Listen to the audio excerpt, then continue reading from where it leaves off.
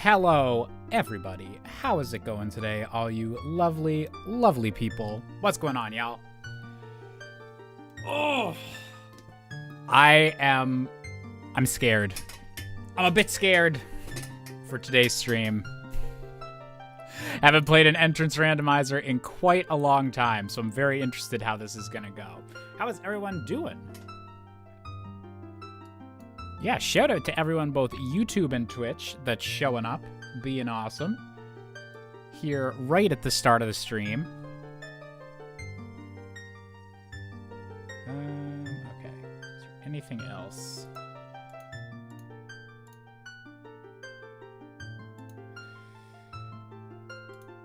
Okay, I think we're all good. I think I do have everything set up.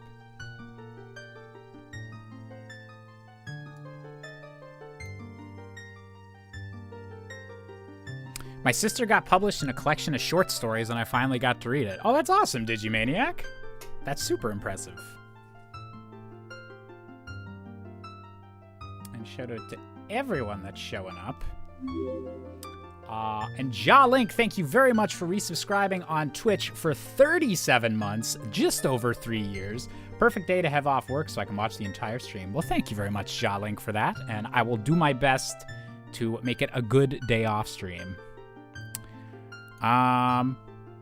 Yeah, Entrance Rando has, like, been in the works for Ship of Harkinian for a long time, or, yeah, I guess, like, a long time. Like, I think, like, since they were on version, like, 2.0, there was, like, at least, like, since Randomizer was, like, kind of started, there's been, like, people off, to the side working on specifically, like, the entrance randomization. So I'm very excited that that's, like, officially released now, and I'm gonna get to check it out. And also, Lieutenant Spyro, thank you for being a member over on YouTube for 3 months. That is super impressive, and I think you just unlocked a little gold, a little gold, light bulb next to your name. So, thank you for that, and congrats on the gold light bulb. Okay. So, I have the new version of Ship of Harkinian all set up.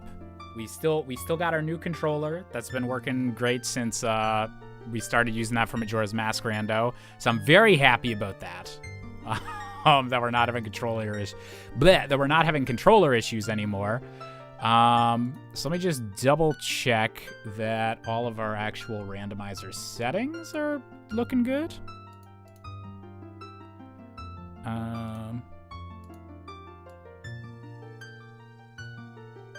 Okay. Yeah, so what we're starting with today, now they do have that you can just shuffle everything and have like the entire game just all mixed up with each other, but still technically able to be beaten. We're not gonna do the full belly flop right into that deep end yet. Just because keeping track of everything being shuffled might be a bit much. But what we are gonna do is, so every single dungeon entrance, including Ganon's castle, is going to be all mixed up with each other. So we don't even know going into this what location we need to have open to actually go and kill Ganon. We don't know where Ganon's hiding. We still gotta kill him, but we don't know, exactly where he is.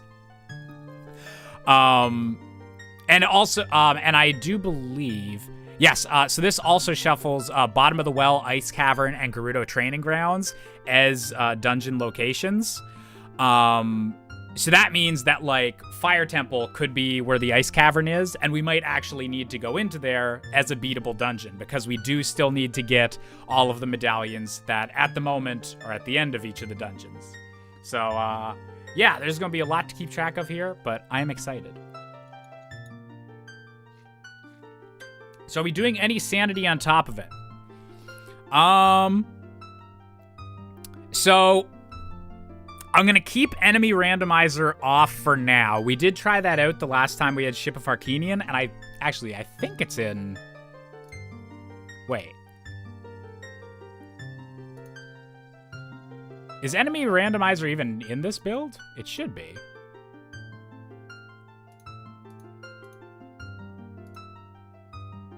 I thought enemy randomizer was in this build, but But anyways, yeah, I don't think I'm going to have it on for... Oh, it's not in the public build? Okay. Never mind then. I don't even... That's not even a decision I have to make then. But I was planning to have it off just for this first entrance randomizer anyways. Just because there's not quite like a logic to the enemy randomizer yet. But I did really like the enemy randomizer last time we tried it, and it keeps me kind of on my toes. So once that's back in, we will be throwing that into our runs a lot more often. So at the moment, we are going to have the shop shuffled and our cows and magic beans shuffled. And yeah, so it's basically our usual settings, alongside all the dungeons being messed up amongst themselves. We're going to generate a new seed. We're going to hope that the mirror shield being there is not an ominous sign for the future. And let's just re-roll our cosmetics. That's a nice blue for... There's a nice blue for our menu. We'll take that color. Once you enter an area, is that where they stay or will it keep changing? So yes, so all of the areas are randomized and then they're stuck in that location. So that'll be actually a big part of this run is like figuring out, okay, like what is in the place of Deku Tree? What do I have access to? Is there any dungeons that I need to like track down where they are? But once we know that, we'll actually be able to like use that info and it won't get reshuffled. And again, there is still supposed to be a logic that will be able to beat the game the way that it's been randomized. We just might need to do stuff in some very, very weird orders. So I hope everyone watching is strapped into their seats, because this could get messy. Okay. And we'll just hop right into this, I guess. Hold on to your butts. Exactly. Ooh! We're gonna start out with an extra song because of that medallion, so I'm okay with that. Yeah, I don't want any lawsuits over people losing their butts, so please hold on to them. If you can. If you can be so kind to me. So, yeah, let's hop right into it.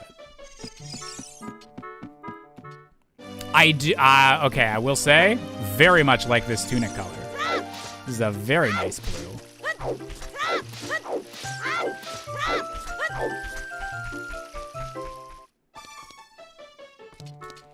Oh yeah, and special shoutouts to anyone joining from the Ship of Harkinian Discord. This is the first time I actually put my stream in the I'm streaming category. So shoutouts to anyone finding me through there. Okay, early Nehru's Love. Early heart container, we'll take it. We won't complain. We definitely won't complain.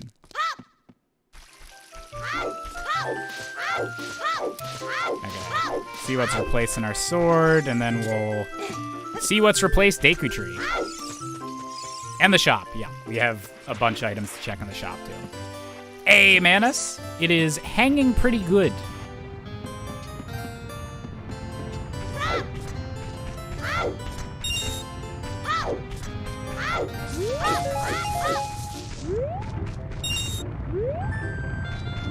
Two hearts in Nehru. Maido's full of love today. He just doesn't want to see me get hurt. He cares deep down. You know what?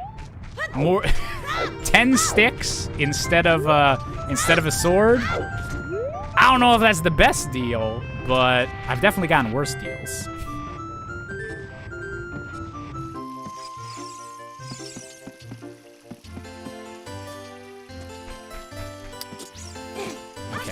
So,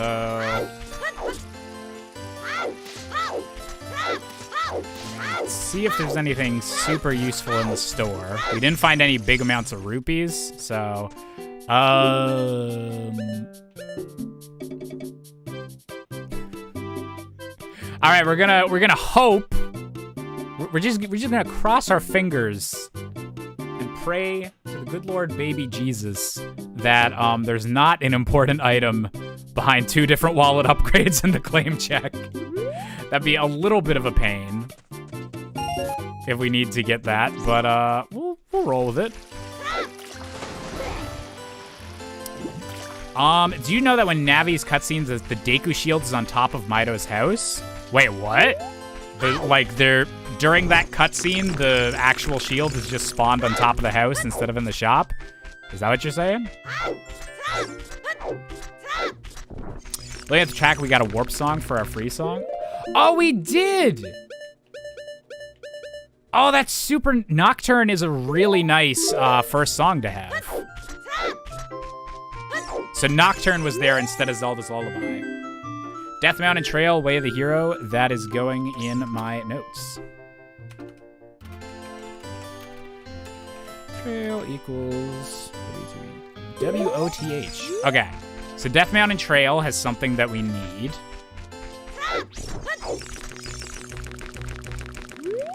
Wait, so the Deku shield's just like on top of a random house? Was that like where you were initially supposed to find it? Or is it just...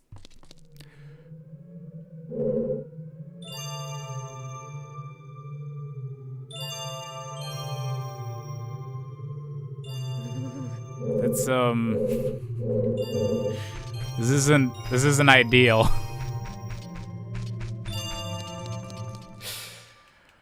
Things are kind of chilly for the Deku tree in there. I don't know. That wasn't the warmest welcome in my opinion.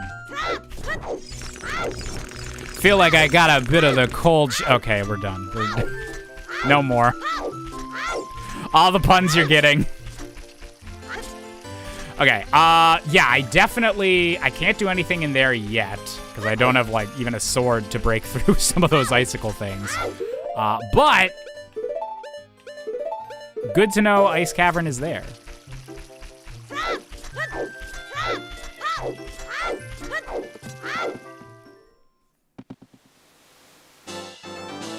Yeah, average Canadian forest experience. Okay, so I guess it's just gonna be business as usual for a little bit, just doing these early checks. Like we can't do early Deku Tree, obviously, but yeah, I guess we'll just do these early checks and try and get as many songs as we can. Is probably a good idea at the start. What about Lost Woods? So we will head into Lost Woods eventually. I just like to get Hyrule Field and the couple of just immediately accessible but kind of out of the way checks in Gerudo Valley and Lake Hylia. I like to get those just out of the way because sometimes the logic can just put something that you absolutely need there, and it can be a real pain in the ass if you just forget about it.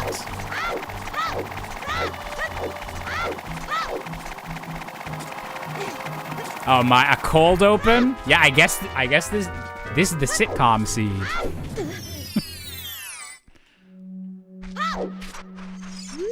Okay.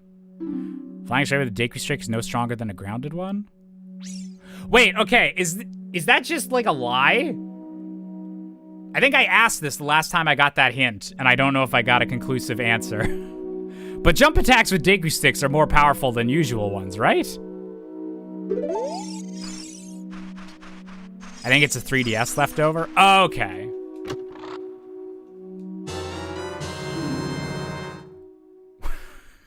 Wait, are the only two, like, major upgrades I've gotten so far is even more Deku Sticks? Why do I have 30? I should not be able to have 30 sticks this early in the seed. This is what happens when you go too hard.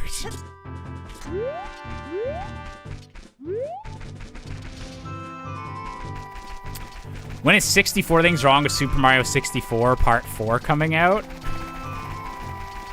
That would be the plot twist episode. Everyone's expecting me to do another Breath of the Wild or something, and I'm like, no. Secretly, Part 9 of Ocarina of Time. Getting all the Skulltulas. Honestly, probably could do like an episode that was like just 100%ing like some of like Mario 64, Ocarina of Time, Majora's Mask or something like that. There probably is like an extra episode for each of those that I could do, but I feel like it's been too long. It would be It'd be very out of place. Or a very random epilogue, I guess.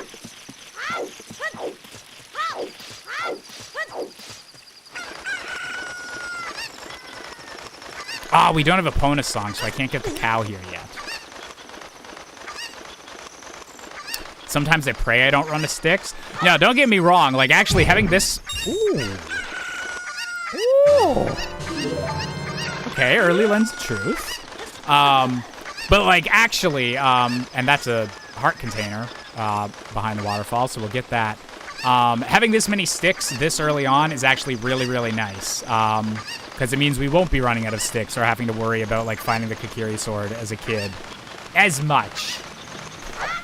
We could get in a really shitty situation where we keep running out of sticks, but we'd have to work hard for it. Red Rupee in Kakiri Forest.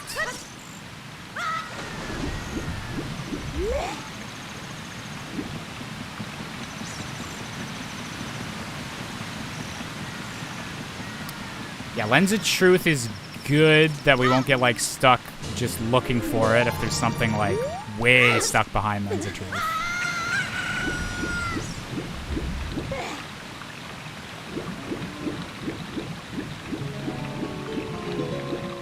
"64 things wrong with the Birdman contest." 64 things wrong entirely just about Peach's secret slide. Oh, speaking of Peach's secret slide, how's everyone feeling about that latest Mario trailer?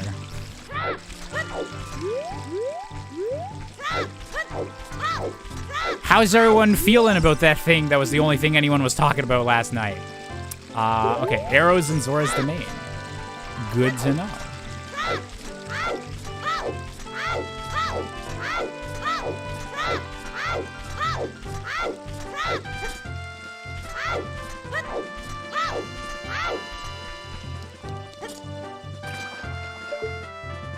Okay, so just a purple rupee there. Good to know. Oh, we're gonna have just enough rupees to do fishing. I like when Chris Pratt said Yahoo. You know what? I did too. Like, still pretty agreed that, like, Chris Pratt's, like, kind of a boring choice for Mario or whatever, but, like, he grew on me more in this trailer than the last one. I'm looking forward to the movie now. They've had 2 good trailers in a row. Like, everything, like, Chris Pratt, you can have some debate on. That's just gonna be a debate until the movie comes out, is people being like whether Chris Pratt's a good idea. Why don't they just get Charles Martinet? Like, we're just gonna have to keep having that talk over and over until April. But literally everything about the movie besides Chris Pratt, like, looks like a good idea to me. Like, I'm on board with, like, literally every other decision 100%. So I'm actually very looking forward to this movie.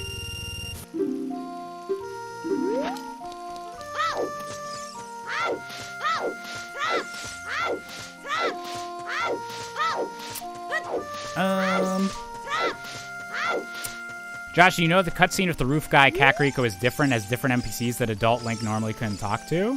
I did not know that. Yeah, like, Jack Black as Bowser, literally all the casting just looks really, really good. I love the Donkey Kong redesign. That's just, like, perfect mix of classic and, like, I want to say modern, but I guess it's like Donkey Kong Country DK. Like, I'm so on board for all of it. Who's Peach? I believe it's Anya Taylor-Joy. I think I got the right order of names and middle names there. She was the lead girl in The Queen's Gambit.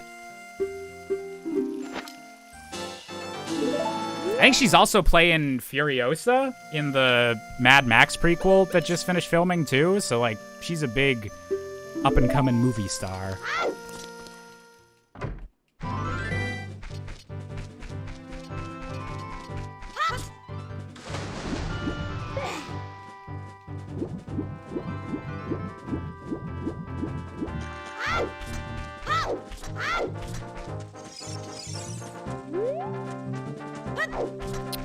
Okay. Yeah, Lon Lon Ranch, I feel like, is the best immediate place to go to.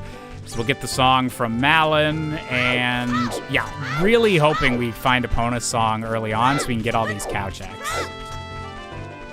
Hey, Blighter.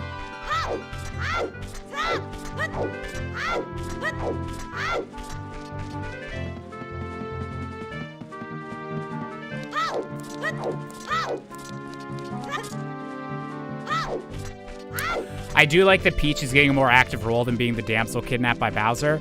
Okay, so from the looks of that trailer, it looks like Luigi is the damsel in distress, and that is legitimately like A+, like script writing idea of like how to do a Mario movie. Because if Luigi is the one kidnapped by Bowser, that means that A, you get to have Peach and Toad, like, actually doing stuff and, like, not just hanging out with Bowser. Which, like, you get a lot of, like, you can have a lot of good Peach and Bowser, like, while Peach is kidnapped stuff. But, like, we've already seen a lot of good stuff like that in the Paper Mario games. So they could have done that route for the movie.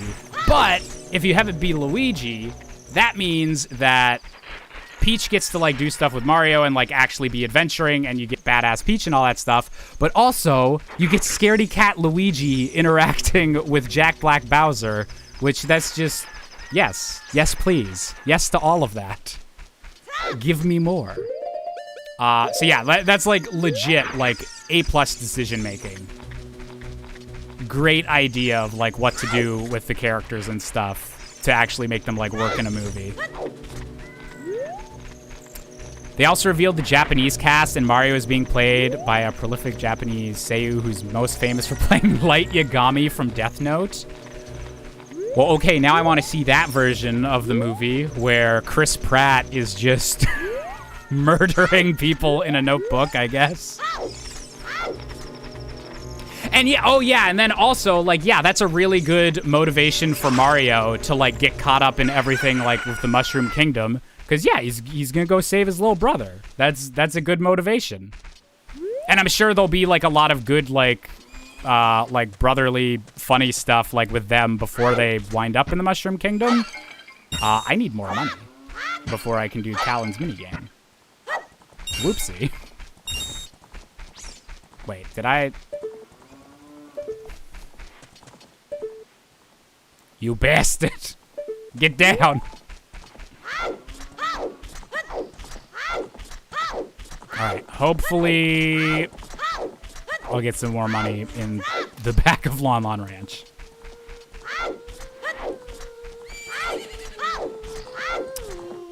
What's up? Alright! Early Zelda's Lullaby. Oh my god. I just had, like, the muscle memory impulse to, like, check Zelda's Lullaby off the tracker. I forgot I don't have to do that on Ship of Harkinian anymore.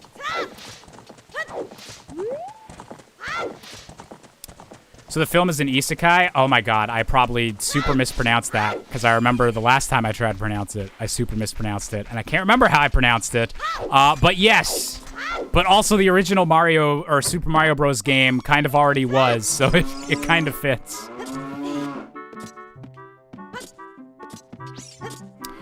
Josh, do you know you can parry Ganon's swords at the end of the game with the Master Sword? Like by pressing B? Does that work? Oh, I got it right! Wow.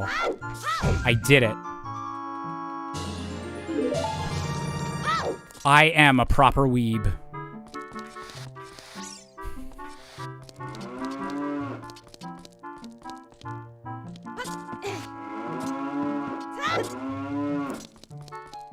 Okay, so we still don't have the money. We need to talk to Talon. Shit. I should be able to get it all from these pots though, because this minigame's only 10 rupees, not 20.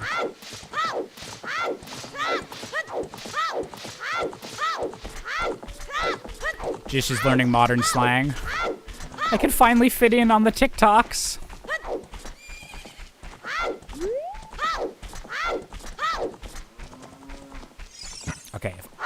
all of these.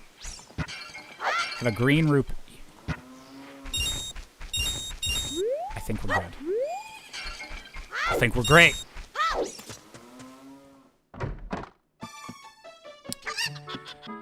Did I see the update roadmap for Sonic Frontiers in 2023? I did. I think it's kind of funny whenever even a Sonic game like now gets a roadmap.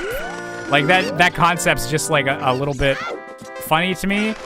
But I'm glad that they're like gonna keep supporting the game, and I hope they can like make some technical improvements to kind of pad over a few of the issues people have had with like pop-in and everything.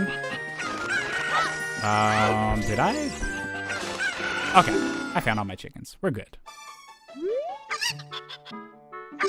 And yeah, the fact all that stuff is free is really nice as well. That it's not like, here's all the paid DLC we have coming. Although I'm sure they'll do like some paid DLC eventually. Okay, so probably, yeah, we're gonna go adult and then do all the stuff in adult Kakariko, get those songs, and really, really hope for a bonus song. And maybe even find out where a few of the dungeons are.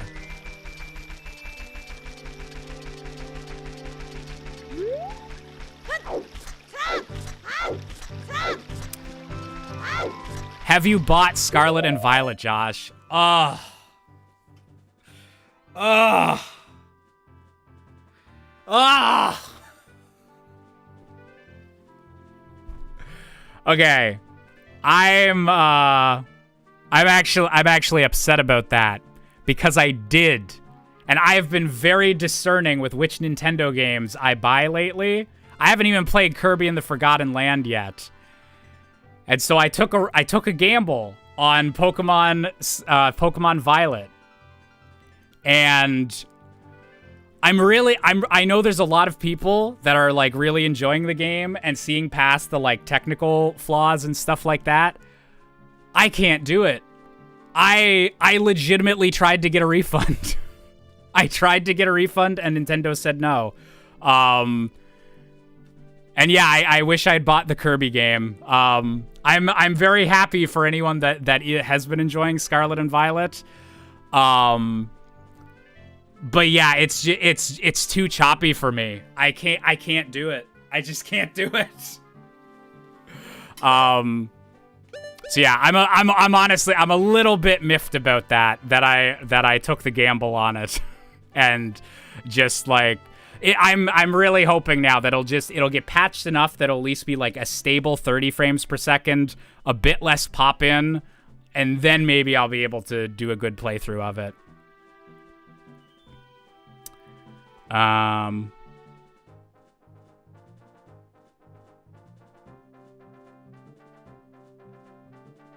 I went and played Ocarina of Time on Nintendo Switch Online for 30 minutes to condition my eyes. That's my problem. I've been playing too many beautiful, crisp, 60 frames per second games, like Ship of Harkinian. That's my issue. But no, I genuinely, I wish I was able to enjoying it more, like I know a lot of people are, but it's just a bit too choppy and not appealing to me. So I hope they fix up with patches that I eventually like will get my money's worth out of it. But yeah, it hurts a little bit. Hurts a little bit to drop like 90 Canadian on that. Okay, we need to check these stores. All right, $30 for a Bloopy.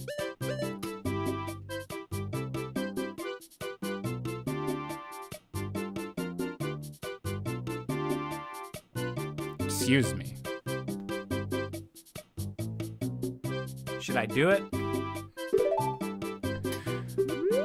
What's the worst that could happen?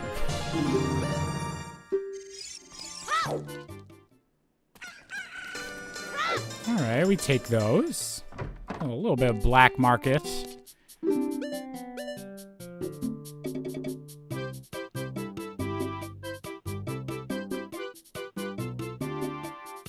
I don't like that.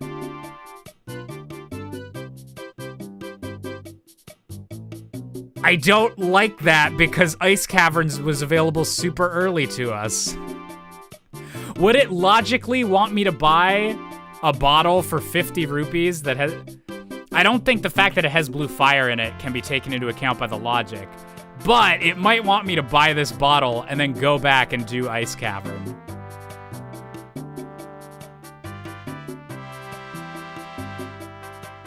Yeah, the blue fire can't be in logic, but the actual bottle is, so I probably should get that. Okay. Ah, shit, I need a bit more money. Damn it.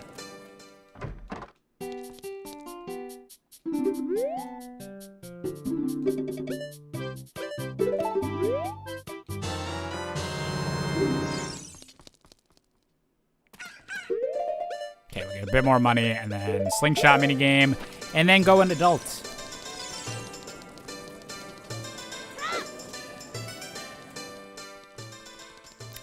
I'm praying in my heart of hearts. Why did I go in here? I'm praying in my heart of hearts right now that we will, that Dodongo's Cavern will be vanilla. Because I was getting excited. I was like, yeah, we'll be able to go into whatever Dodongo's Cavern is, but we can't actually really beat many dungeons. Unless it's Deku Tree. Deku Tree in Dodongo's Cavern would actually be lovely for me right now. I would have zero complaints about that.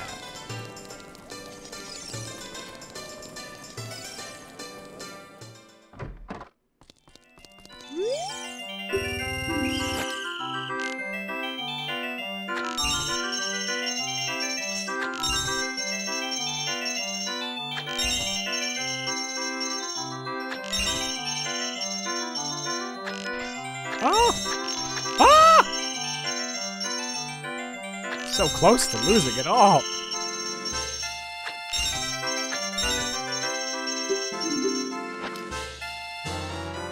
Oh, very nice to get early. We love it.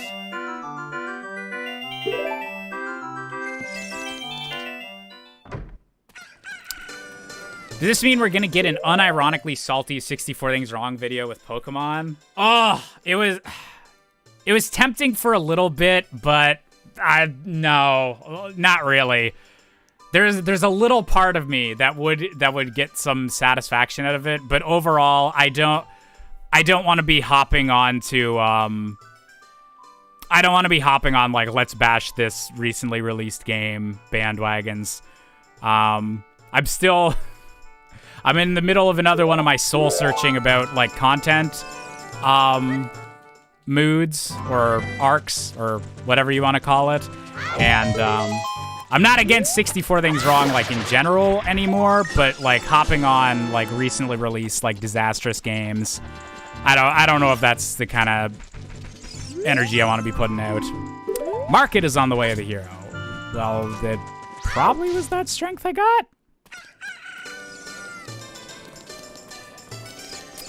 I have not been spoiled on the ending or any story details of Kirby and the Forgotten Land. But I've heard a lot of good things about the game, so it is one that I genuinely want to check out at some point. Oh yeah, these are hints I should do. Shit.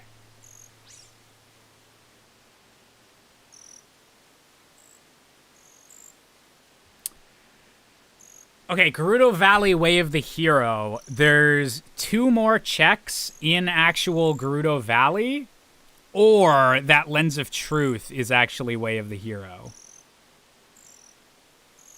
Which it could, like, yeah, there's a lot of stuff that Lens of Truth could be Way of the Hero for, so I shouldn't overthink that yet.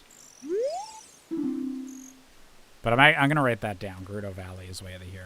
Just in case it's another one, or I need to start thinking about what that could be for.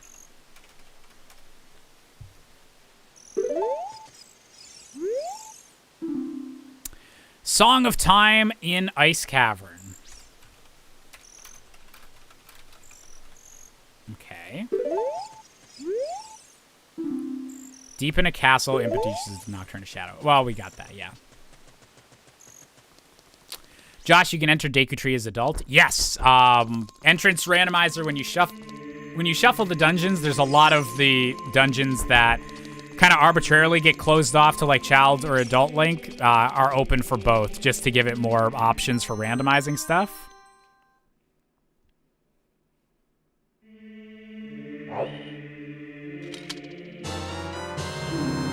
And Sunsong. Okay, so Sunsong was on the Forest Medallion.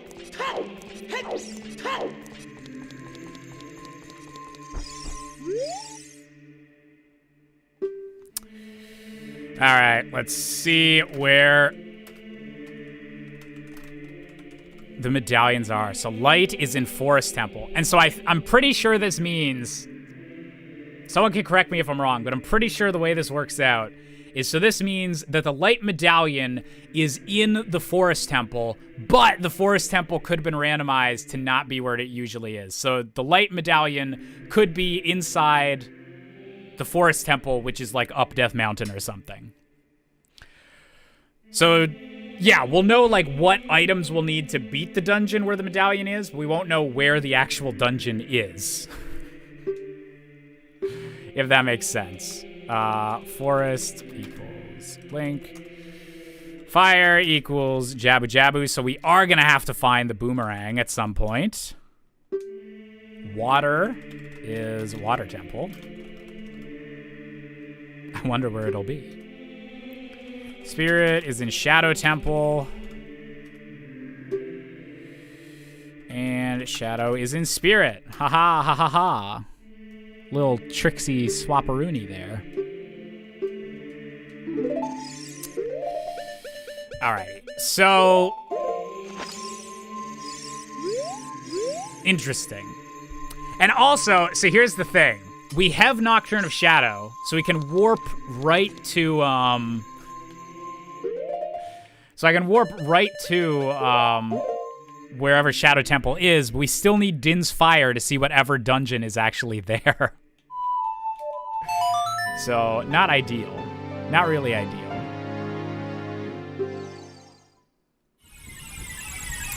Write down where the dungeons are, like Ice Coward is in Deku. I am, yes. Actually, I should actually write that down. But yes.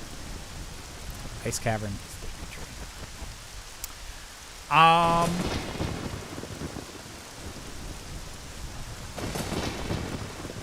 Okay, yeah. Have I seen that Nintendo's shutting down all unofficial Smash tournaments, including Smash World Tour? What are your thoughts?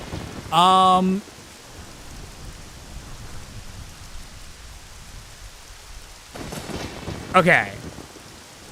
So I didn't read... sorry, I was just reading the chat what other people had said about it so far.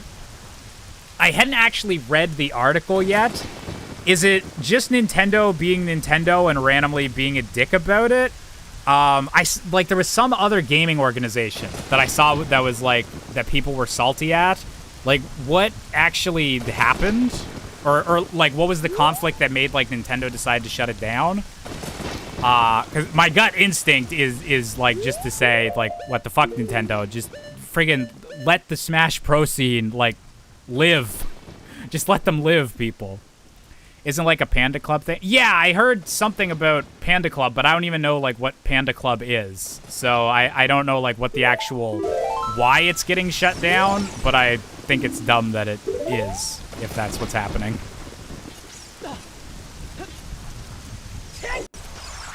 Oh, so Nintendo is letting this Panda group, like, still do stuff, but they're not, but they shut down all the other ones after seeming to let them go ahead?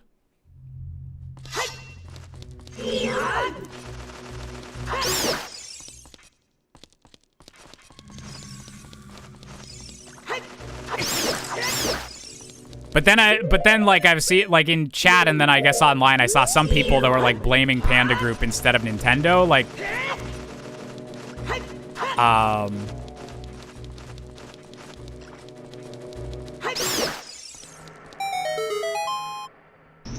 Oh, Panda wants to be the one and only thing. Okay. But at the moment, it sounds kind of like a they said type thing. So yeah, I don't have like a super strong take, I guess, on what specifically happened.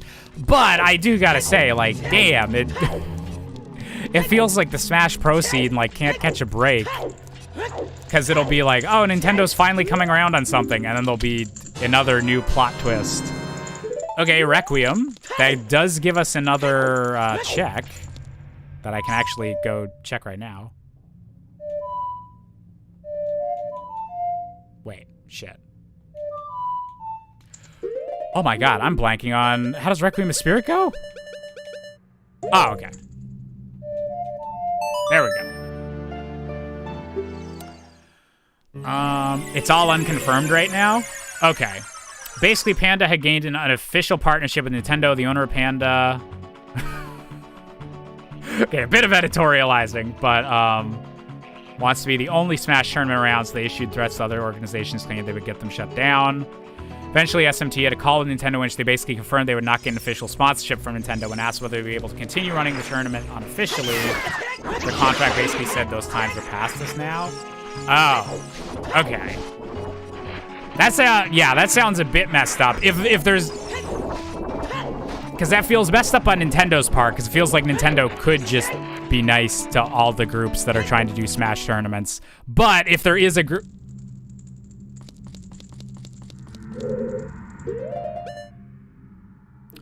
okay, so the Spirit Medallion is in Shadow Temple, which is in the Spirit Temple. Is that how this got randomized?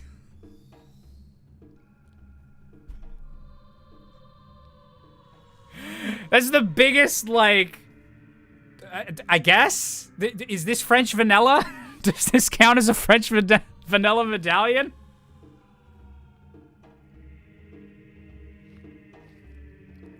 There's layers to this shit. Okay. We can't do anything in here yet. But, good to know that's there. Okay.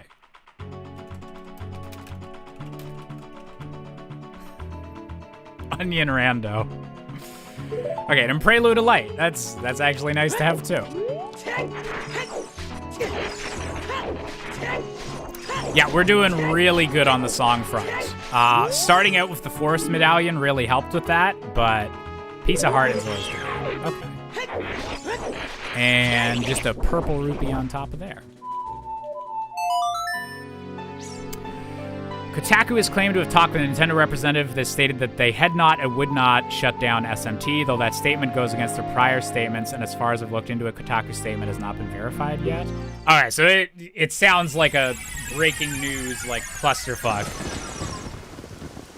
Man, Smash Bros. Just cannot catch a break.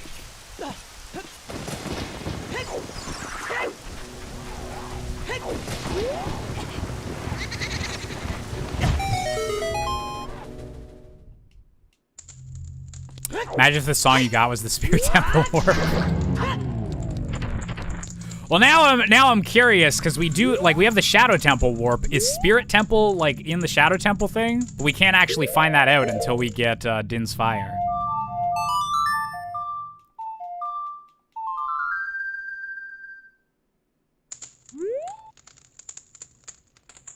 Wait, what?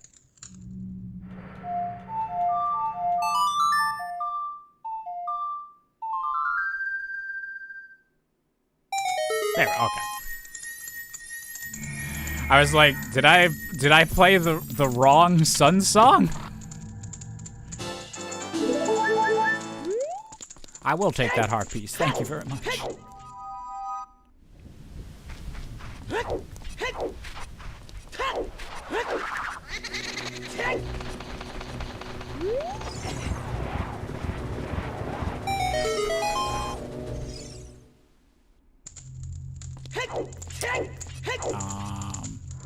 Please be be a vanilla Hylian shield.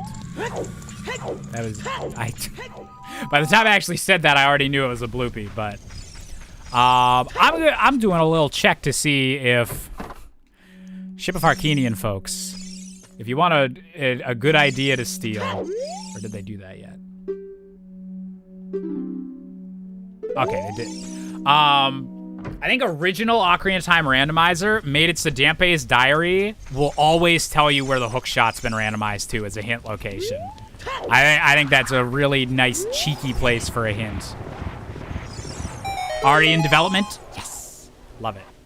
Love it. Is Shop Sanity on? Yes. So we have the Kakariko shops to check out once we're done running with our homeboy here.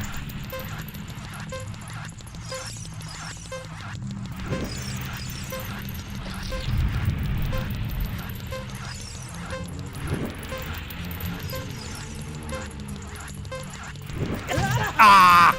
So close. So close.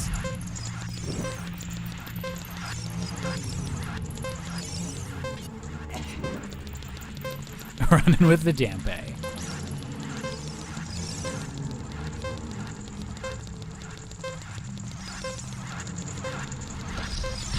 I raced you, Dampé. Get wrecked. Hey, Adam, how's it going? Ooh. A bloopy. How rare. I'm so excited.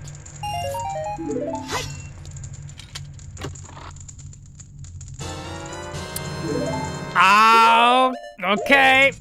10 bomb chews to destroy all logic with.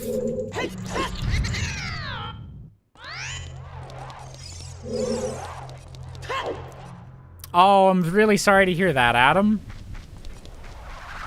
All the love going your way.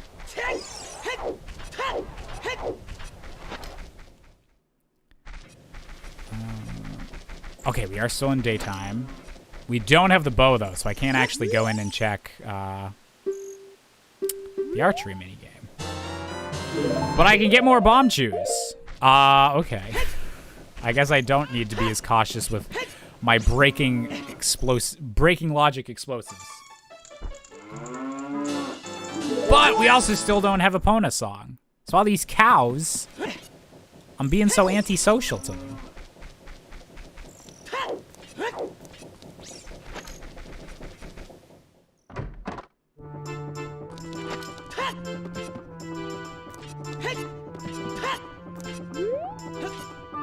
Alright, with how green our hearts are, I really hope we get a nice, vivid... Okay, let me try that again.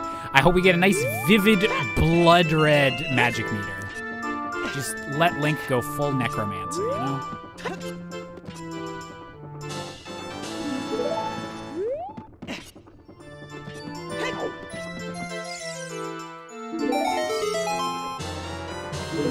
Bolero! That's another song check! Oh my god.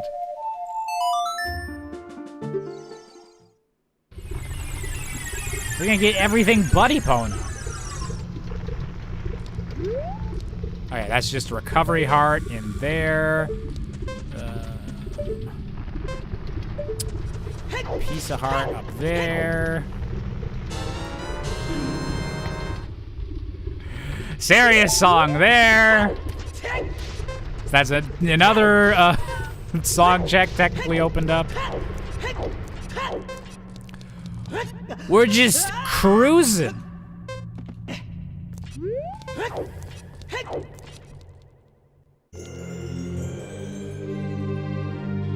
Okay, that tripped me out a little bit. Okay. Spirit Temple is in the Fire Temple.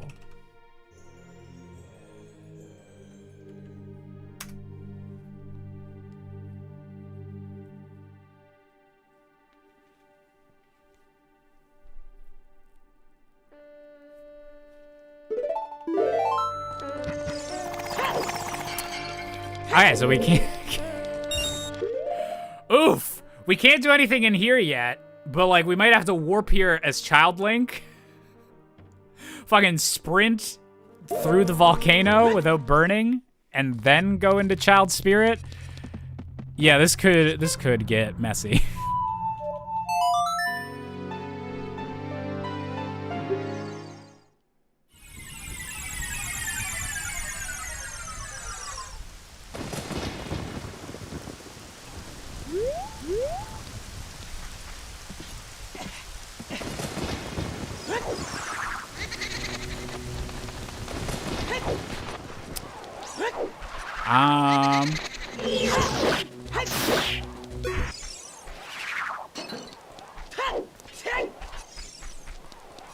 How am I feeling about Hogwarts Legacy?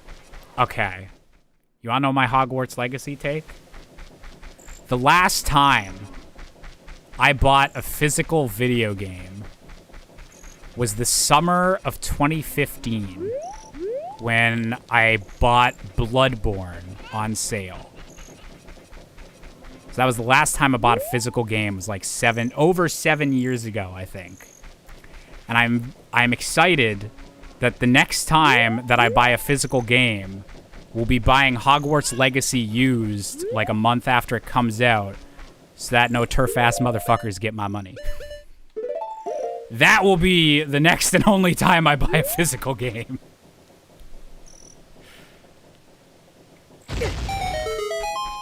But yeah, no coverage of that on my channel, for the record.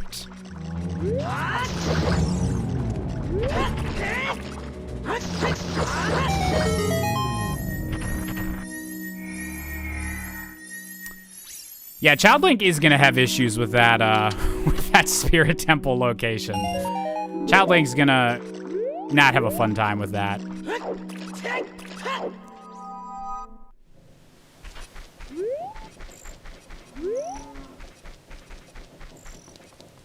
What the?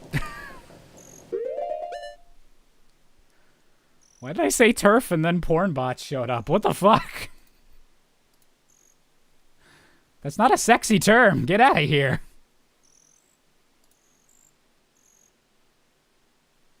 Leave.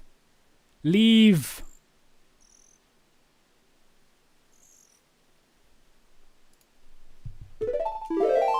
All right. Oh yeah, we gotta actually check these shops. Oh, and there's 2 item checks I can get with the... Still in the, Fuck! I have to take so many notes, keeping track of what items I still need to buy, too.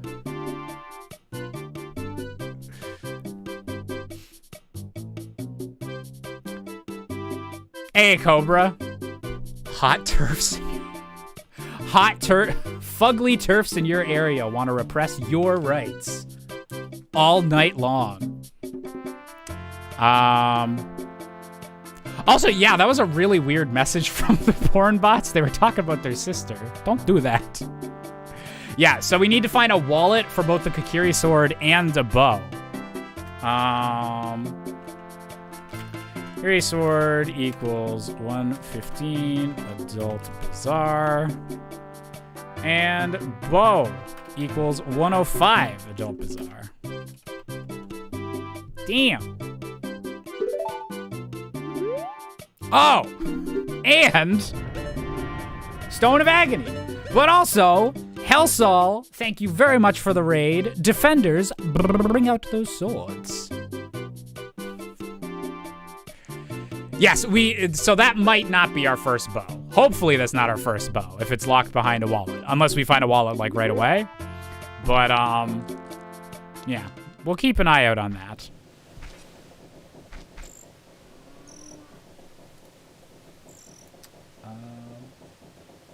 Yeah, thank you very much for that raid, Hellsol. Hope your stream went well. Ooh. Ah, okay, progressive scale on 240. Damn.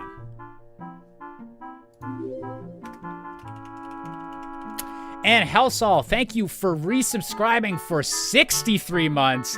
Also, I almost got the good number. Thank you very much for the 63 months of support, Hellsol. Unfortunately, this is my last stream ever. I'm canceling myself. I'm not gonna let the internet do it. I'm taking it into my own hands. I'm canceling myself. Last stream, no one's getting to 64. No, thank you very much for the 63 months, Hellsol. Very excited for next month. And yeah, I need to make sure that I'll remember this scale is here for 240 rupees. So behind 2 wallets.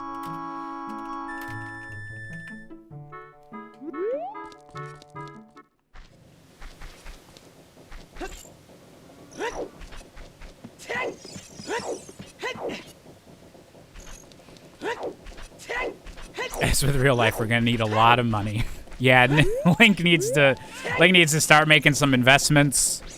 Raru keeps saying some weird shit about crypto, and I don't know what to believe. I mean, I've been out of the loop for 7 years in this Sacred Realm nonsense.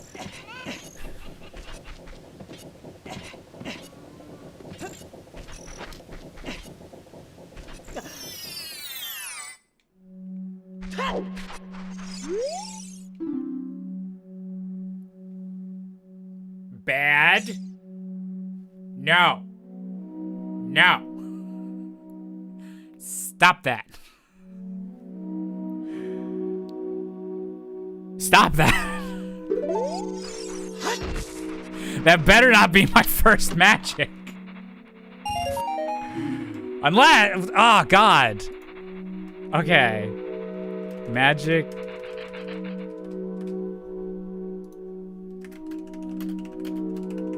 Magic in Ganon's castle, I guess. Yeah, we're really hoping that's not the first one. Where is Ganon's castle? These are the questions that keep me up at night.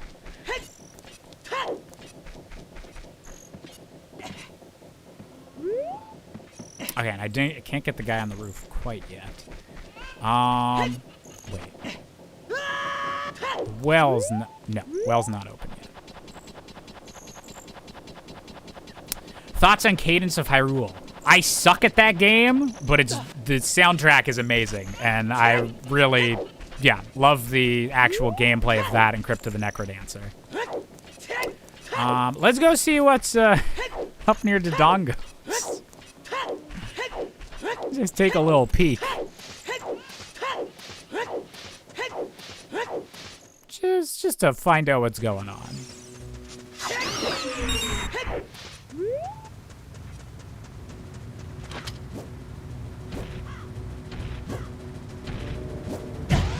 No! Oh! You know what? We take those. Also, I like the blue butt of our bomb shoes. We got Sonic the Hedgehog bomb shoes. Do you need to do Dodongos? Okay, we're gonna check if that's an actual scale. I'm a bit nervous because there's 2 scales in the game, but we know that one of them is in the shop there. So maybe this is the other scale and they're just right next to each other, or this is all an elaborate trap. Yeah, we don't actually need the actual Dodongo's Cavern dungeon. Like, it doesn't have a medallion in it, but there could be an important dungeon in the Dodongo's location. So we're gonna check that out now.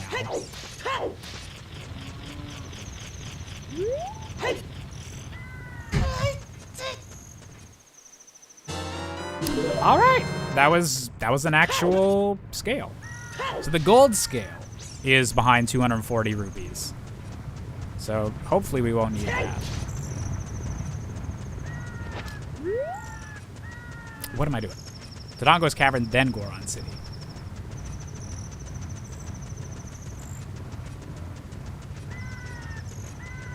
Supersonic racing.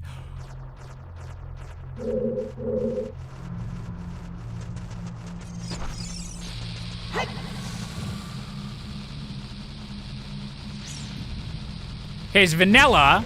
We technically don't need vanilla, but there's a lot of item checks, and I have a strength upgrade and a lot of bomb chews, so we're gonna do it. Light arrows behind gold scale. Let's not say anything crazy. Let's not say anything we're gonna regret in the heat of the moment. Okay, I misjudged that jump of the bunny ears.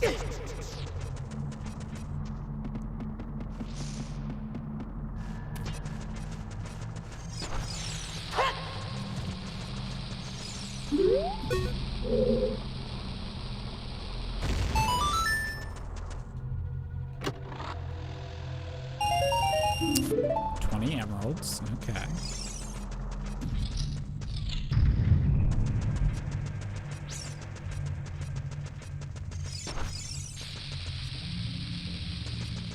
Ooh! Wait a minute. We got a hint that Death Mountain Trail was Way of the Hero. Now, technically, there's still a few more checks that we need to get there, but we did just find the scale there.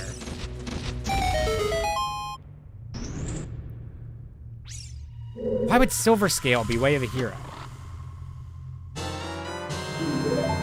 It's not to get into Zora's domain, because we do have... Oh, maybe it is. Because technically I can't... Technically I'm not supposed to be able to get into Zora's domain yet without bombs. But I might have to go there earlier. Also, wait, whoa. Yeah, wait, was that a compass?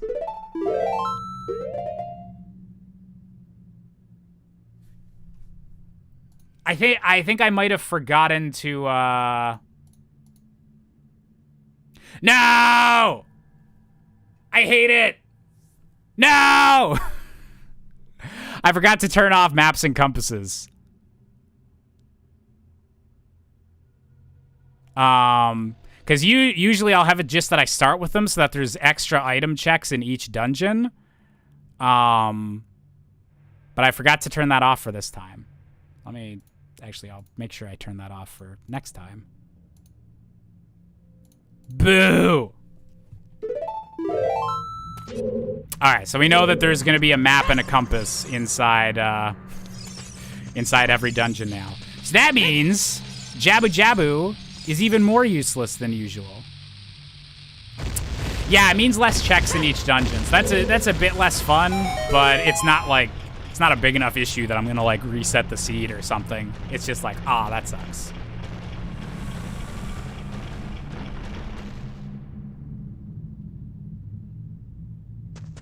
Oh no, I hope you feel better soon, Nightfire.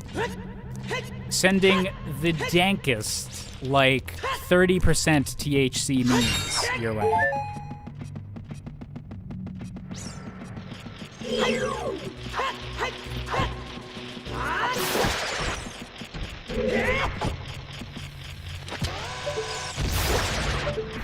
Nailed it.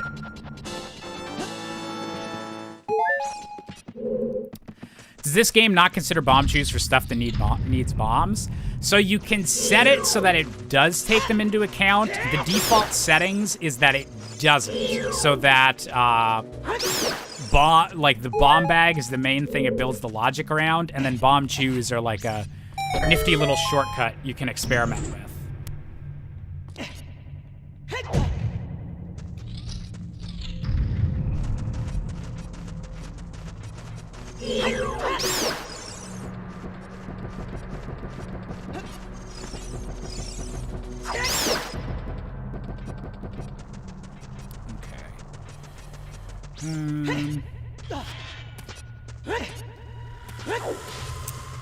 Two checks in here. Yeah, we can full clear this. We have so many bomb chews. We are good. It's funny how we keep finding chews before the actual bag. Yeah. I'm wondering if the bag might actually be in Zora's domain or something. There's the map.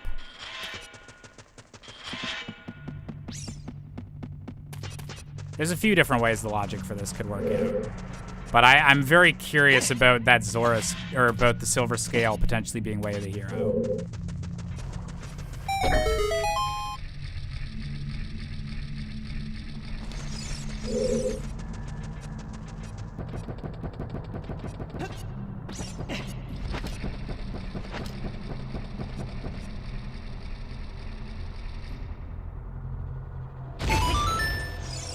I think I almost blew myself like off the bridge there. Whoopsie. Even more Deku sticks.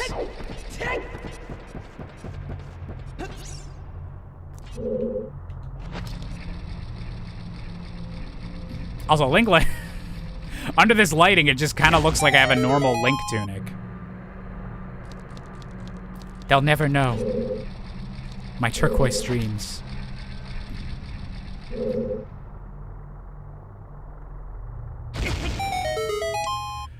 Josh, whenever you finish checking that room with the two chests, you leave the room, then come back to do the jump. I assume there's a reason why.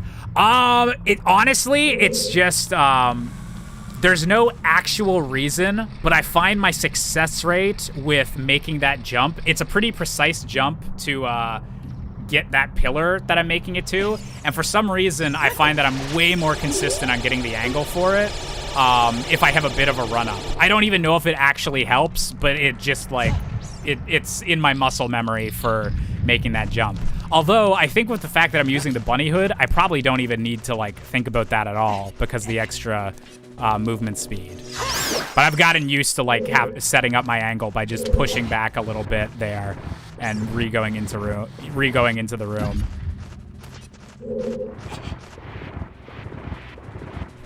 I wish there was like some big impressive thing. It's like, actually, I'm resetting like the frame pacing of the blades down below, and that really helps out. No, it's just me like not being very good at lining up that pretty tight gap.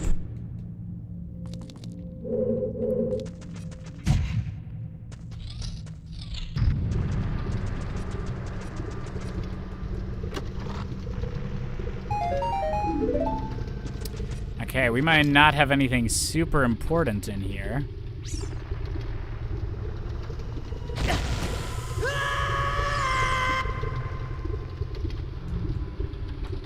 But we'll hope King Dodongo comes through.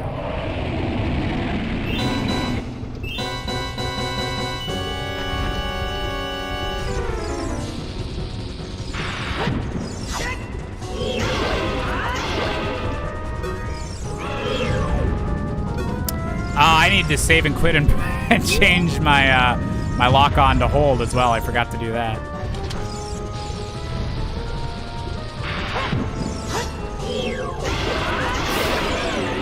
Give us a good item, Your Majesty. Please, sir. May I have a bow? Or a hook shot? Maybe just a smidgen of a bomb bag. Just so I know that some of this shit I'm doing is in logic. Please.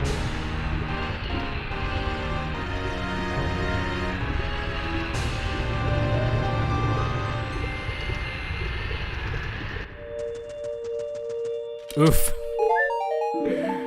Just a recovery heart. Oh, vanilla location, vanilla reward. Oh, it's a vanilla-ass cavern. I wish you'd given me a bomb bag and been that vanilla, but we'll take it. Okay,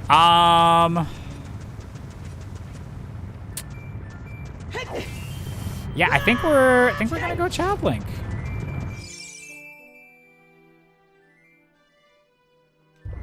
Actually, no, wait. Actually, we're gonna do a little trolling. I'm gonna check what's on the adult. I'm gonna check what's on the menu at a forest check, because we have Saria's song. So we can get past Mido. Because we've been given access to so many of the songs, I feel like I should just have them in case Epona's song is around here, and we can just easily get that.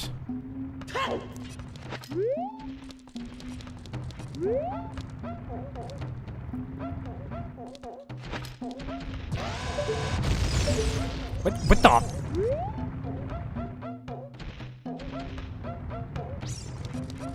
Excuse me?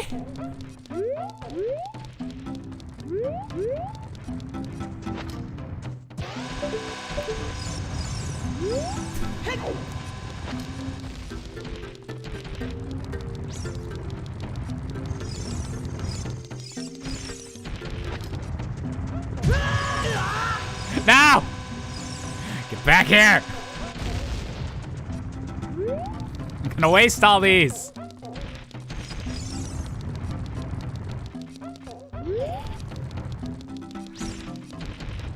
Okay. Okay, I won't fuck around too much, but I need to get them.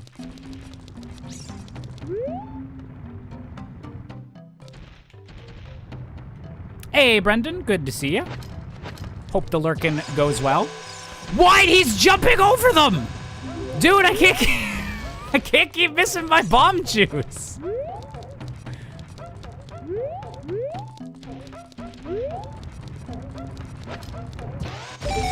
Thank you. Okay. Brendan, thank you for resubscribing on Twitch for 9 months. Also saying hi from Twitch chat. He's in the walls. Brendan's everywhere. Thank you very much for the 9 months, Brendan. I think that's actually a new sub badge. So thank you very much.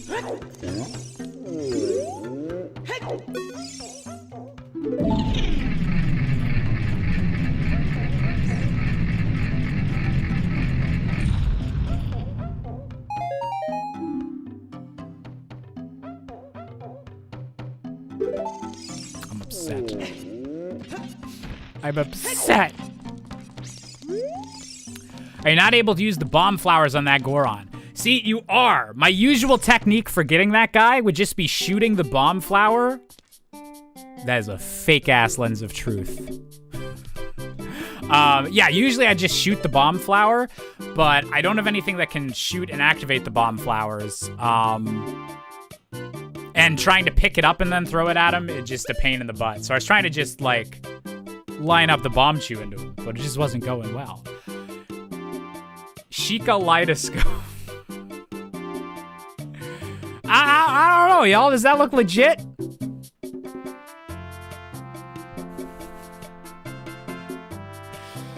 You are a lens of lies. You will show me nothing.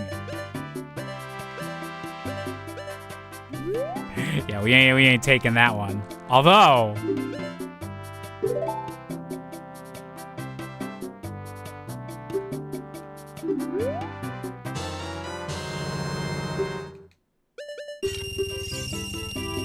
thank you muchly. Oh, he only took 40 rupees for that.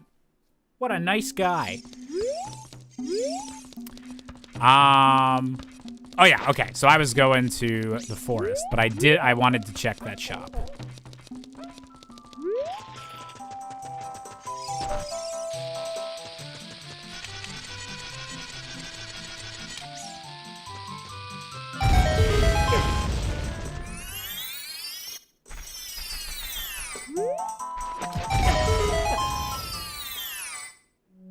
Hello, anyone in here? Arrows at the graveyard. Oh no. Oh! All right, that opens up another dungeon for us. That lets us into Jabu. Man, I play friggin' 2 seeds of Majora's Mask Rando, and I get back in the habit of, oh yeah, I gotta click off the item tracker. No, I don't. It's automatic.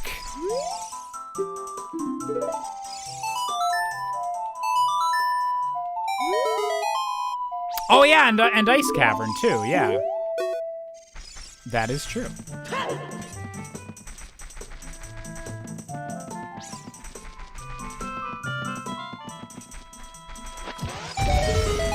Empty bottle pog.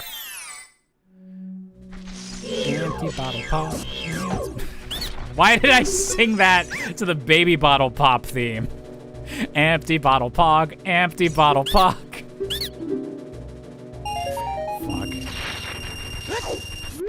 Is there any cure for the brain rot? I have doctors. Everyone in Twitch chat is a doctor, right?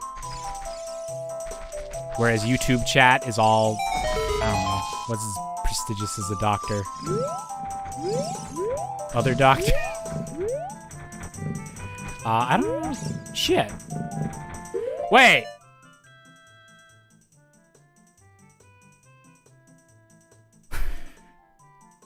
So I don't have the hook shot to use Pierre to get up, but I also don't have anything that can really, like, attack these guys.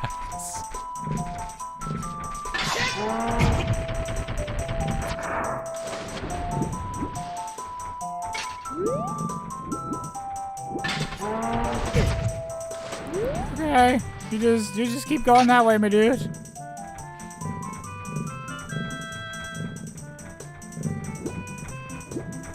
Can we get through here? I'm actually not sure. There's like you can jump or something, but I'm not sure if it's here or one of the other pools. Can you bomb shoot them? I don't know if I want to use my bomb shoot on them. Oh, okay, that does work.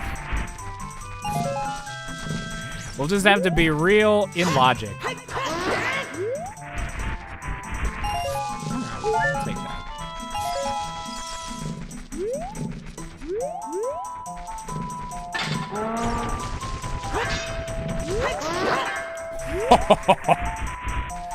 All right, we're doing all right. We're doing good.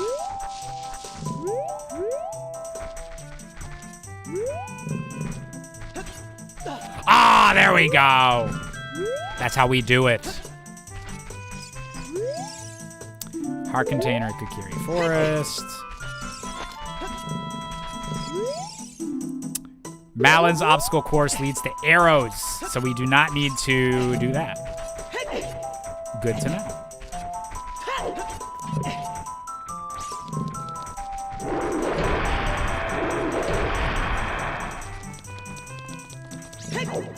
All right, what's it gonna be?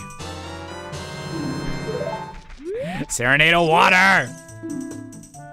So you gotta have the airport special. Do I? And I don't have a hook shot to get up there yet, so that sucks.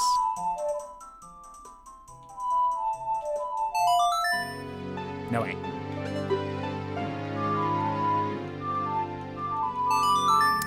Okay. So we're gonna try to get into Zora's Domain as a kid and just open up all that stuff. And also because there might be something in Zora's Domain or Zora's River that we need, that we have to get there with the scale. I don't know. I'm trying not to overthink the logic, but could be the case.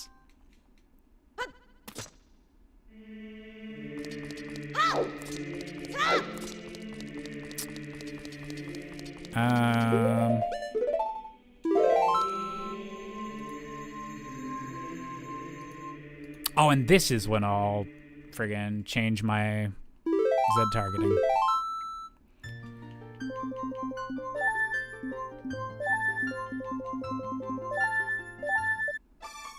Okay. And we'll do our Lost Woods stuff while we're checking that out too. Oh man, we still have like Child Kakariko to do as well. There's a whole bunch of stuff. Whole bunch of nonsense. Yes, we do have Ruto's letter, so we're gonna drop that off whenever we're in Zora's Domain.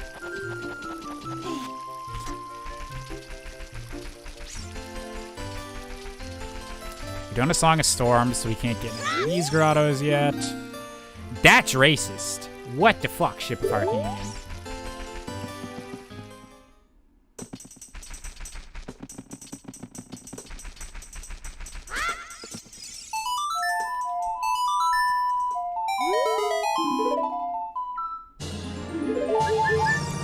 Shit, I need like 2 more rupees for the dude over there.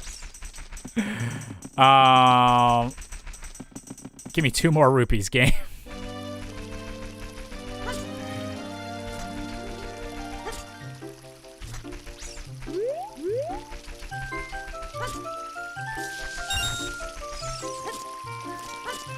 There we go.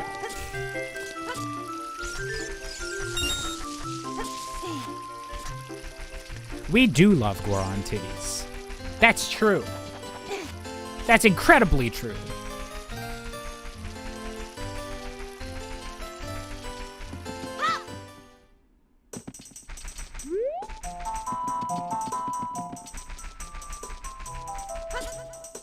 Why did I'm sorry. I just got like so annoyed at my own like ADHD brain. Literally went out to go get more rupees and then went the other direction instead of going to do the thing I got rupees from. And now I'm probably gonna get rupees from doing this minigame, meaning me leaving the forest was useless. Meaning everything's useless. Meaning I'm probably gonna forget these notes next.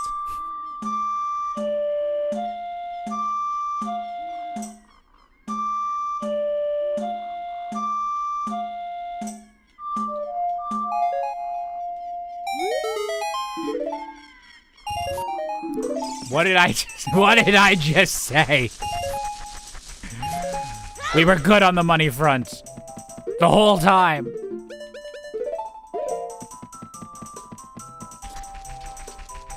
Packing and find old hockey puck. Jish, did you hit it all the way here to Arizona? Look. Are you saying that just because you found a symbol of Canada's pastime in the middle of the southwest U.S., that it had to have come from me? Because you're right, I snuck it in while you were sleeping. Ocarina of Time teaches the Minuet of Forest. That's a bit of a pain, but not the worst. Because we don't need Minuet for anything since we have Serious Song, so we're good.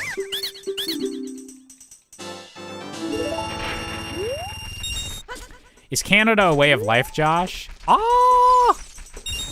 I mean, probably. I really like Canada for the most part. I'm like, yeah, I'll stick around.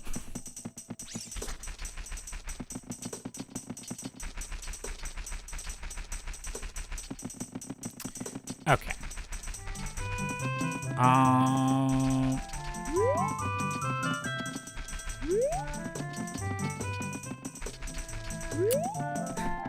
We actually can get the Drunia check. This is like the first seed in forever. I have both Zelda's Lullaby and Serious Song as early as you would in the vanilla game. Condolences on Canada getting knocked out of the World Cup. Oh yeah. We got one goal, didn't we?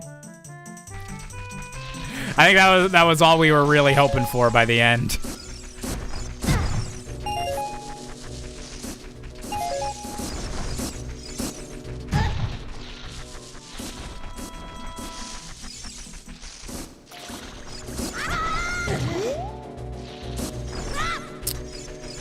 I heard today that Canada has never lost a war. Not sure if that's true or not. I think that sounds true, because Canada doesn't really have, Canada doesn't go out and, start a war with someone, on our own.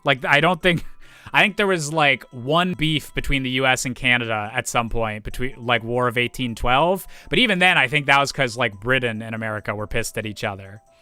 So, yeah, the only times that Canada goes to war is, tagging along with the U.S. or with the U.S. and Britain, during the World Wars and stuff. But,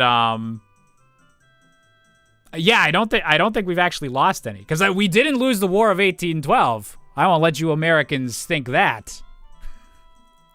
Or wait, did we? I actually don't. I think no one.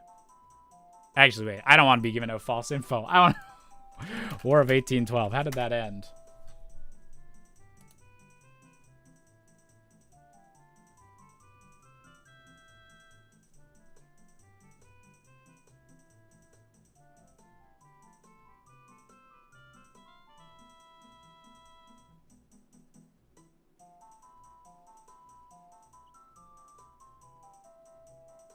Wait, okay, Wikipedia's making it sound like everyone just kind of gave up. We did burn down the White House. I remembered that. But yeah, so yeah, I think technically, yeah, Canada would have never lost a war because the only ones we go into are the big World War conflicts that, yeah, our side kind of won. And then, yeah, Canada had, nothing to do with Vietnam, so we don't have that on our record, so. I think the other side of the world is scared of Canada. Well, that too. You don't want to mess with the maple syrup. We're so much more intimidating than our neighbors down south. Totally. All right, there's Song of Storms. Good to actually have that. While its militia played a small role in the War of 1812 against the United States, which ended in a draw, Canada didn't actually send its military overseas in a fully fledged conflict till 1899 during the Second Anglo-Boer War. Oh, I didn't even know that. I would have assumed the first time we actually got sent out somewhere would have been the first, World War. But that's cool.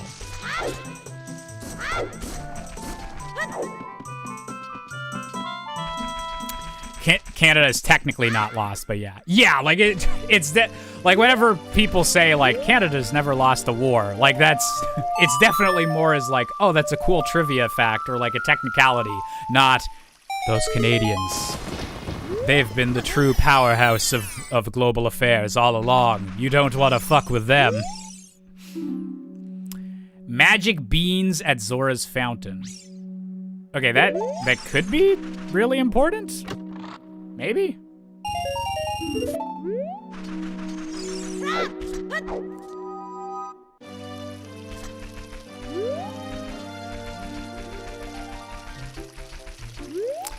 Leave it to the military dude in the community to get in on this with the info. It's appreciated, Blighter. Oh wait, no, I had to go to Zora's River through the woods. That was the whole point. Or actually, this would actually probably be quicker.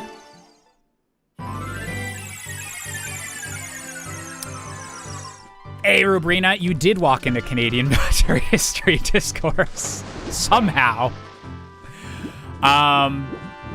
Josh, are you happy that Zelda Wiki broke free of fandom? I am. I'm more for, the more, like, independence and, like, all that stuff on the internet is probably for the best. And, yeah, fandom can just have a lot of ads sometimes. I don't know, like, too much about that situation, but, like, in general, like, I think the more sites being, like, independent and able to, like, fund their own stuff is probably for the better. Like, even besides any, like, shitty stuff that fandom is known for.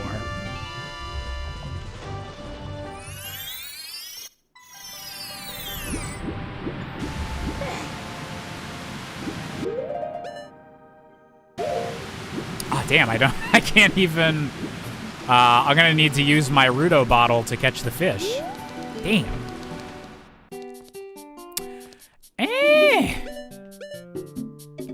Okay, progressive slingshot in the Zora.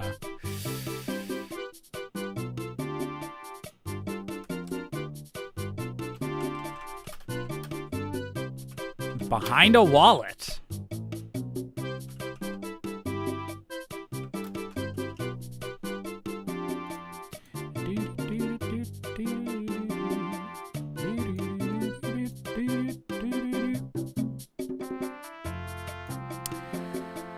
Okay. So not ideal, but I guess good to know. Where is this wallet? We just want to know.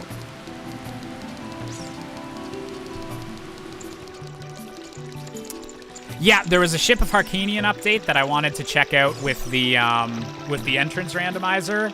And also Majora's so I'm really enjoying Majora's Mask Rando, but it ate my save file again. And I was 99% sure that I'd properly, like, Song of Timed and, like, exited, but then I lost a whole bunch of progress. So we need to start, like, a new seed with that again whenever we go back to it. But the main reason that I wanted to do this was just that they had put out a new Ship of Harkinian update. Friggin' Bunny Hood. Wrecking my day.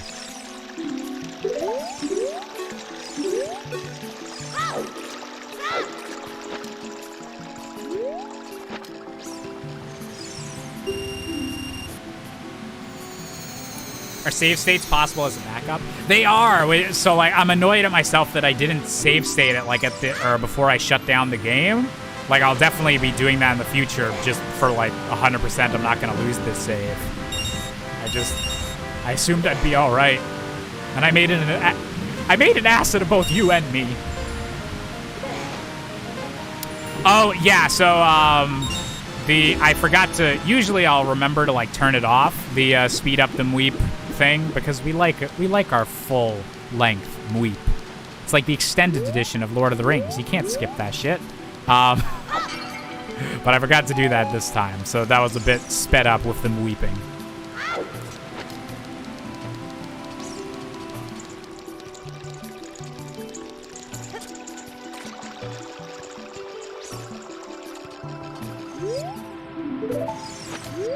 Friggin' Hood. Alright, more nuts. No! I needed to run down to do that, but okay. Because I need to take the torch down.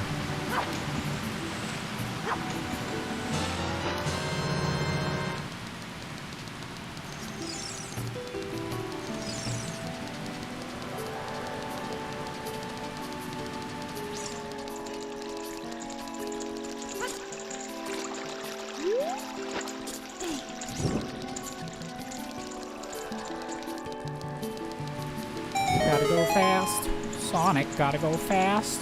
Sonic.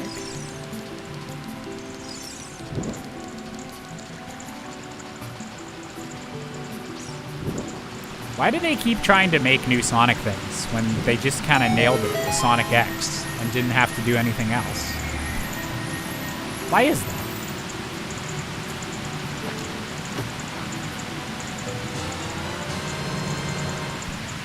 Oh!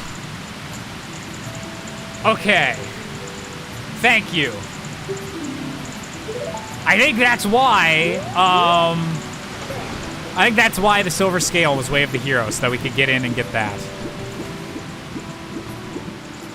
Oh, righty. Hookshot is very nice to just have.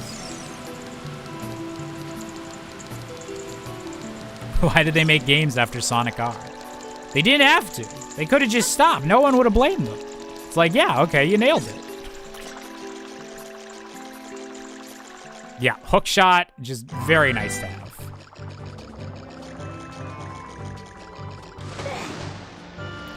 No, I should just check to see what this is. And then we'll go check the Great Fairy.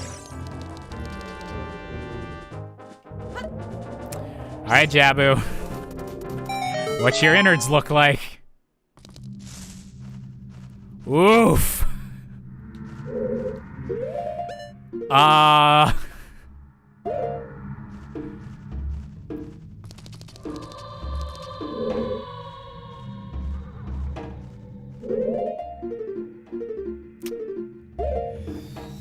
Do I want to do this without bombs?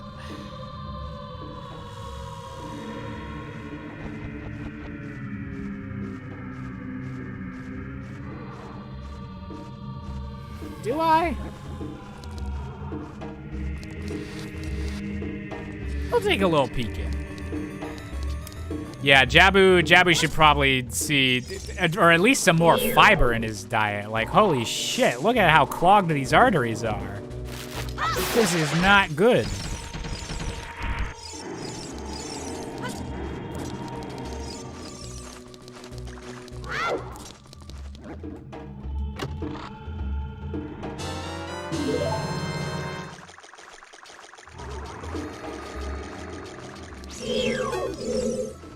Oh, okay. My world got flipped upside down there for a second. Ah, shit. The map and compass are gonna be in this one's item pool as well. Forgot about that. Jabu's welly. Get out. I've never told someone to leave my chat before, but I might have to start. Boo. Alright, that was actually a good one. Where's the key cam? Oh shit.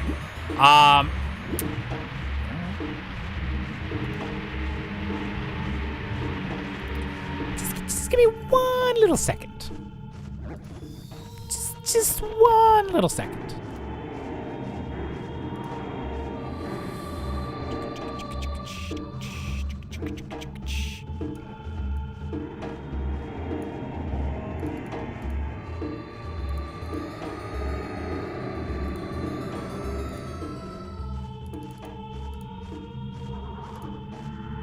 Yeah, that looks good. Perfect. Better than his Willy.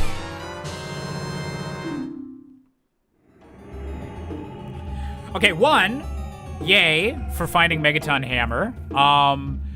Two, why was the immediate mental image as soon as I saw Jabu's Willy in the chat is just to see like Ocarina of Time, a pixelated font when you first enter a dungeon, and just in that glorious font, full screen, just Jabu's cock and balls. The world's best dungeon. Yeah, actually, that's good for Fire Temple. That's good for Hyrule Field, doing stuff as Adult Link. There's a lot of stuff we can do with that. Oh wait, but there's still more I can do over here. So let's not forget that.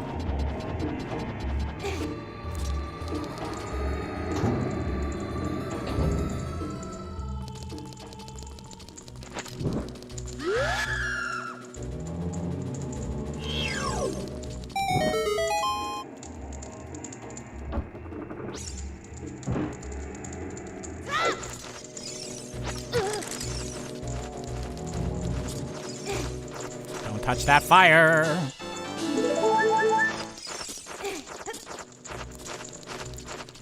Okay.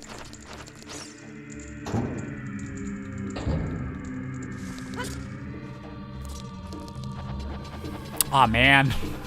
Wish I could use the hammer in here on some of the still explodable things. Although, wait. Jabu would only be, well, okay, bottom of the well is usually only accessible by child link. What am I talking about?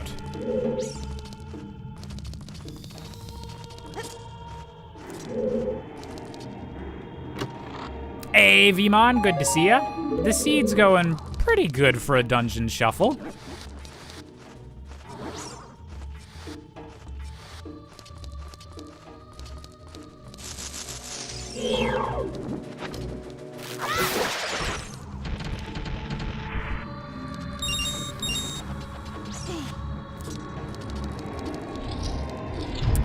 Anyone else looking forward to the 2023 Assassin's Creed games? Yeah, I had a good time with Valhalla. It was the most I'd played of an Assassin's Creed game in a long time. And isn't Mirage like going a bit like back to basics a little bit too? So that'll be interesting.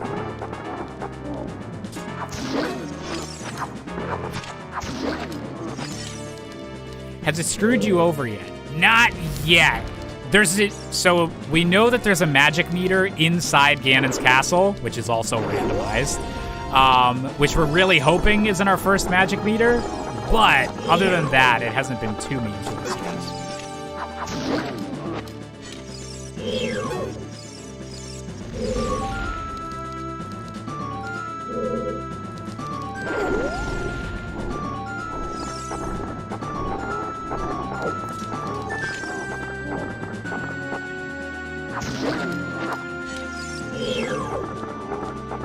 Hey, Autism Dragon, how's it going?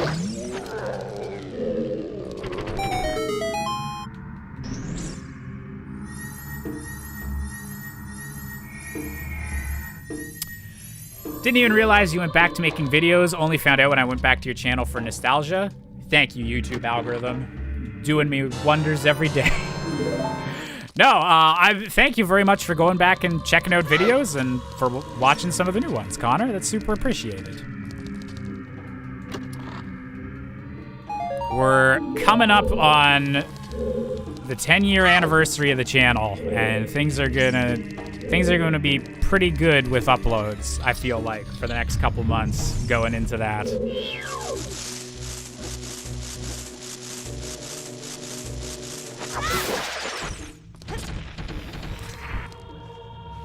I binged for days. I didn't see my friends for a week. Oh, damn. That's a lot of things wrong.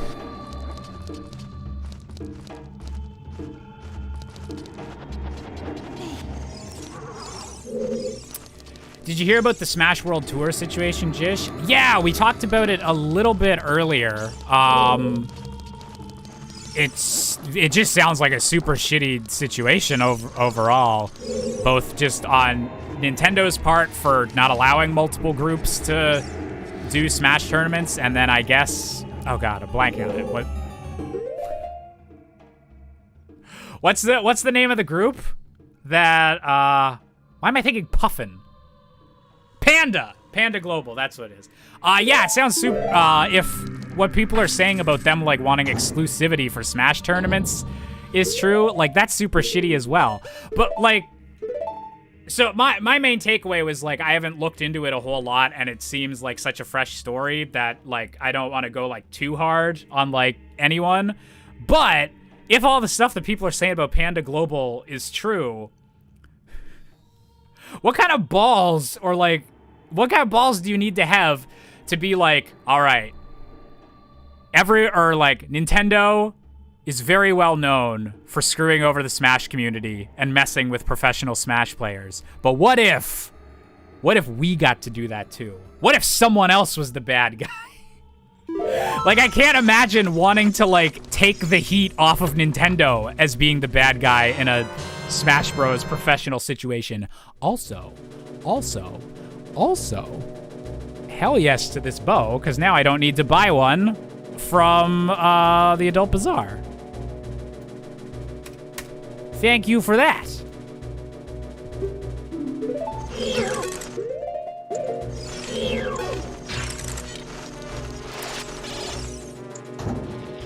But yeah, that whole situation just seems like a shit show, and I just feel bad for the Smash community.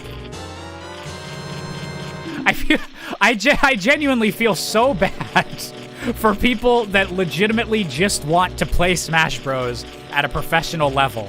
Because they keep needing to deal with, like, Nintendo, I guess with these Panda people now, and with all of just the awful people that also play Smash Brothers that keep having controversies. Like, I feel bad for people that just want to play Smash Bros. Because apparently you're not allowed to just do that. And also, yeah, Bigoron Sword. Holy shit at how bottom of the well's being a little bit stacked. Inside a fish.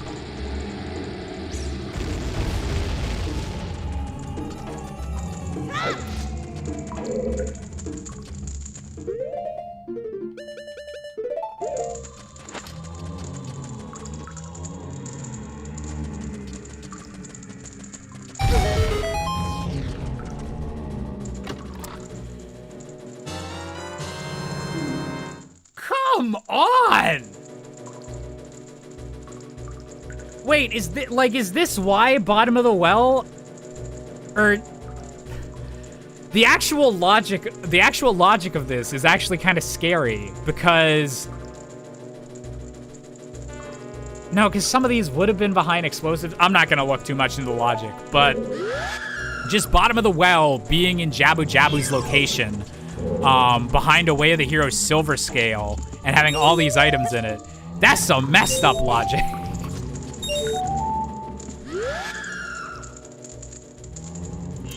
And yeah, we only have 3 chews left. I think there is, there is 2 more chests I can get with explosives in here.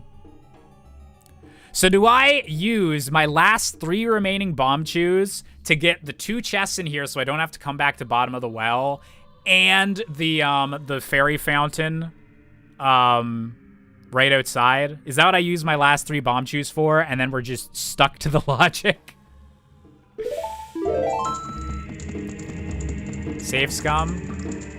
Is it worth it? Maybe? I don't know what else I'd like use just 3 bomb chews for.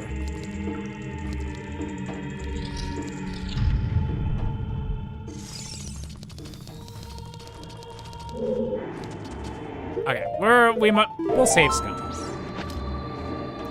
We'll attempt to save scum it. These chests is a map now. Oh yeah, one of them does have to be a map.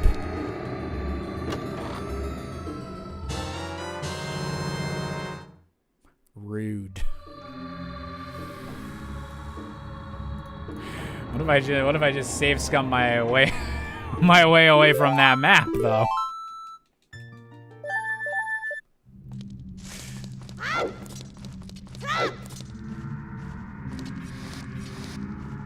Oh yeah, we do have the hammer as an adult. Okay, I feel less bad about using multiple bomb chews then.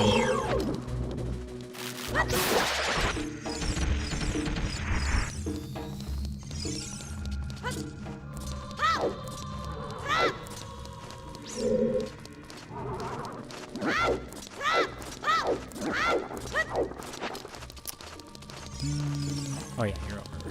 All the way over here.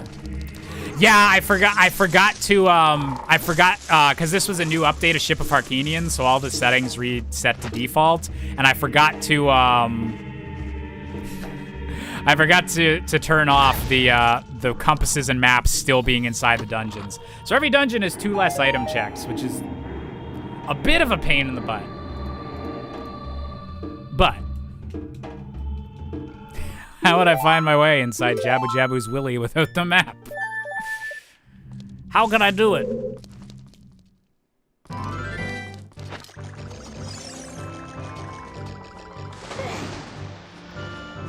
To be fair, the maps and compasses would have just been junk items otherwise. Oh yeah, they would have just been like bloopies. But wait, so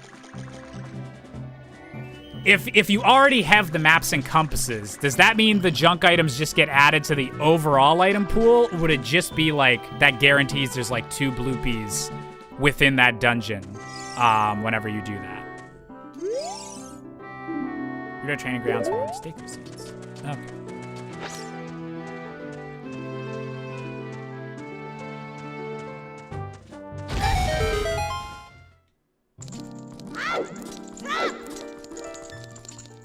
Junk item is added to the pool for every map and compass. Okay, if it's the pool in general, that's usually why I would, yeah, that's usually why I would, oh, that's where the beans were.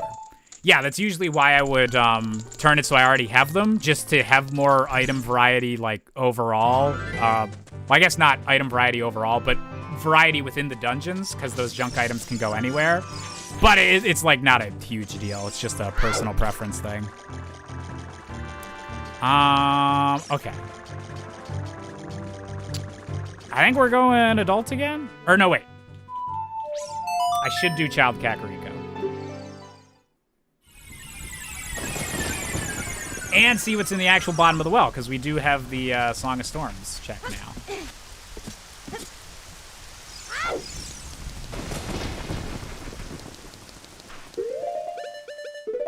Also, I can just plant beans everywhere.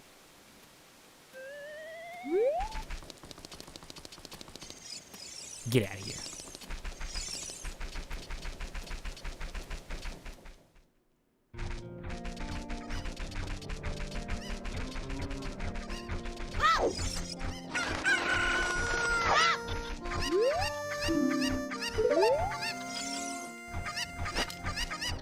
Wait. Oh, okay. Bunny Hood again. Always doing that.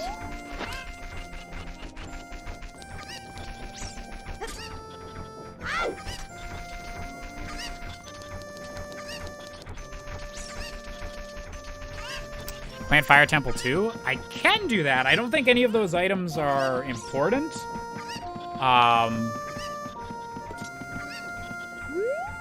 But I'll probably plant it while I'm there, since I have, like, all 10 beans anyway. Ah, okay. Wait, was that actually... I think that was all the Child Kakariko.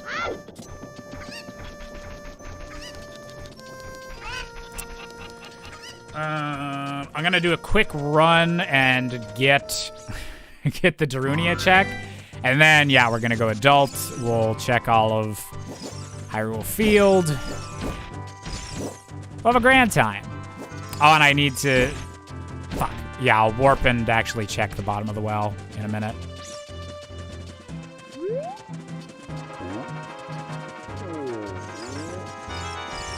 Oh, and I can do the Song of Storms thing here. We all love wasting money. It's our favorite part of Randomizer. Do-do-do-do-do-do.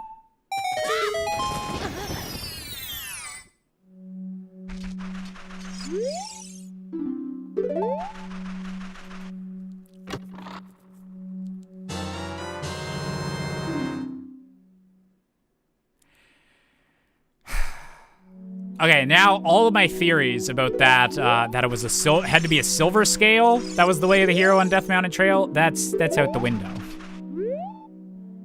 Cause silver gauntlets also being here, just a little bit,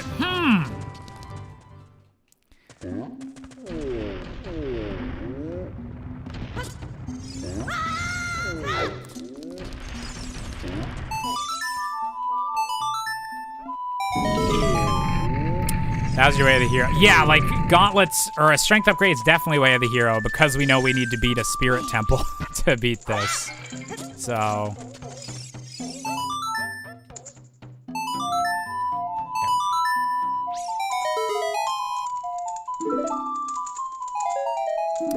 and a bloopy.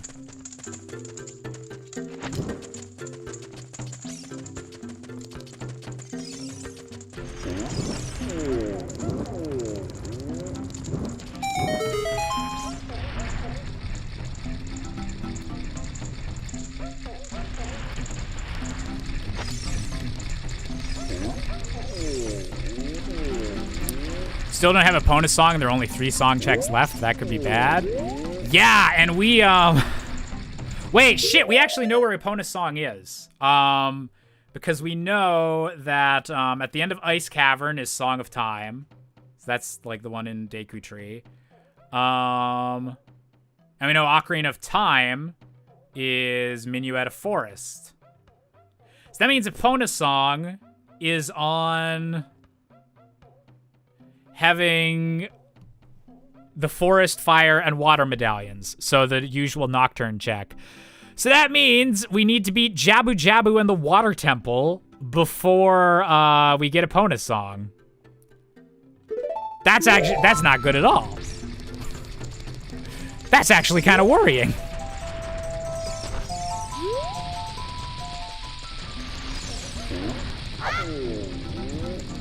Well.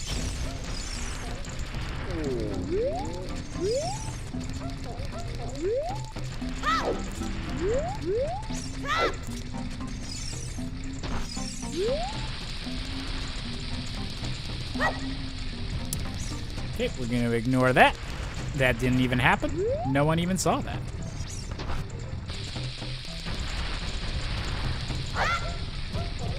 No one saw that one either. That's amazing.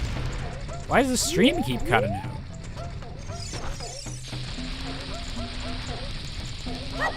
Ah!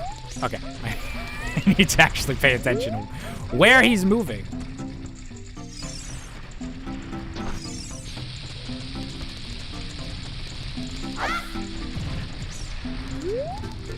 I am the worst basketball player of all time. I don't even know enough about basketball to know who to compare myself to. That was an amazing display of speedrunning tactics. If you guys didn't notice, I just changed the coding values, and I made it overflow my bomb counter, and that actually coded the game so that Ganondorf would suck my entire ass. We're gonna get this. We're gonna do this!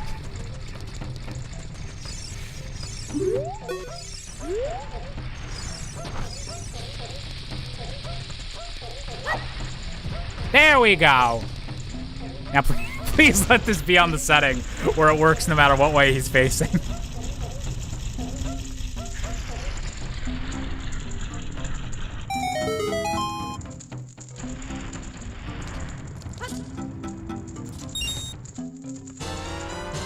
Okay.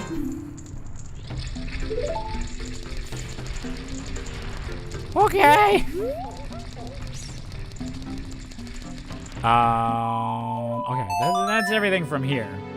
Blue flute, we'll take it.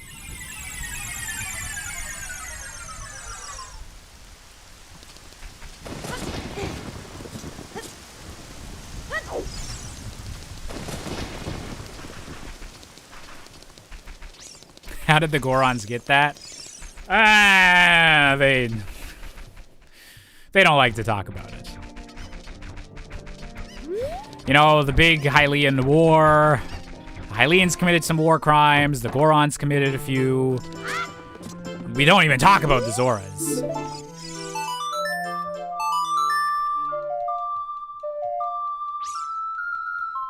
Makes you blue dabba dee dabba da.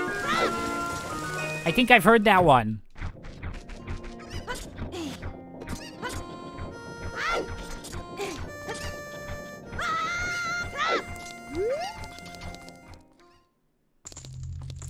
I had a question. If Ganon's castle can be anywhere, how does Rainbow Bridge work if you need that temple?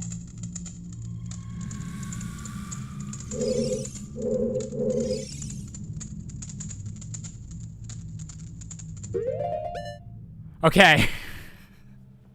I just got hit by a double whammy because, one, I'm actually not sure about that.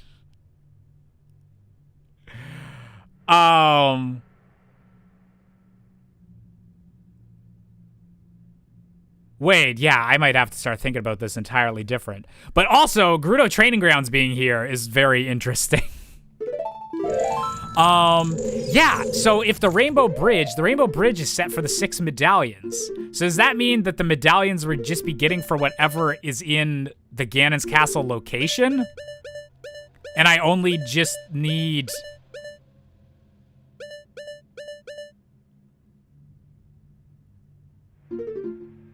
Yeah, and I just need the stuff to kill Ganon if I can get to Ganon's castle early? Is that how this works?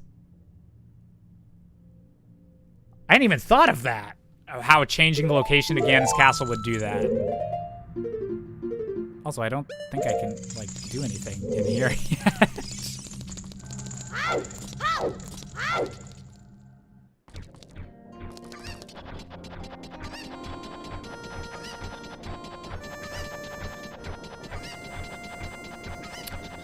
Okay, good to know that's there.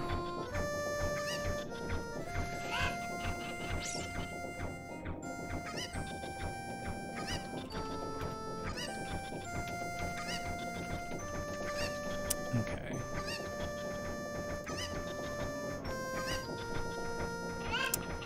Can you access bottom of the well as an adult? I'm actually not sure.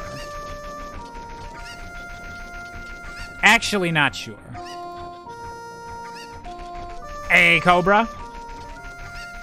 Is GTG essentially locked off then? Don't you need hookshot for some rooms we can't get into as well as adults? Oh, once you open well for child, it's open for adult. Okay, so we can actually come back here pretty soon. Okay. Actually, wait. One last thing. Before we go adult. I know I keep getting distracted, but I'm making sure that I don't miss that damn paycheck.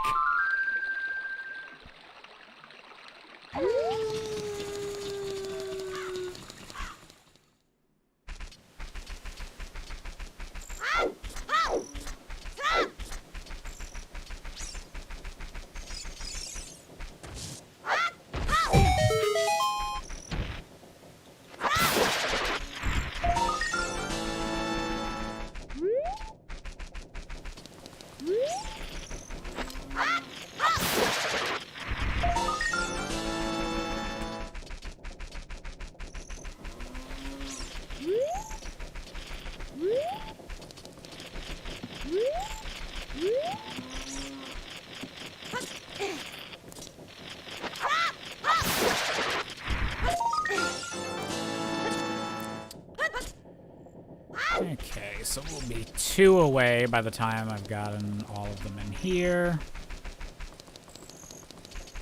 Just in case there's anything on the spatulas.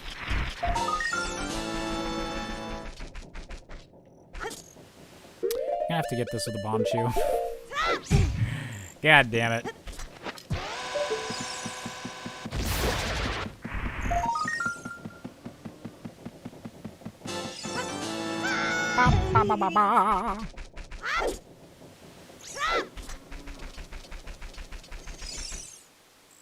Oh yeah, actually going to Dampe. Like I said, not a single milligram of ADHD in my body, because that's how ADHD works.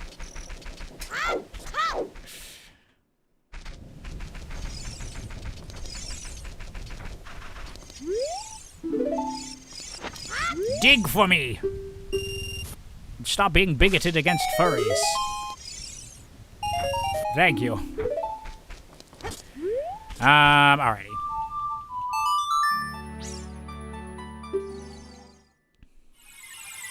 Get little Richard, and then we'll go adult. So many distractions. That's what Rando is all about, is just getting distracted by things until you beat the game. ADHD is measured in milligrams. ADHD is stored in the balls.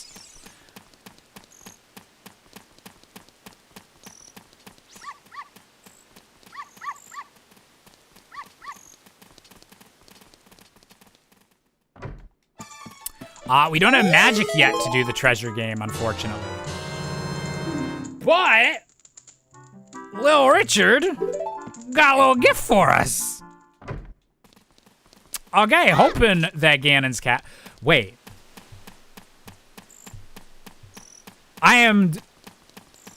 Do we need to get all the medallions to beat this? Because if we can just get that magic from inside Ganon's castle, if Ganon's castle's in like a not too difficult to get to place, we might be cooking with gas.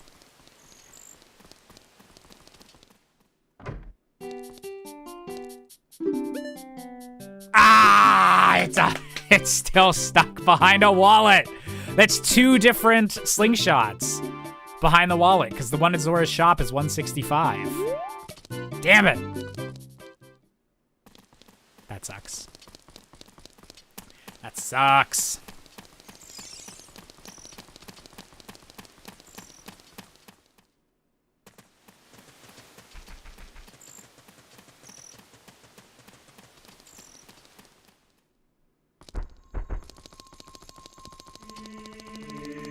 Ooh, there's one place I definitely gotta check out. One place I definitely gotta go to now. Also, why do I not have the big round sword yet? Thank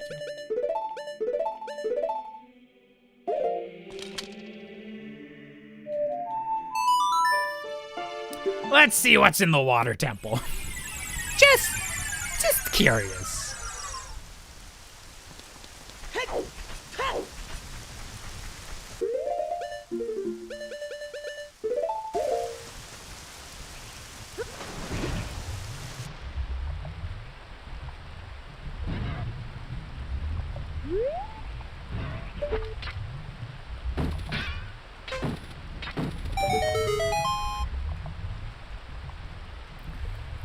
I actually super hope it's Deku Tree. Deku Tree would be lovely to find in here.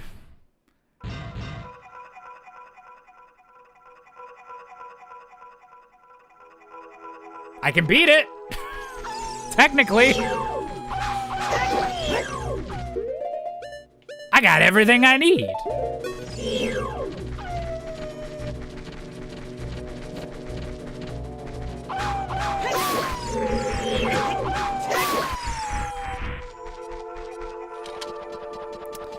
So the water temple had a bit of mold grow in it. Pretty leafy in here now. We have not checked the ice cavern location yet. We haven't gone there as adult Link, but we definitely will have to some point soon. But this is a dungeon we do need to beat and get done, so we're just getting through it and gonna beat it. Oh god, the maps and compasses throw me off every time.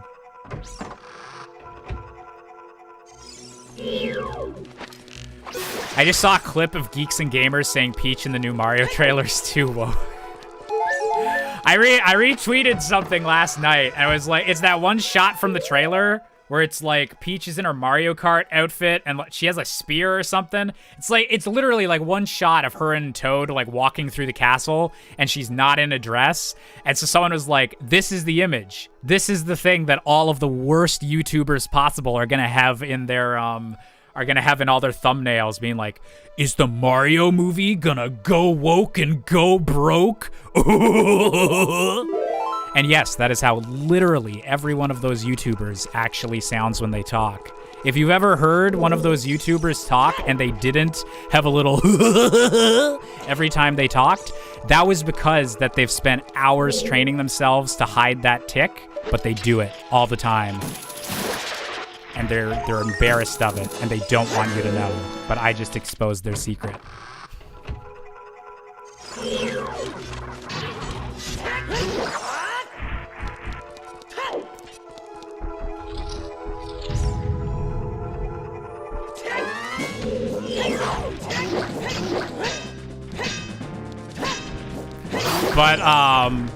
But in all seriousness, there was another movie that came out like, I guess it was Disney Plus in Canada. I think it might have been Hulu in the States. But it was like, there was a movie that came out and it was called The Princess. And I have no idea if it was a good movie or not. But like, the entire premise of the movie was like, a princess gets locked up in a cell, and then she fights her way, she fights her way out of the cell and like kills all the bad guys like minions herself. And it's like, plot twist, like the princess can like kick ass and murderizes the heck out of the people that kidnapped her and all this stuff. And like, there was a whole bunch of people that were like, oh my god, all these movies are so woke these days, or like have to have like feminist morals. And it's like, buddy, have you seen Shrek? Like, if the joke the damsel in distress is actually a badass has become too woke and offensive to you, you're gonna have a lot of problems with a lot of movies and a lot of art. Like, you can't live that way. You can't do that. Like, if that's, like, going too far of a political message for you. Princess basically plays like a video game, but the effects are really cheesy and the movie's mostly awful. The princess herself doesn't even have a name. Yeah, like, when I saw the trailers, like, it had that Bad Reputation song and things like that, and it just looked like a cheesy, like, over-the-top violent action movie. But which, like, you don't have to like something like that, but I think complaining that, like, that's trying to push, like, or is trying to, like, push, like, too progressive of a message in there, like, just literally the joke, Princess Fiona can kick ass, like, that, if that's too far for people, like, I don't know what you're doing. Also, I don't have Song of Time, so I can't actually go in there. Oopsie.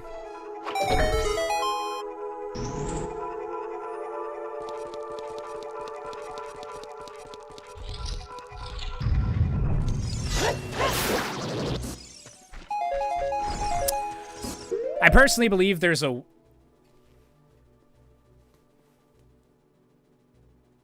Just a second. My sister's giving me a call, so I'm just gonna mute this for a second.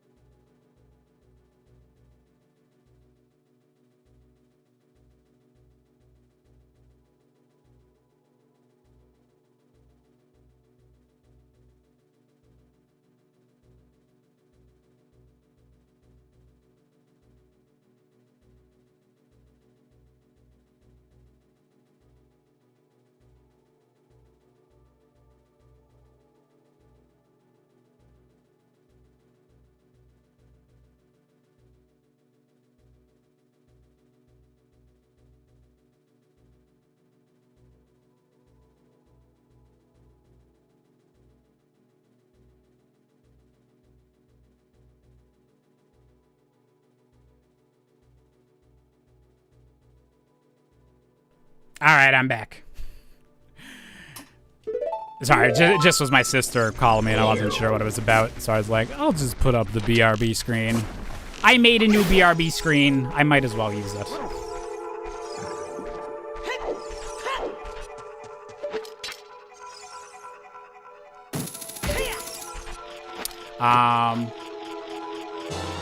Shit, what were we talking about? Oh, yeah, oh, no, and yeah, someone in the chat said like there is examples of like pandering and stuff like that, and like I kind of get that, but there's 2 points. One, I don't any YouTuber now that like complains about that stuff, I don't trust them as far as I can throw them, because that's just anyone complaining about a movie being like too woke or something like that on YouTube, they're doing it for clicks. They're doing it to like attract a certain audience that's just obsessed with that sort of stuff these days. So I don't even think there's anyone like genuinely doing that anymore. But also, if the thing that like comes across as pandering to you is like literally the most basic like Feminism 101, what if the damsel in distress wasn't in distress? Like, if that counts as, like, too woke or, like, trying to push too far of a moral on you, like, you're hopeless. There is no hope for you at all. You're just brainwashed into, like, culture war bullshit. Because, like how can that actually be, like, upsetting to you? I don't get it. Oh, wait, shit, I can't get this underwater. There we go.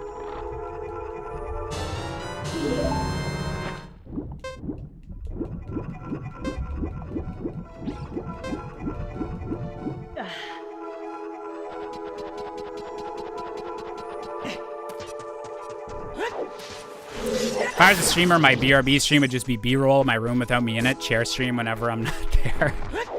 I need the full-time April Fool's Percy stream is what we truly need.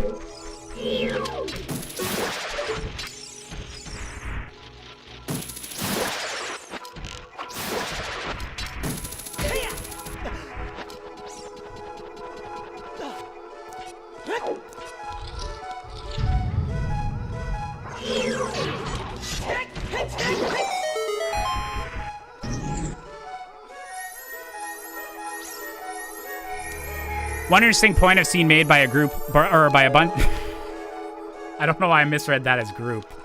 One interesting point that I've seen made by a bunch of women recently is that they're starting to get tired of the strong female character. Getting tired of the strong female character just means she can kick ass and take names. She can't have any emotions or empathy, etc. Just ass kicking.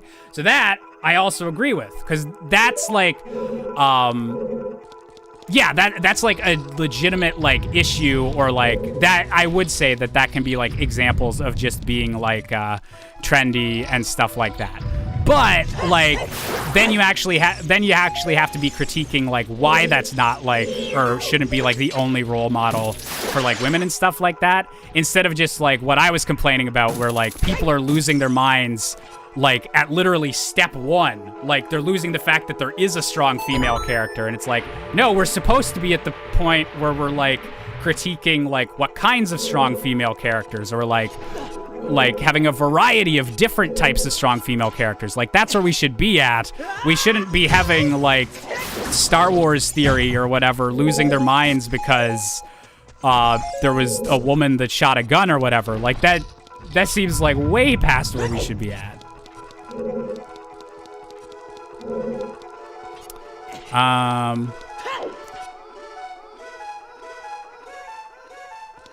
Okay, yeah, I can still beat all this dungeon. I was a bit worried because of my lack of hover boots, but...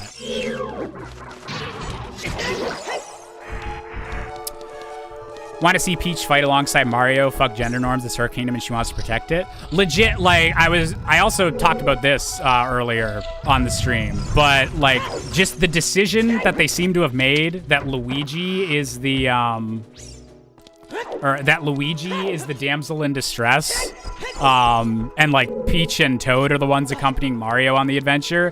That's such a good decision, because then you get like Luigi and Bowser getting a lot of funny stuff together.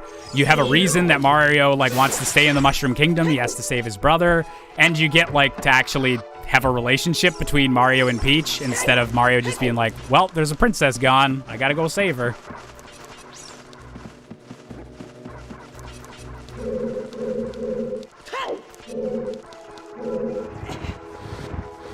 Actually, and you know what? I'm gonna submit a retraction. I shouldn't have used Star Wars theory there as an example of a sexist YouTuber. They've said some dumb stuff recently about Star Wars, but it wasn't from like a sexist or like any of those like any of those lenses. So I shouldn't have lumped Star Wars theory in with that. Maybe they've done something sexist recently, but I actually don't know that, so I'm a little retract that.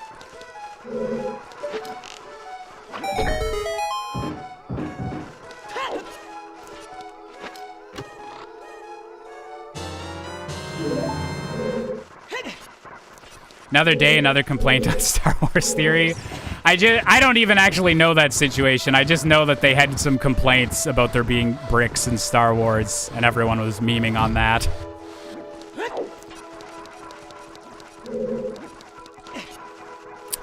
Don't forget that Jack Black said that Bowser's gonna sing, so there's gonna enhance the Bowser Luigi stuff. There is like literally an 80% chance that Bowser is gonna serenade Luigi about his plans to take over the Mushroom Kingdom. And that is all I would ever want out of a Mario movie, honestly.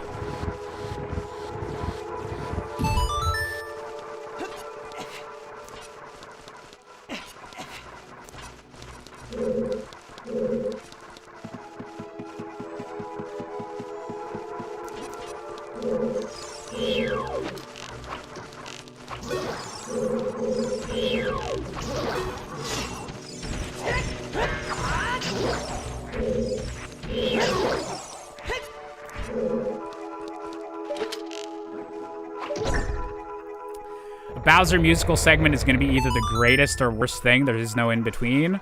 I have pretty decent faith in, like, there's a lot of ways that movie could go wrong, but if they've hired Jack Black to be Bowser, I've got some faith in whatever in whatever they decide to do song-wise.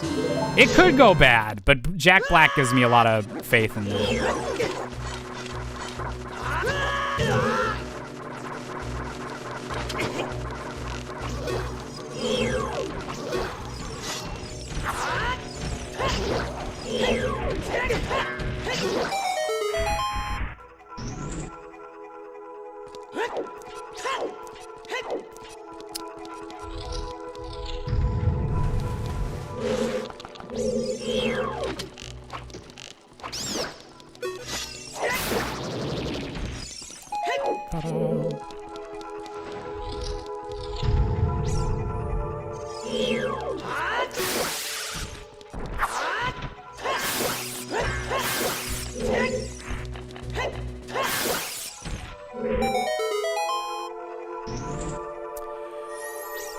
Considering it's Jack Black, high chance it's going to be at the very least a metal song. Yeah, I'm guessing it's going to be kind of like musical theater-y, but I feel like it'll very much, if they're leaning into the Jack Blackness of it, like, yeah, lean into like the hard rockin', like almost like modern metal-ish elements. That'd be really good. Really, really good. Hope Bowser pulls out the toy saxophone. Yes, please.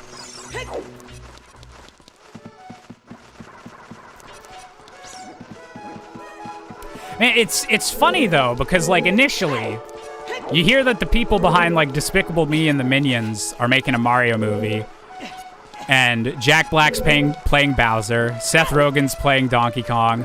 Like initially, you'd think, oh yeah, there's gonna be a whole lot of pop culture references with Jack Black. Donkey Kong's gonna be friggin' smoking a banana bong.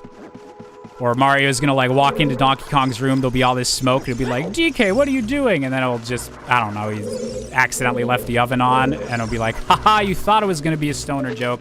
That's where we all thought the direction it was gonna be going. But actually looks like they're trying really hard and like making a good cohesive world out of it.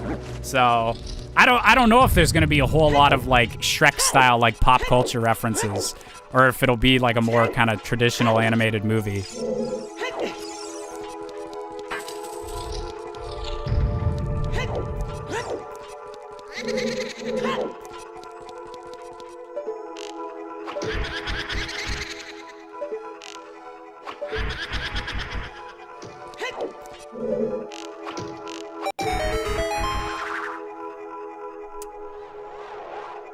All the Luigi X Bowser shippers rising from the dead because of the trailer. All right, I don't want to toot my own horn, but I think I was ahead of the curve when it came to calling Nintendo villains DILF. I think I can be a little bit of a hipster. I was doing it before it was cool when it comes to that. And even I gotta say, people are so goddamn horny over this Mario movie. Hey! We don't even need to buy one of those overpriced slingshots. We got one right here. That's lovely. That's just lovely for us.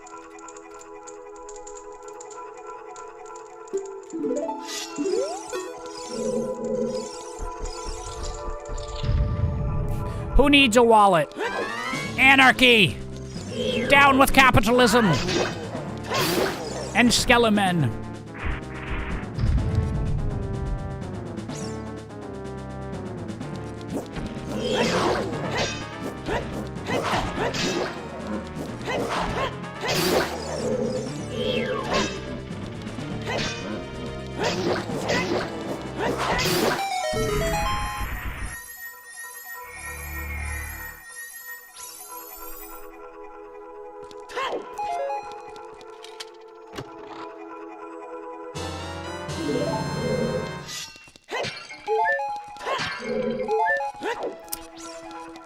Jish was the canary in the coal mine for the Koopa Kinsey scale. I did my job well.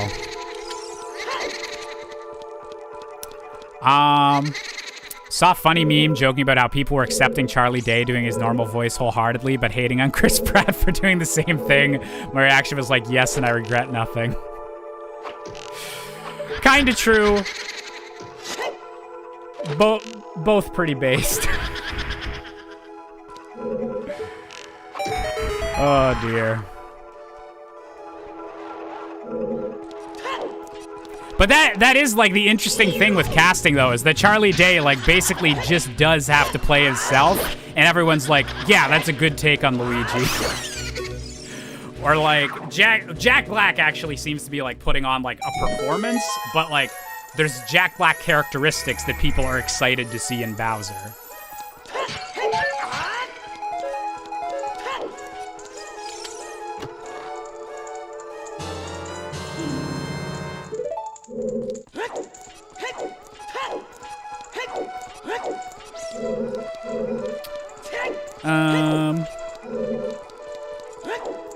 And I actually, you know what? I will say, I don't... There's a lot to criticize Chris Pratt over. I'm not gonna go into all the Chris Pratt stuff, but I think in terms of his actual performance as Mario, I don't have any issues with his performance based on him.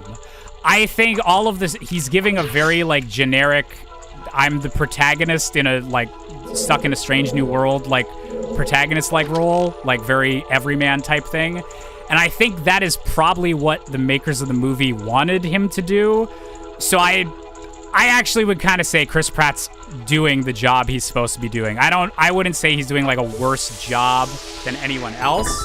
It's just whether Chris Pratt was right to be hired for the role in the first place, or what you think about Chris Pratt, like, outside of all that I think is, like, the actual thing of contention. My hot take is that, like, I think he's doing the job that is expected of him, like, from the director and things like that.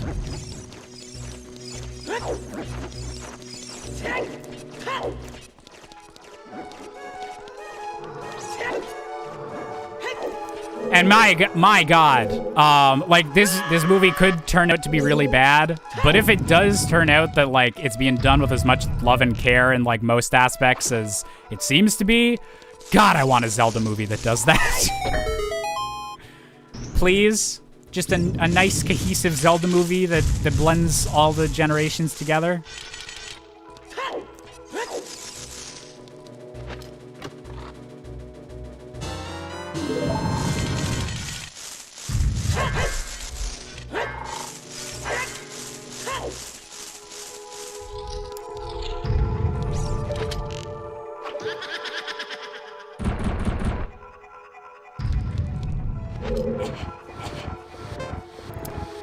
Wonder what role Charles will play. I saw a bunch of people guessing that he was some random old man in like the background of one of the Mario and Luigi posters, which I thought that was kind of funny because I was like, this old man looks like Charles Martinet. It's like, Charles Martinet also voices dragons and stuff. Like, he could voice anything in this. I don't think he has to be the old man that looks like Charles Martinet. But maybe he is the old man that looks like Charles Martinet.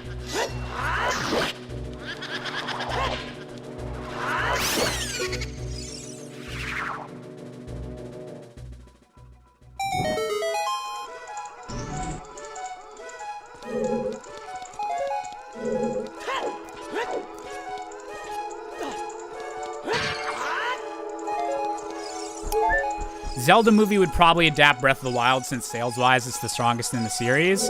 Yeah, I feel like if you do a Zelda movie, I feel like combining the stories of like Ocarina of Time and Breath of the Wild,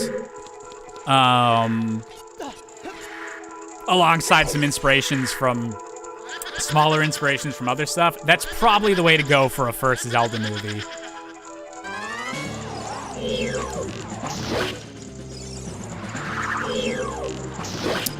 Jish, who would you want to see voice Ganondorf and they made a Zelda movie? I've been on the Idris Elba train for a while. There was someone else I said the last time we talked about a potential Zelda movie. There was a Middle Eastern actor, or there was someone that I said I'd be really interested in seeing their take on Ganondorf.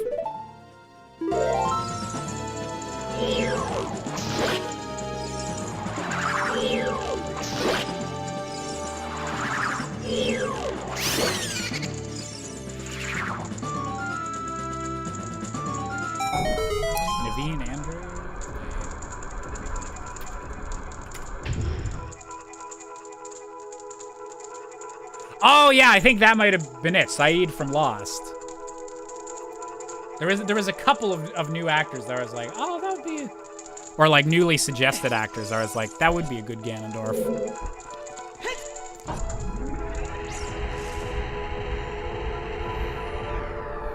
If The Rock voices Ganondorf, the internet will explode. Oh! God!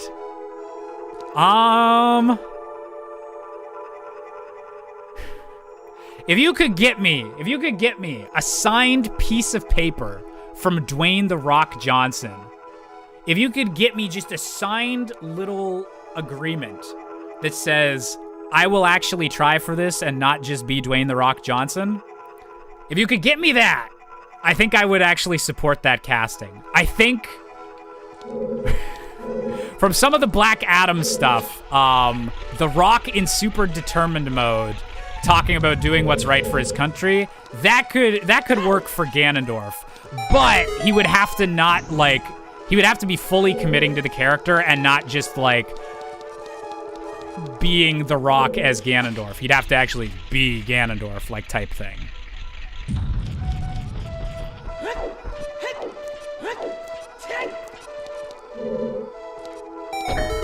Would never happen. It's in his contract. He can never lose a fight. Yeah, that's also the thing, is he'd have to sign on for, like, the unambiguous villain that's got to get defeated at the end. So yeah, that's the thing. He would have to give up his like Rock image, or like the fact that Rock always has to win and all that stuff, and commit to giving the best Ganondorf performance. But I think if he did that, he could actually pull it off, maybe. As a voice role. I'm not sure about, I don't know if I'd want to see live action The Rock as Ganondorf, but if they were doing an animated movie, I could see him maybe doing a good job voicing it.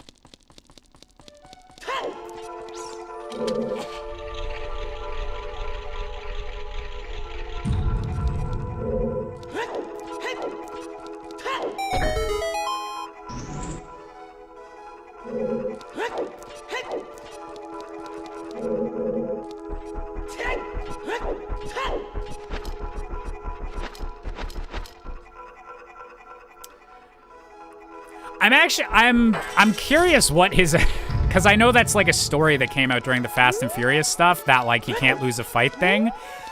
That, I wonder, my question would be is if that's an all the time thing, like he just for some reason is unwilling to ever lose a fight in a movie, or if it was specifically with the Fast and the Furious when he's like, when he's cast alongside a bunch of other like super muscly dudes, and it's like specifically he doesn't want to be seen on screen like losing to Vin Diesel or like Jason Momoa or something.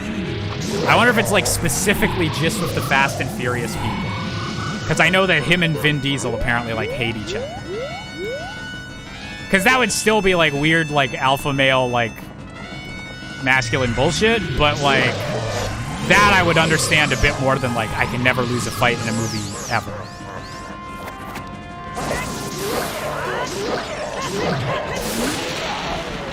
Okay then. World's fastest Phantom Ganon.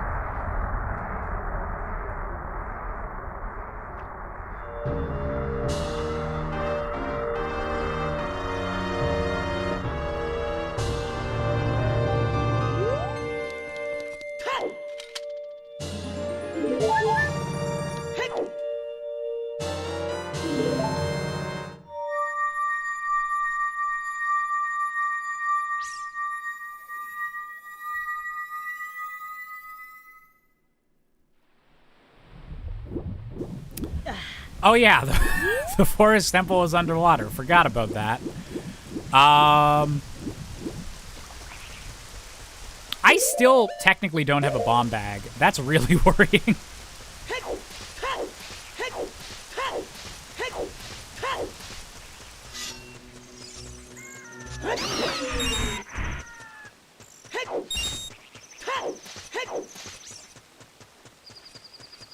Okay, let's do a little bit of fishing. And shooting the sun, we can do... Ooh! Do I need long shot for that? I can at least check it. That's a good idea.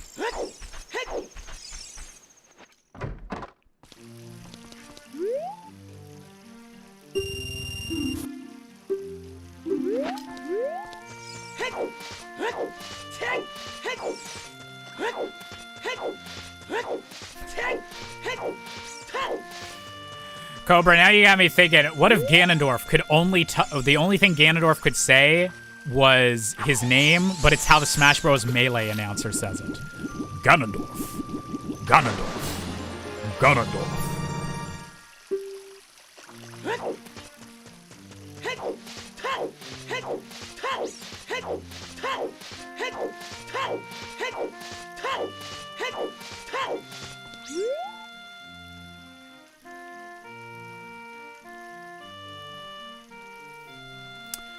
Vin and Dwayne don't like each other. That's odd because they always seem like cool guys. Oh, man. Autism Dragon. Look, I don't know if there's like a definitive like recapping of all the back and forth they've had over the years, but Vin Diesel and Dwayne "The Rock" Johnson over the course of making the not Final Fantasy, the Fast and the Furious movies that they're both involved in, they seem to like huge, like both alpha males colliding into each other energy. They just, apparently they hate each other. Apparently they do not get along. Like that's why Hobbs and Shaw like is its own like spin-off of Fast and Furious now, so that Dwayne "The Rock" Johnson doesn't have to work with Vin Diesel and vice versa. They have their own separate corners of the franchise. It is wild how much they appear to not like each other.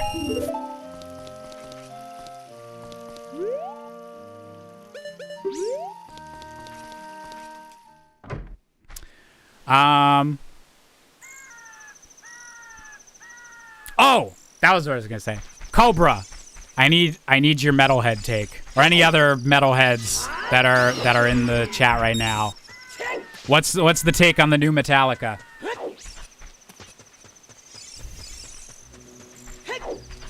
Well, how we feeling about that?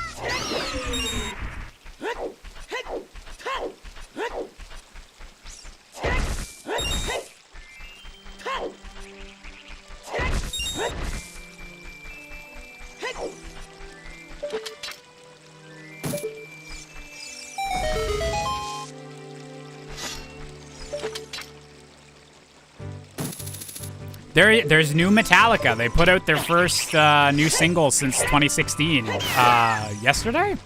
Yesterday or the day before. And they're doing a new tour and a new album next year.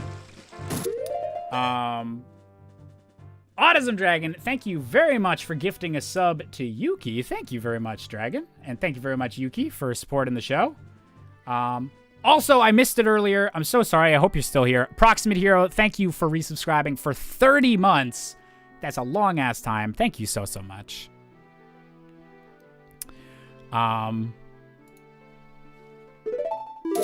Yeah, I was pretty okay with the new song. I see Blighter and Cobra are pretty okay with it, but I dug it. It very much felt like they were like, all right, people like us again. The kids really fucking dug Master of Puppets in Stranger Things. We got to put out something like that.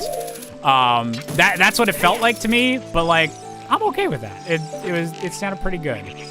And James's voice sounds like he's doing pretty good. So that's good.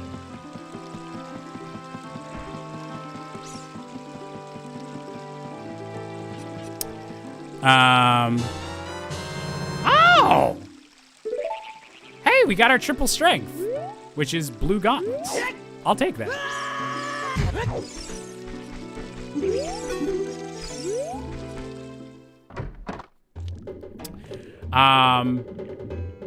Shit, there was something else I was gonna say about the song. Oh, yeah. The main thing I kept seeing was I saw some people on Reddit were like complaining about how the bass drum was mixed. And the top comment in response to that was like, look, if you have a Metallica album and the drums are properly mixed, is it really a Metallica album, or are you actually just listening to someone else then? I was like, you know what? That's a fair point. Let Lars keep doing his crazy shit.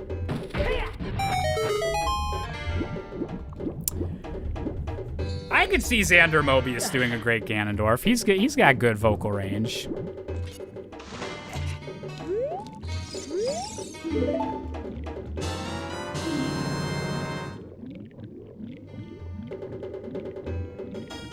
Old man.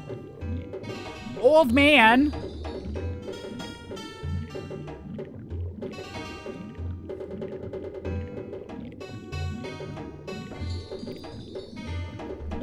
People need to lay off Lars and Kirk. I actually agree. I'll meme a little bit, just as a drummer. I'll meme a little bit on Lars, but I think they're definitely like overhated, or it's like a bit running it into the ground. Lars memes and stuff like that.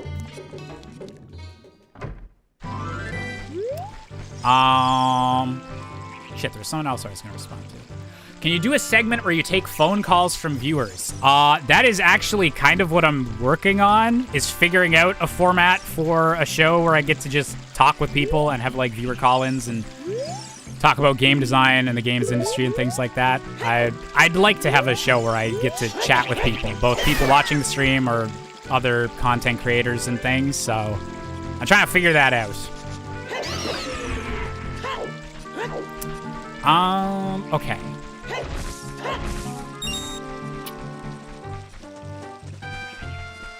I'm gonna do Hyrule Field with my hammer for a bit.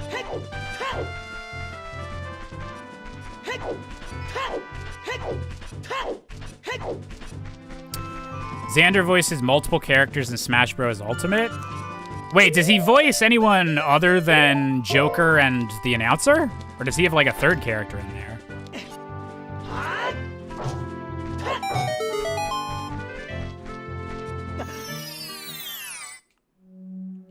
Willem Dafoe. That actually might be like the only Waluigi casting I've ever seen that I'm like, oh, that would work. I don't think I've seen very many Waluigi casting ideas. Usually it's just Danny DeVito for Wario. But I can see that.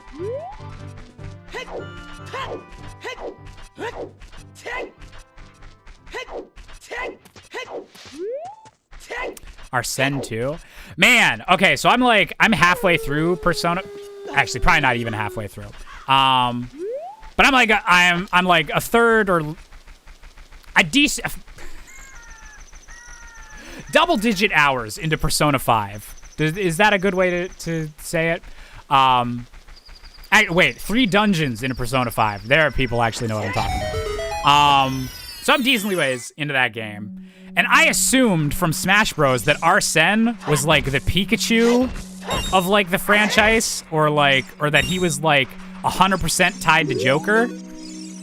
I didn't know you could just like get rid of him like right after you get him. Lon Lon Ranch is Way of the Hero. Okay, so Zelda's Lullaby was the... Oh! So we can get into Gerudo Training Grounds now? That's actually really nice. Good to know.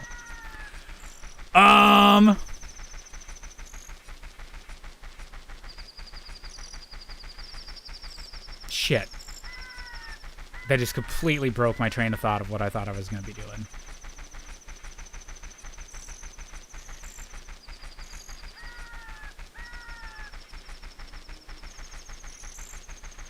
Oh, God.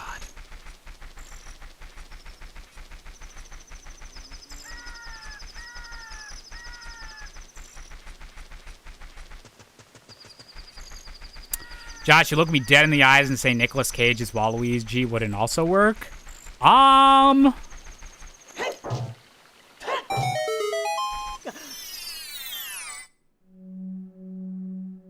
Jim Carrey I could maybe vibe with. Willem Dafoe's natural voice is a bit close enough to Waluigi's actual voice that I could feel it. Nicolas Cage is Waluigi. I don't know if you could get him to do the Waluigi voice. Or I don't know if he'd even want to. Nicolas Cage would be like his own unique take on Waluigi, which could be interesting. I'm not sure how that would work out. Not sure how that would go.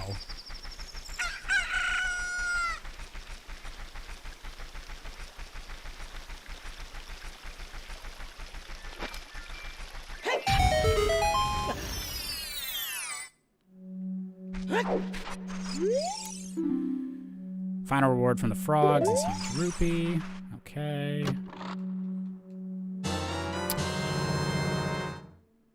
That is Evo.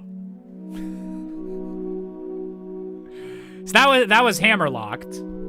I don't know if that was intended to be our first bomb bag, but that was definitely hammerlocked.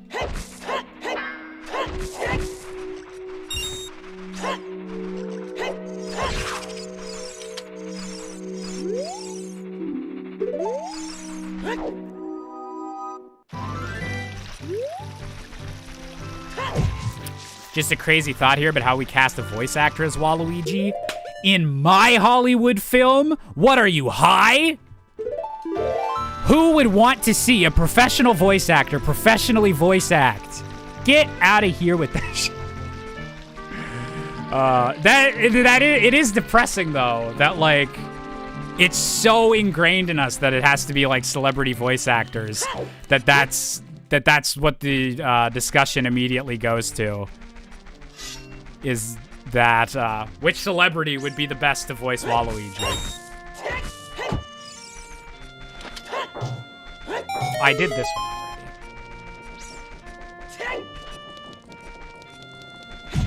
Okay, so I want to do this, and then I want to see what I can do in the Gerudo training grounds that's bottom of the well.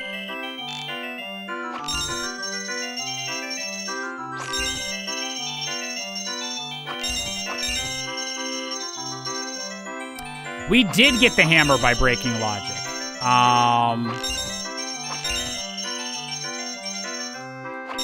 But I'm not sure if it was technically behind explosives or how that worked out.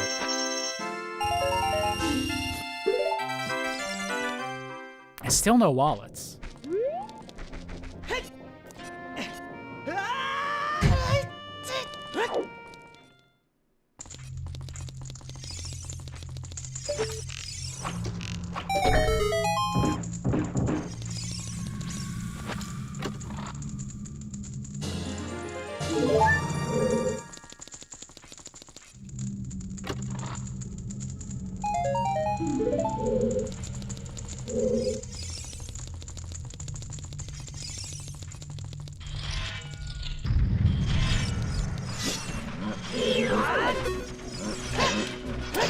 Still don't get how and why traditional Hollywood doesn't understand voice acting takes as much skill as acting. Yeah, I feel it seems like a business decision on their part, because they're still like operating under the assumption that like they think for some reason the main reason that people go to see movies is because of like the celebrity actors that are in them. And it's like, that is true, or that used to be true for like movie stars. Like people would go out and like see the new Will Smith movie or like the new Arnold Schwarzenegger movie just because of like what actors in it. And it kind of became a thing because of with like Disney's Aladdin having Robin Williams as the genie. Shrek was a big one in all this, where it kind of became a draw for these successful animated movies to have celebrities. It's like, oh, I get to see this celebrity I love voicing a talking donkey. That's hilarious. That's amazing. And like that seemed to work as a business model for them for a while, but like nobody goes to movies for like movie stars these days. They go for like the characters and everything like that. Like there was a whole big controversy with like Quentin Tarantino said that like people don't go to see Marvel movies because of like the actors in them. They go see the Marvel movies because they know Captain America and stuff's gonna be in it. They don't care as much like who's playing Captain America, because like Chris Evans movies like won't do as well as a Captain America movie whenever they come out in theaters. So it doesn't even seem like in general movie stars are as important anymore, except when it comes to like animated Hollywood movies, which still need to have all of these like known stars and everything to voice every single character. It's really weird.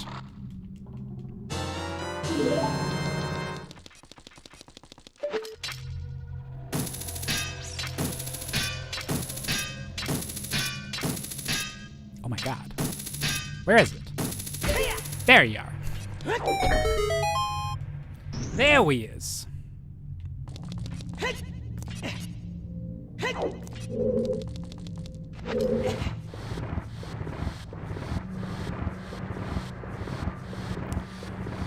Who would you want to voice Ridley in a Metroid movie? Kevin Michael Richardson or Fred Tastycore? I actually don't know either of those people, but also, does Ridley talk? Genuine question. I might just be really bad with my Metroid lore.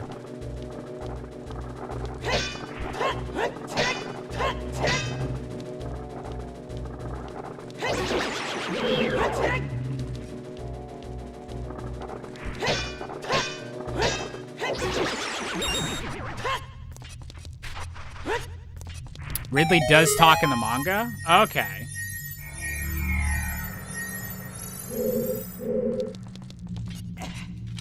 Because he's like the leader of the space pirates, so he must be able to communicate in some way, but I just had never seen him like talking or like having an actual personality for like any of his dynamic with Samus.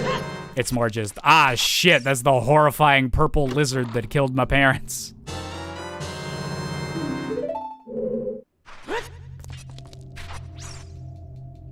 Yeah, no, like, I'm a big MCU stan, and MCU stans need to chill at any time Tarantino or Scorsese says something a bit critical about it. Because even that, like, wasn't even really a critical comment. He was just commenting on how, like, the movie industry's changed, and a lot of people took it, like, really personally.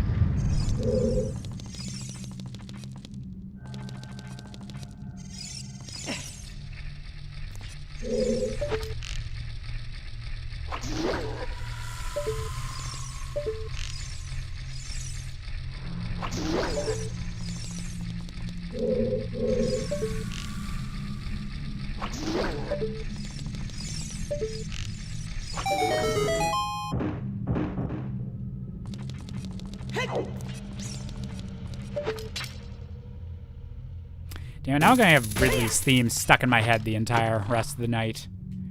How dare you guys?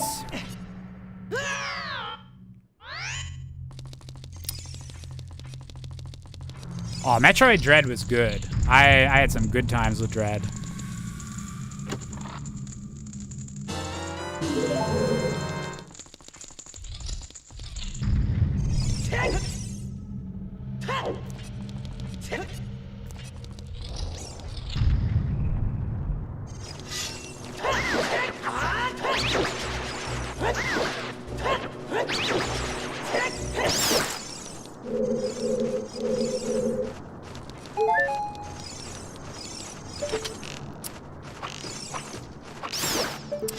Jish, other M thoughts. I need to do an actual playthrough of that game that's not like 10 years ago. Because I still really don't like the story and all that stuff, like most people don't. But I haven't actually played it in a while. That's it. Other M, I feel like it doesn't really get talked about as much anymore. Dread kind of pushed it out of the conversation, I guess. Now that the most recent Metroid game isn't like a super controversial one.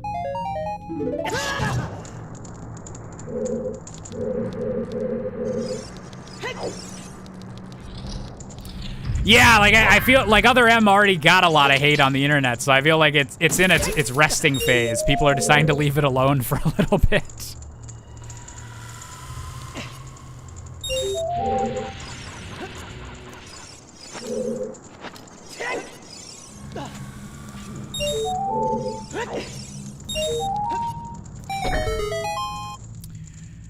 I think the time is right. 2023. Big Other M video essay. The first non-woke Metroid. Metroid Other M broke ground by finally letting a man command around Samus Aran. The Metroid game we all needed for all these years. I would not put it past the quartering or someone to try and take that angle. No!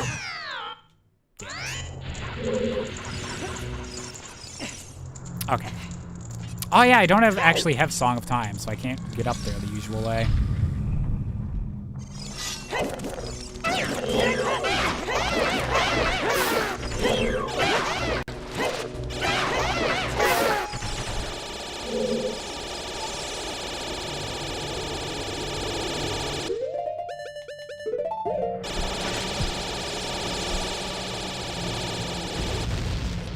Get Rexon.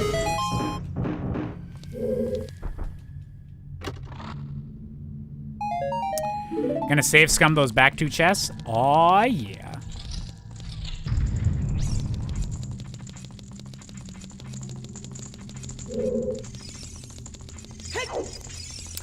See the quartering having that take? He's too much of a clout chaser to not be commenting on whatever is current. Yeah, there needs to be a Metroid movie in development or something for him to whip out the, why can't we just go back to Other M?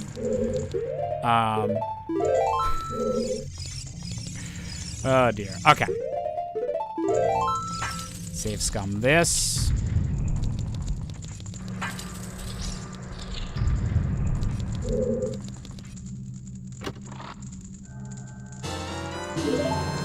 Okay, another key.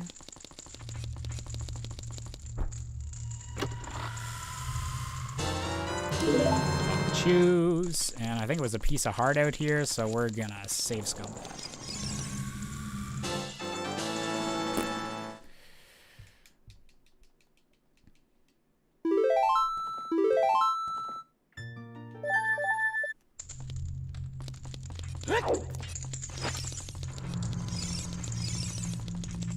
Alright, let's see how far we'll get.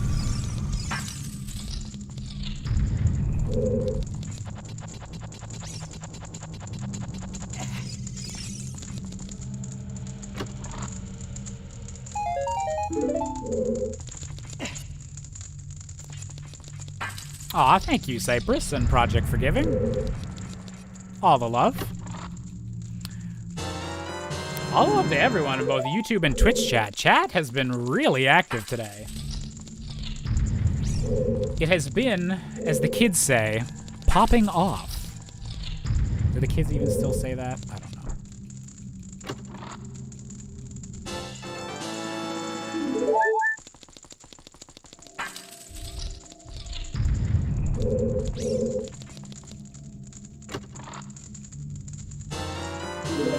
Oh, we got enough to get to the end! Yes!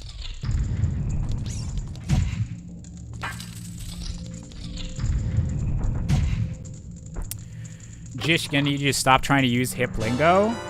Wait. Are you saying my lingo isn't bussin'? Are you saying my lingo is kind of mid?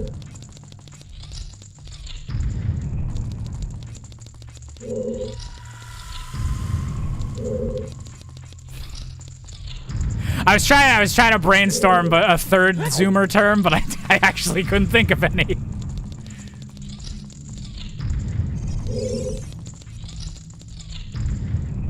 Josh, have you heard of Scott the Woz? Yes, I have. Dude seems like a talented dude.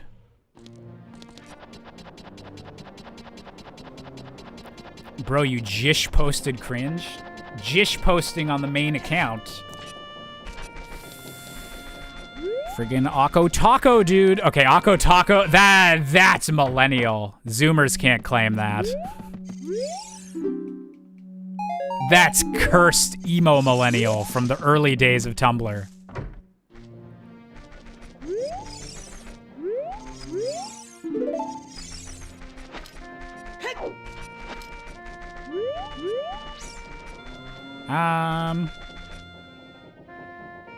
Man, I guess we're just gonna go see what's in the ice cavern. Pop in there, and then, yeah, we can also check what's in the Gerudo training grounds as well.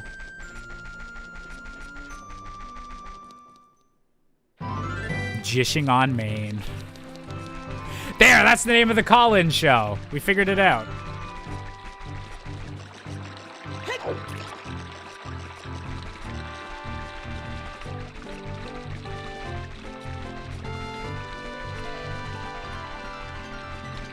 Oh, actual new project you guys can help me with, though. Well, not that the others aren't actual projects, but they're more in the works. But, YouTube lets you make, like... So YouTube's got YouTube Shorts, which are their version of TikTok, and they're really trying to push that and everything. Or they have been for a bit, but they recently made it so that you can make a YouTube Short out of an already existing video and, like, link back to it. So I saw, like, PBG did one of his, or did his Ride and Dirty, like, Wind Waker thing. Like, he turned that bit into a short. So I need to decide what are the iconic 64 Things Wrong bits that deserve their own, like, YouTube short, and try and get into that algorithm. I need to know what are the funny, like, minute-long things I've done. 'Cause I forget them all.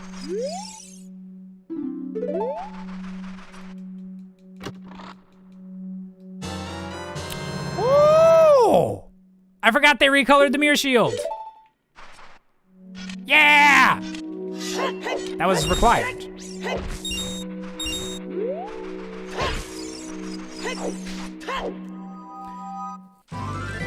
Telma's personality. Oh, that's... Okay. There's a lot of these that I'm just going to say that's a good one in the chat. But also, if you want to, like, send me a message on Discord with, like, your favorite ones, or, like... Definitely on a crater.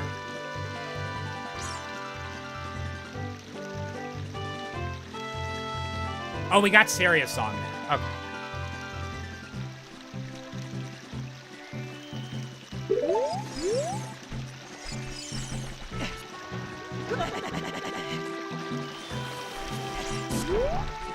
Yeah, Telma's personalities. Oh, Telma. I miss getting to talk about you every week.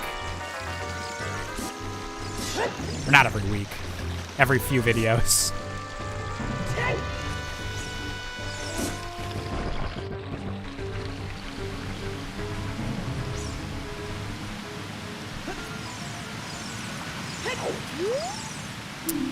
Did you ever make a Yoshi tax evasion joke?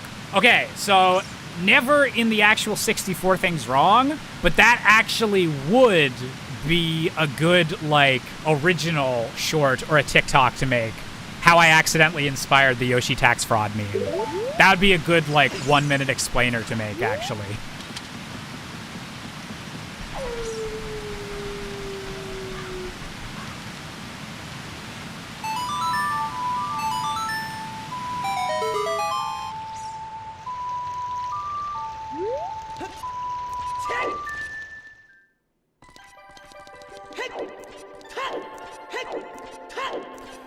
I wish we had magic, and I wish we had friggin' ice arrows.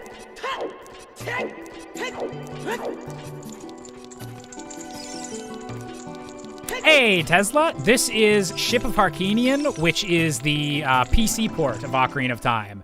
So that's why it's, like, all widescreen, HD, 60 frames a second.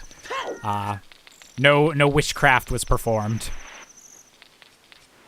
Okay, I gotta be able to see what's down here. Oh, I can just... Wait! There actually might be something down here.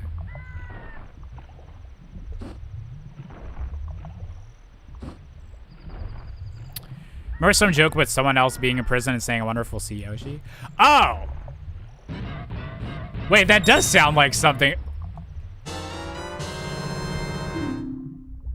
Are you kidding me? We finally find the wallet at the bottom of friggin' Jabu Jabu's pond?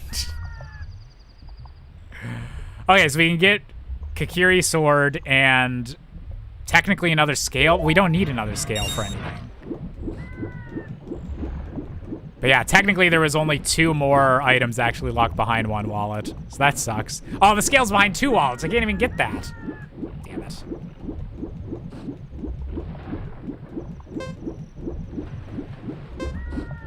Oh yeah, and Twitch clips will eventually also, I'd like to start doing shorts. What I'm really trying to plan out for the last month of 2022 is figuring out an actual consistent way to have shorts, the occasional like actual full video, and streams going up pretty consistently, while I'm also in the middle of launching this album that I have coming out next spring.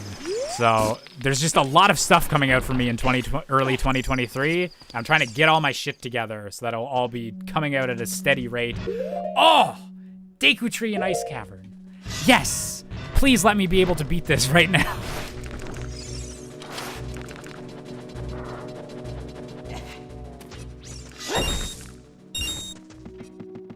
Wait, can you beat Goma with arrows? I don't know if this is gonna work, but we'll try. Yeah, Deku and Ice Cavern just flip-flopped.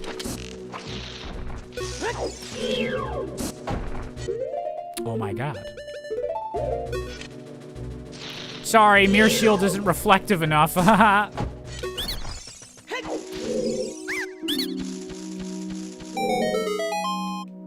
Oh yeah, we can nut Goma. That's true.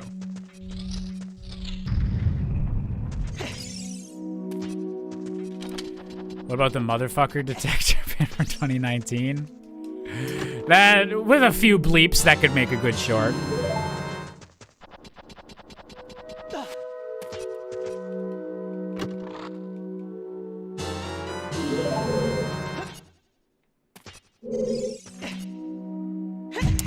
Well, that was... I'm not used to being in here as an adult.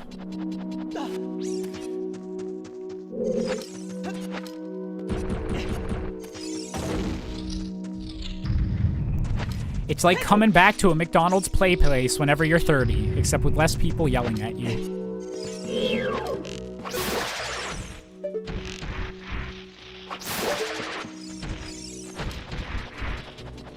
Nut all over Mommy Goma. Well, that's a phrase I just had to read with my own 2 eyes and then repeat with my own 2 lips. And then corrupt, wow, 64 people watching across the 2 platforms. 64 things wrong with your guys' tastes. Okay, we're done. I give up.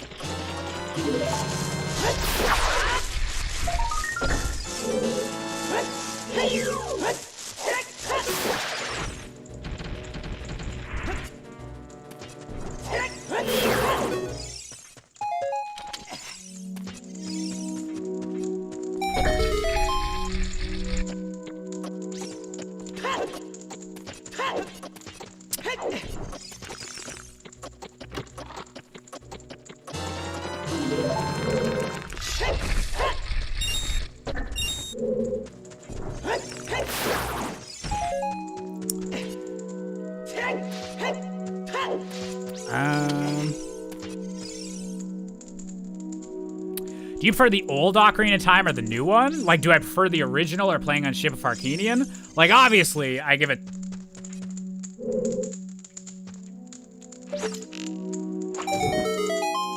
Oh my god, that worked.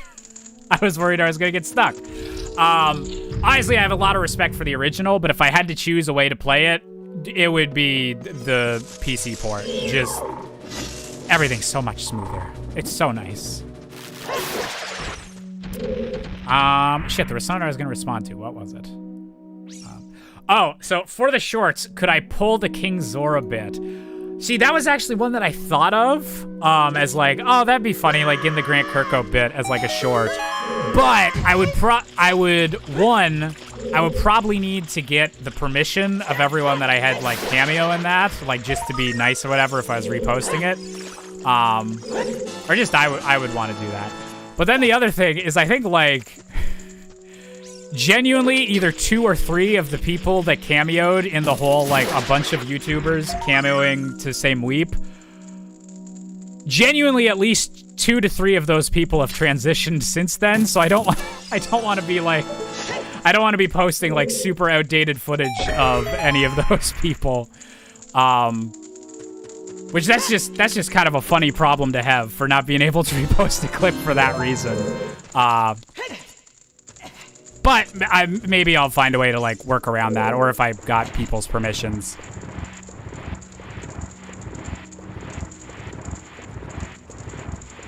Or even just do the Grant Kirkhope bit, since that's like the main part of it. But we'll see.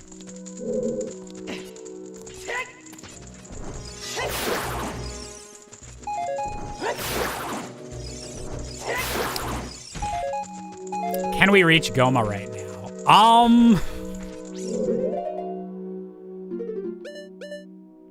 That's what I'm trying to figure out.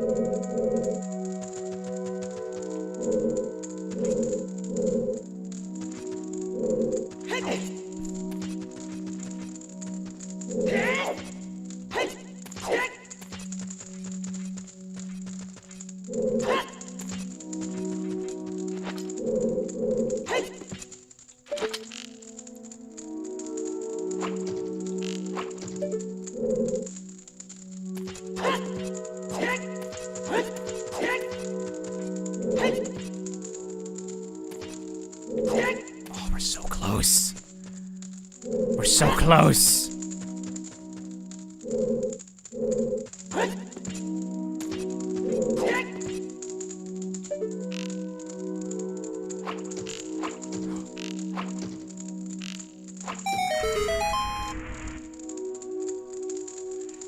Now we're playing with power. By the way, Jish, on the topic of Yoshi memes, what's your opinion on Yobby? Am I about to discover a new Yoshi meme? I know of Yoshi committed tax evasion. I know of Big Yoshi from Donkey. But what is this Yobby?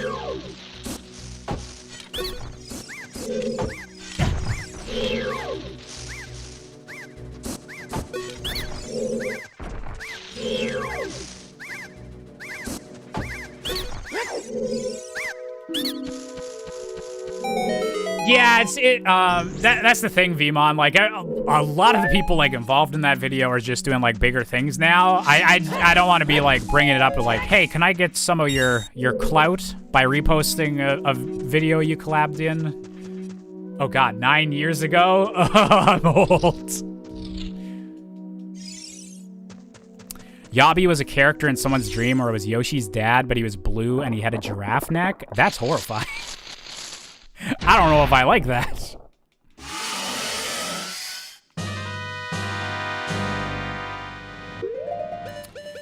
All right. What? You're not gonna let me single cycle you. Wait, does the bow work? Oh, it does! No!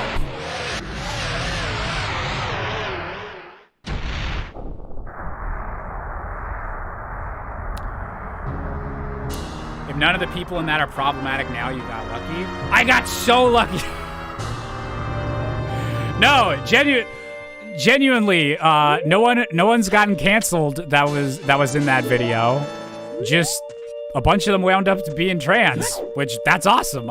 That's awesome that they're living their true life.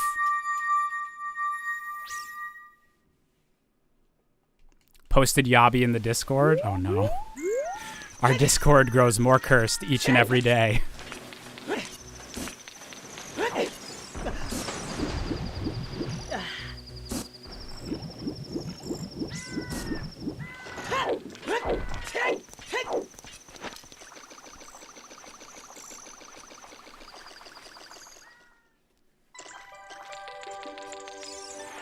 Oh yeah, wait!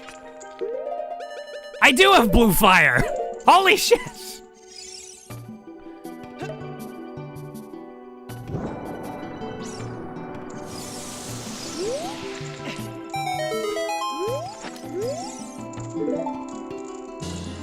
There we go.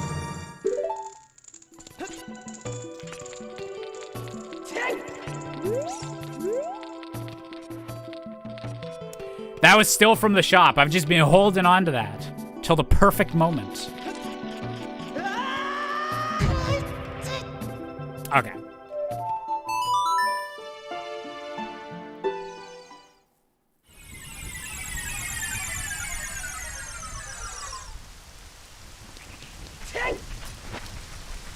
So we're gonna see what's in Gerudo Training Grounds.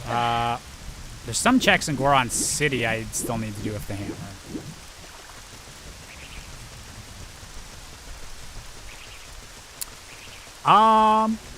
Rubrina, you can post that just wherever in the Discord, or if you want to just send it to me directly on there, that's all good too. I will gladly take my TikTok algorithm becoming a bit more theater obsessed.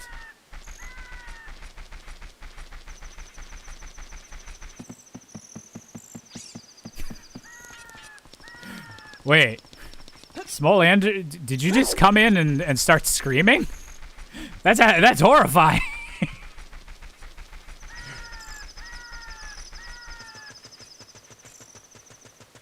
I just assumed I said something that was a bit too funny.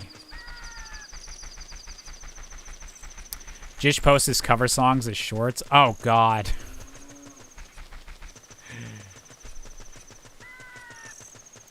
Now, see, I don't know if I can do that, because I think that would just mentally destroy me if it winds up being that, like... Okay, if Phantom of King Ganondorf winds up being more successful than, like, any of my other music stuff, maybe I'd be okay with that. But if like a repost of like fucking Clocktown Funk or Bigger on Sword got more views than like any of my genuine like heartfelt songs, that would be crushing. So I don't even know if I want to tempt fate with that.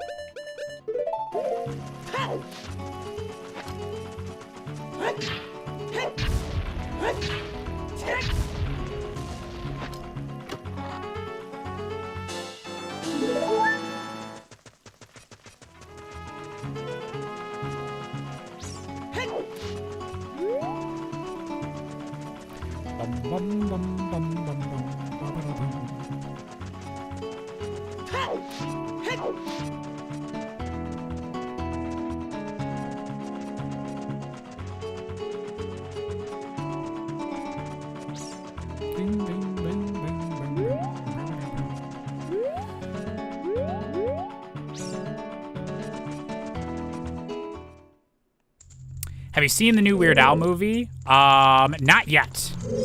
I'd very much like to, because I like Daniel Radcliffe and I like Weird Al. But I do not have the Roku channel, so I haven't gotten around to it.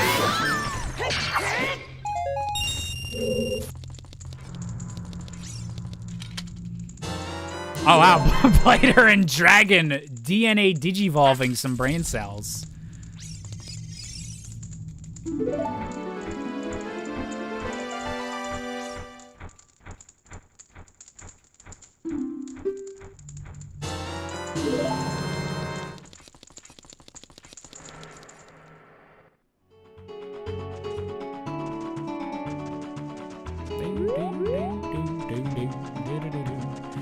All right, so what dungeon do I need to pay 10 bucks to see?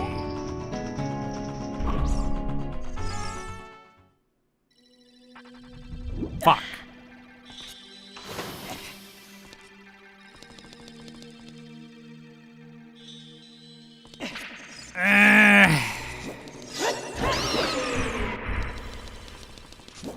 I have everything I need to beat it. Might as well.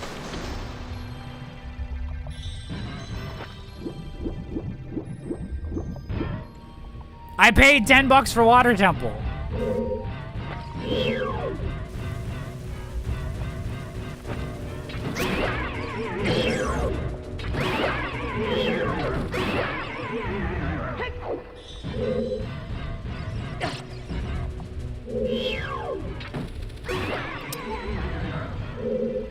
If you wanted to, would you remake 576 Things Wrong with Ocarina of Time?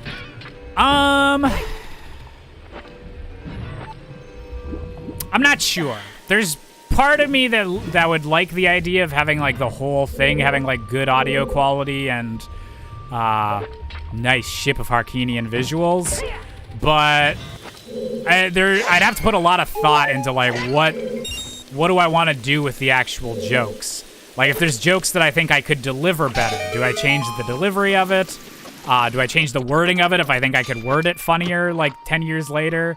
There's a bunch of jokes that would make no sense anymore, that I'd be like, do I keep those because they're irrelevant at the time? Or do I replace them with something that's more, like, 2022-centric? Or what do I do with, like, the jokes that I'm like, I wouldn't make that now, like the, Mary-Kate and Ashley Stalfos joke and stuff like that. I'd have to figure out how much I'm gonna George Lucas it.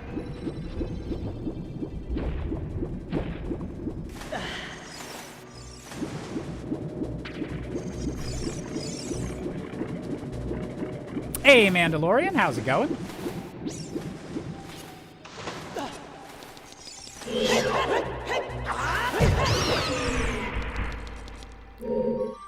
Oh, Nightfire. Nightfire, I thought you might have been faking or just maybe just a little bit under the weather before, but now I'm deeply concerned. No hentai jokes in the Water Temple?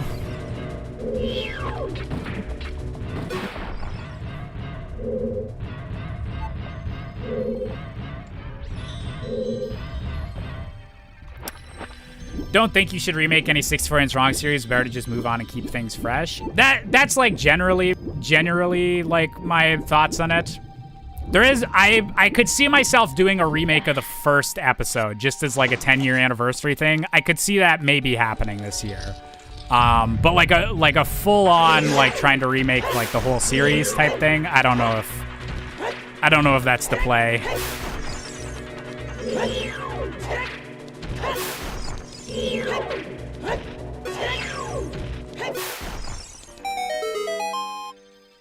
The boots finally are an item. That's why Ship of Harkinian's the best. They listened to they listened to 64 Things Wrong with Ocarina of Time. If I remade the game on a Harkinian, there'd only be like, I don't know, 400 and some things wrong.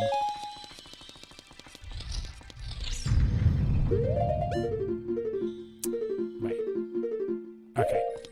No boss key yet.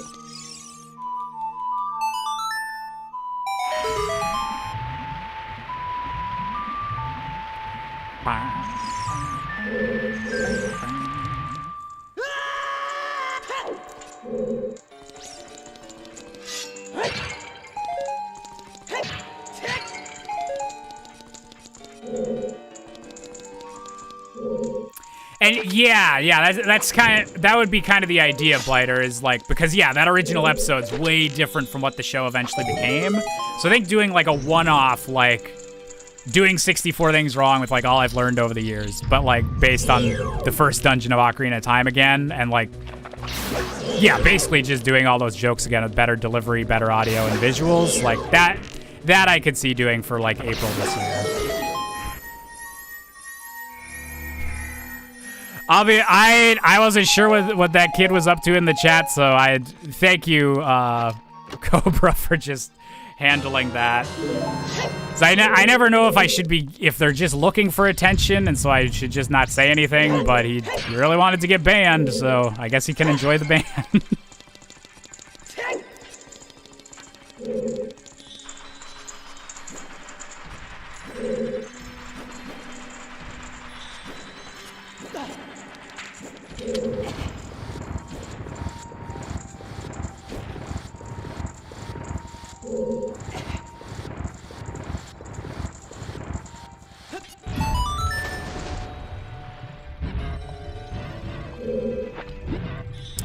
Is there a reason why you stopped using the animated intro or the not quite clever intro? I'm guessing it was just to tighten the pacing of each episode.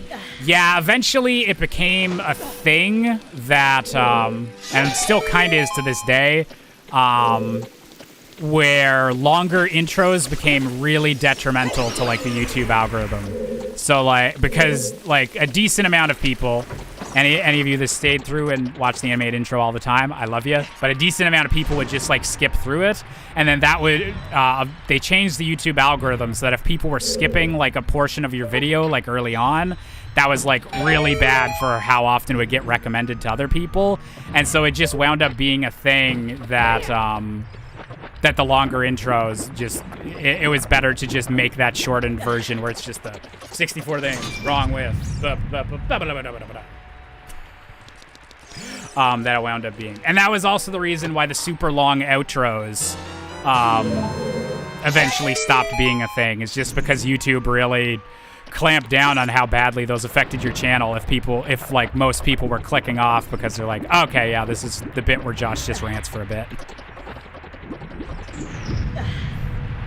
I still really love that tune. My friend Lorenzo Zerachi did an amazing job of that.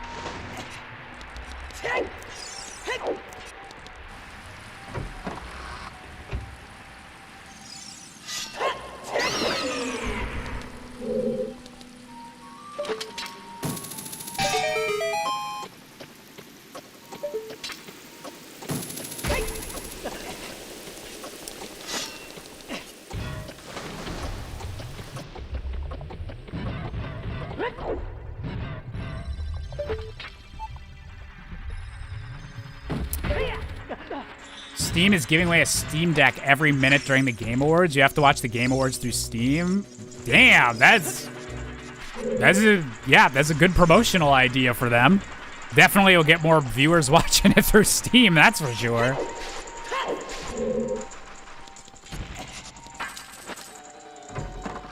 Man, I want a Steam Deck. Maybe I'll have to watch it through there. Hey, wait, what date are the Game Awards? I'll actually probably stream myself reacting to that live. So I won't watch it through Steam, so I guess I won't be one of the ones getting a free Steam Deck, but that's still cool.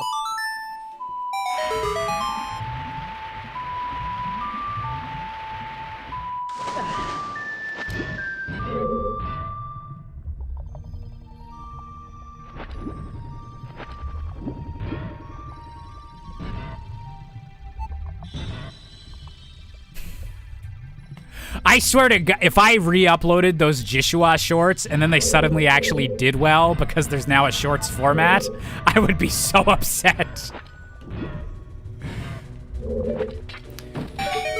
Some kind of Ganondorf daddy content to be good, though.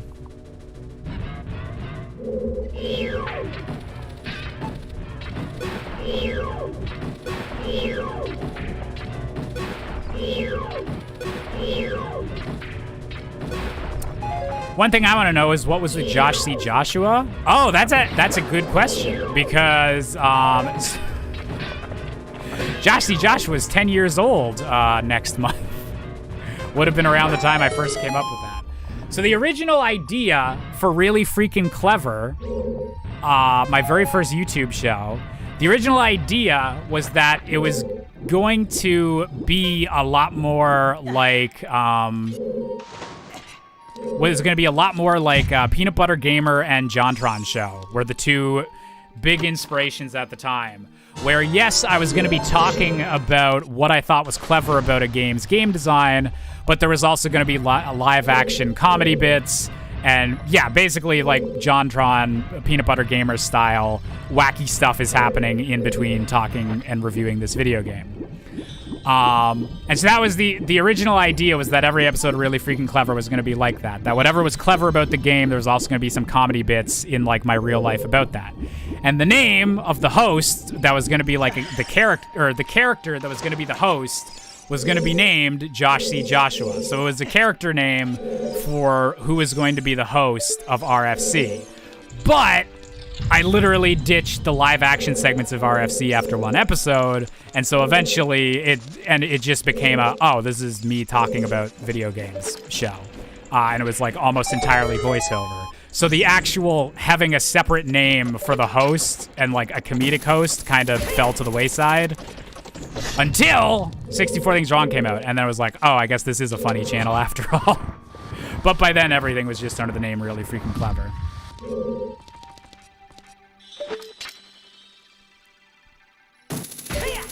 I swear, there's still a notebook somewhere where I have, like, sketched out ideas for, like, oh, yeah, the third episode's gonna be, like, a Valentine's Day special, and it'll be on the romance in Mass Effect. That'll be the clever thing, and then Josh will have a really bad date or whatever, like, in the live-action things. I think I have, like, the plans still there for some of those episodes. Ah! Did I get the actual chest from in here?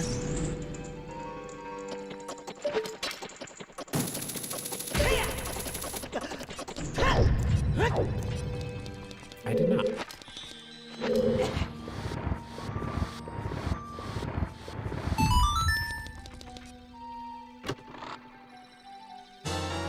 Where is my boss key?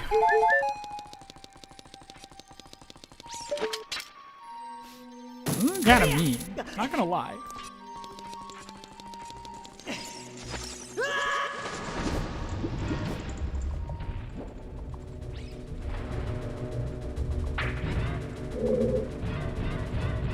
Time to fight Dark Link? Almost at that point.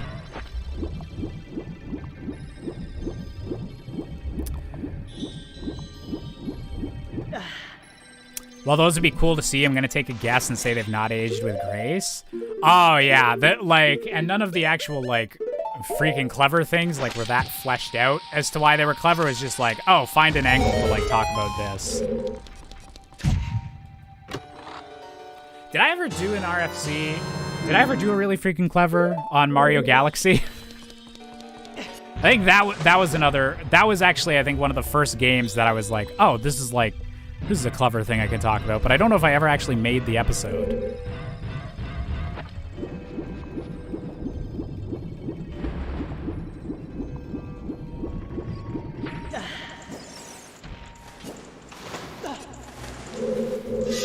I don't know. Really, really freaking clever. I would like to have a comeback before the 10th anniversary. So either December or January. I'd like to get at least one game design video out.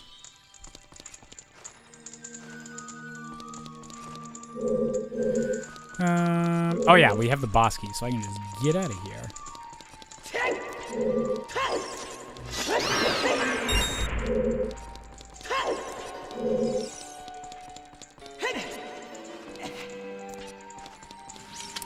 It's been like 20 minutes looking for that. I wonder if we'll see Yoshi here for the tax fraud joke, and I can't find it. That would be I don't even know what episode that would be in. Because that's definitely me referencing the Yoshi tax fraud meme. But the Yoshi tax fraud video didn't come out till the start of 2016. I don't know when the tax fraud meme became a thing. But that'd probably be like a 2017 era video. Or 2018? I guess I was still making 64 in 2018.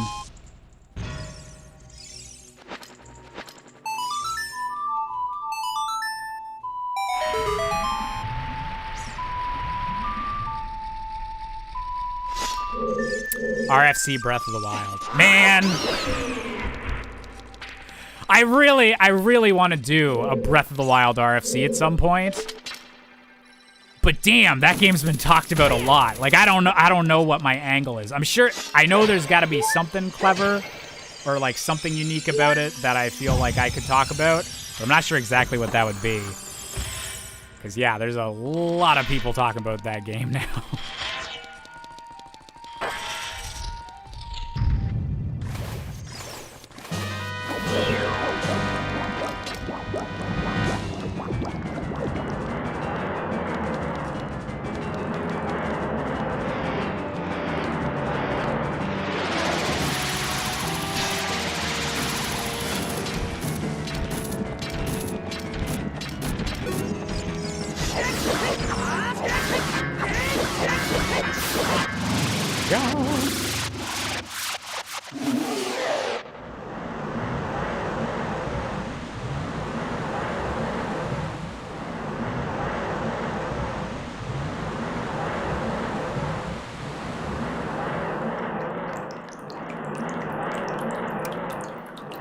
Okay, so this is one medallion closer to having the Coliseum.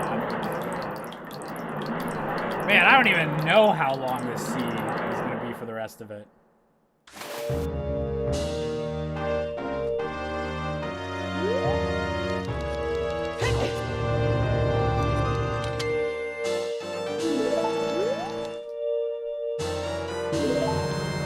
It's awesome that you're the reason for one of the biggest Mario-themed memes.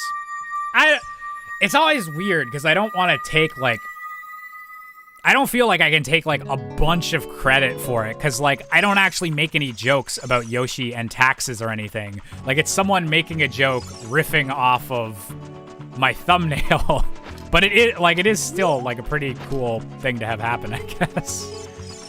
And just that I'm connected to a part of like internet Mario lore in that way.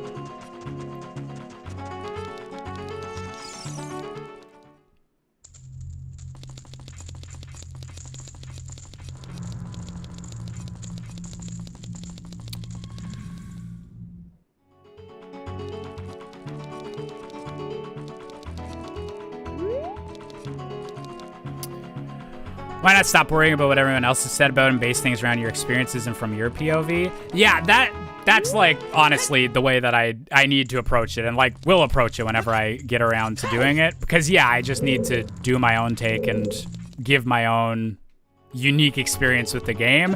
It's like, Breath of the Wild and Dark Souls are both like just so oversaturated with like video essays that it feels like I need to put a bit more thought into it, or I want to deliberately kind of set myself apart from like how a lot of those can kind of go. Like I don't want to start it and be like, the Legend of Zelda series was having a bit of a crisis of identity. What really makes a Zelda game? And like just going into, and then Breath of the Wild changed it all up. Yeah, it just feels like there's certain things that have been said a lot about the game already, and I feel like I can, yeah, you know, I'm gonna stop saying like, I gotta find out like a new angle. I will find a new angle. There will be something to talk about with Breath of the Wild. I just need to actually organize my thoughts and everything. Okay, is there any dungeon locations that I haven't actually checked out yet? Actually.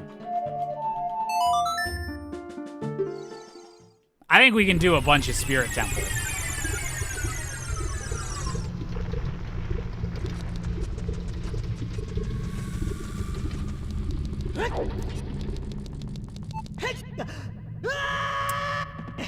Oh, we can check what's at Forest Temple now. That's true.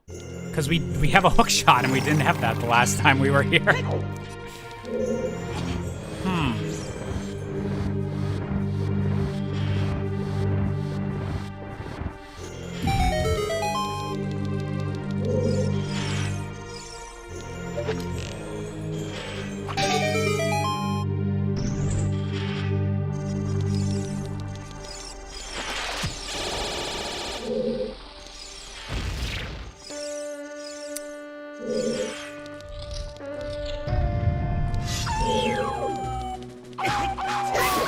Bide your time until Tears of the Kingdom comes out.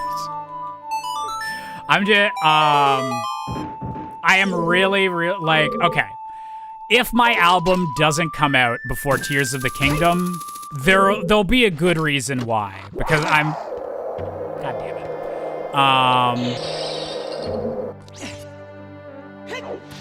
Yeah, there would be a good reason why, why the album's not out by that date, because I really want to have it out before Tears of the Kingdom, so that Tears of the Kingdom can be I'm done of my big project. I can veg out and like binge this video game for 2 weeks. That's what I'm very much hoping for. Here's an idea for a stupid one-off video. Have an AI watch all the 64 things wrong with Ocarina of Time and have it write a script.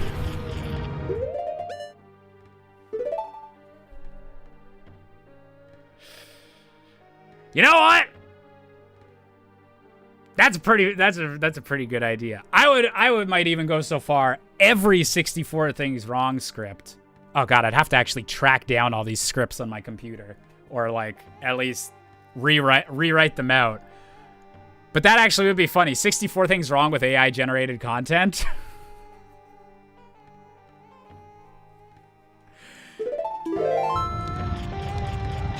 Or maybe I just like the idea so much because it would be a lot less work for me.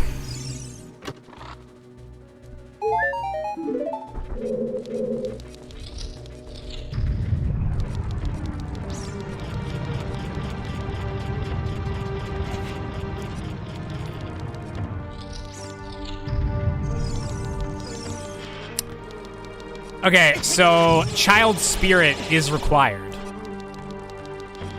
Interesting.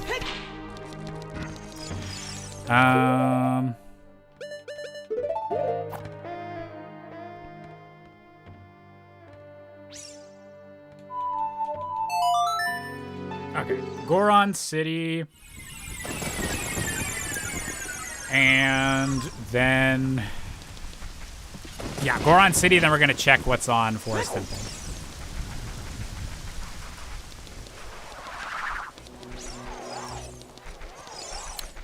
I guess I'll have to hydrate if chat's gonna tell me to.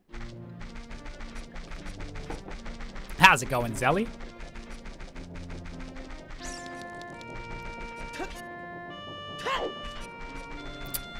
$15 Skulltulas.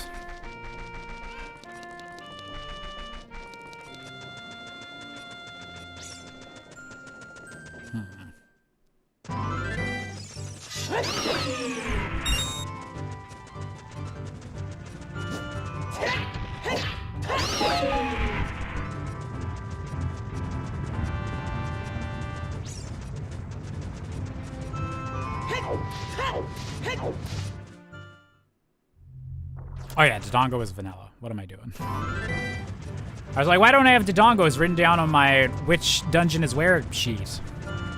Because it's right there.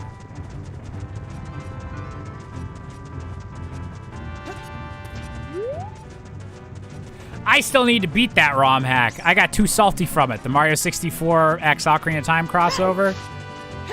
I need to return to that.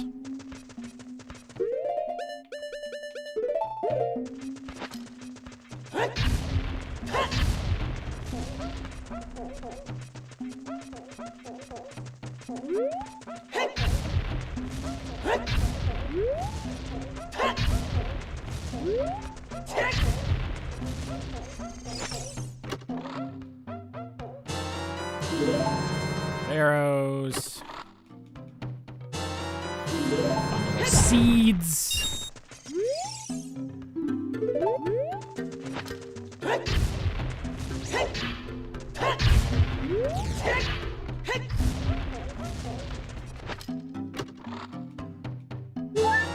Ah, double defense. Oh, that's such a good heart color. Wait. Why is it?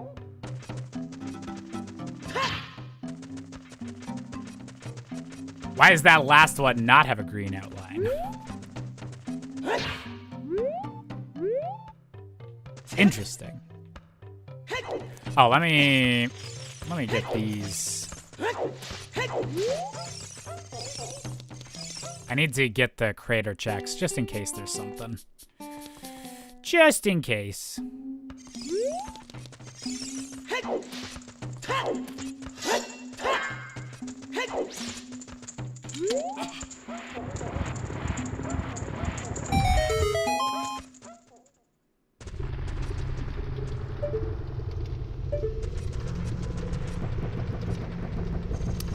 What's up with that last one? I don't know. I need to get healed or something, or find out why I'm just hurt a little bit, or I'm very confused. Heart.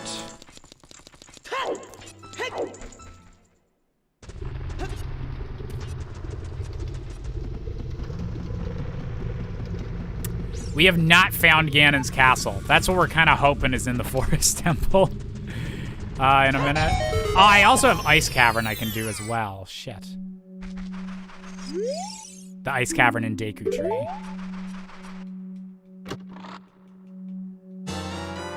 Another wallet! Give me money!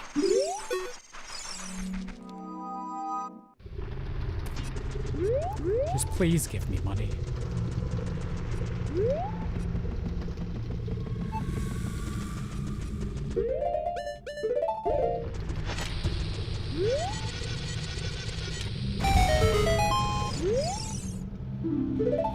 Piece of pizza fart at Desert Colossus. Okay.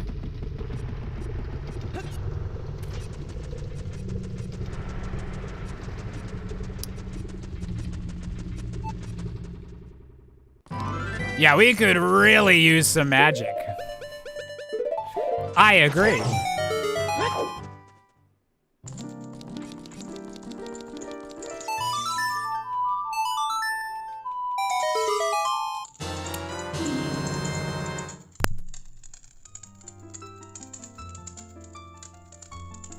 For me? You shouldn't have. You shouldn't have. Oh, it's the blood red magic! Ah! Guys, I said at the start of the seed, I wanted that blood red magic for those green hearts we got. We still got the green heart outline. We got the blood magic. Also, actually, yeah, that was vanilla magic. What the fuck? Okay. Where is Ganon's castle? And also, on top of that, is Ganon... If Ganon's castle isn't where Ganon's castle is supposed to be, does that mean we don't need to get all the medallions for the Rainbow Bridge? Because I think we have everything we technically need to kill Ganon right now. But I don't know how this is gonna play out legally.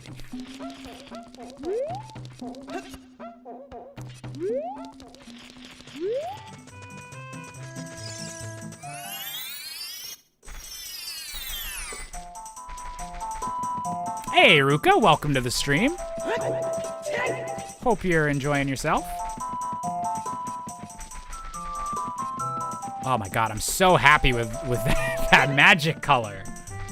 That legit does look like necromancer, like blood magic stuff, like I was hoping.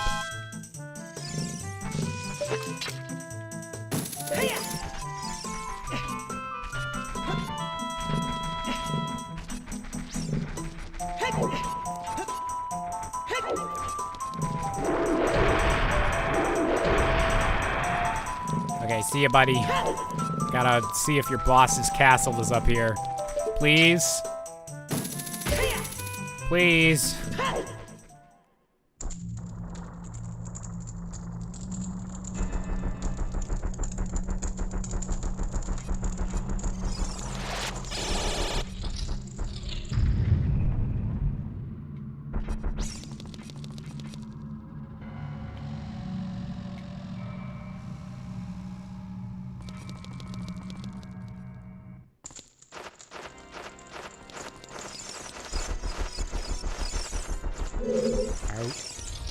Are we? Are we technically in go mode?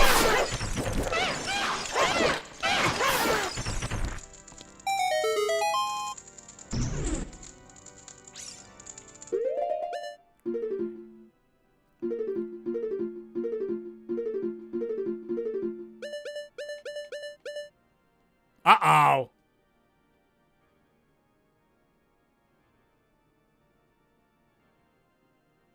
That's not the Ganon's castle map. Where's his boss key?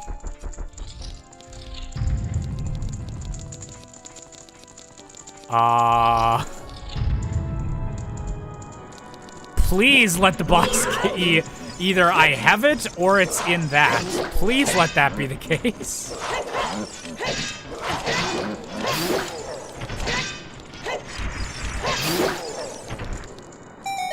I'm very confused as to what is happening, or if I'm allowed to beat the game.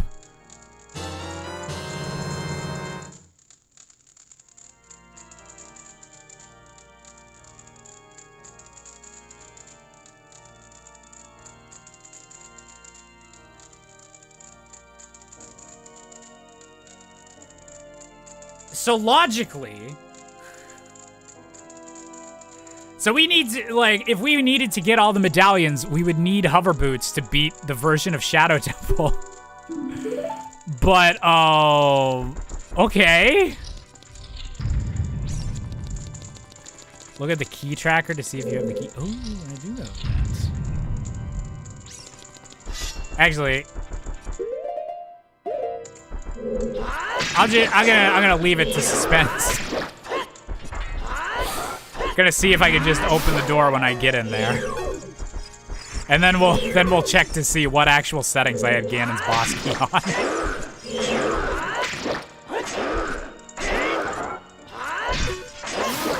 Ooh. He like blocked my attack, but then I stabbed in before he could retaliate. That was some Dark Souls shit.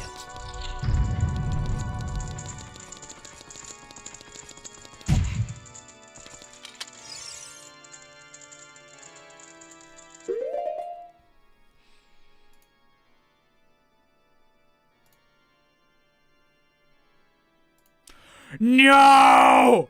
No! Oh, shit.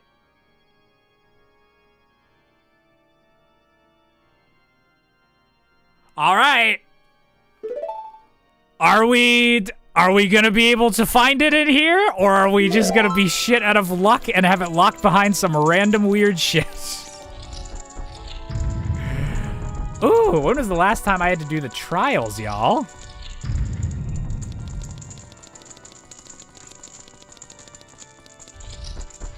We have triple strength. This actually isn't the worst scenario to be in.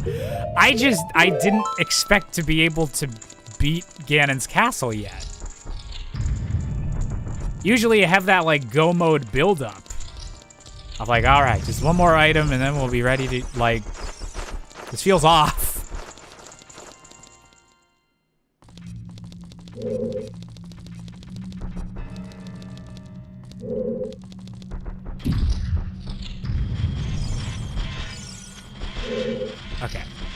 There's... Light, oh yeah, Light Trial has a lot of the chests, like, right off the bat.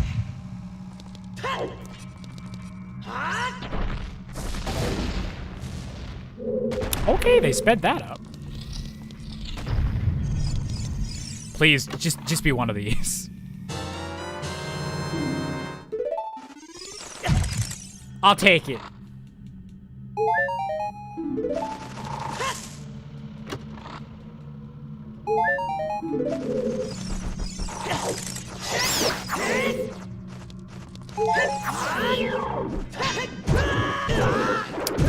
The latest SOH update, I said dungeon rewards for the boss key instead of the bridge to avoid this. Okay, that makes sense. I feel like normally, yeah, you would still want it to be like, oh, I need to get all of the, I need to make sure I get all of the medallions and stuff. But I'm actually, this is kind of interesting how the logic's worked out, that it's like, oh yeah, I kind of just needed to find a way into Ganon's castle. It's interesting.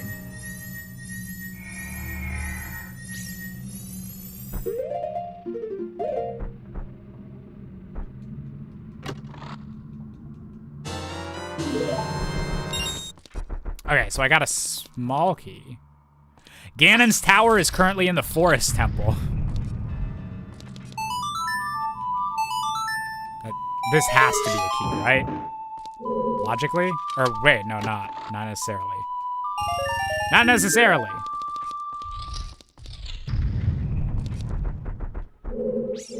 Oh, what?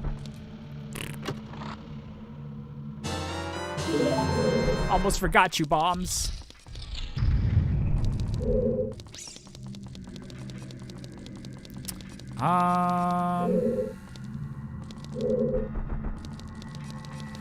Water has the next most chests, I think.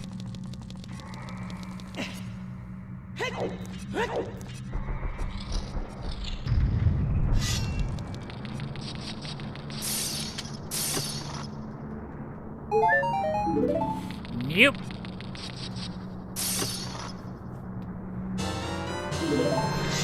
Yay, I can do more in the Light Trial.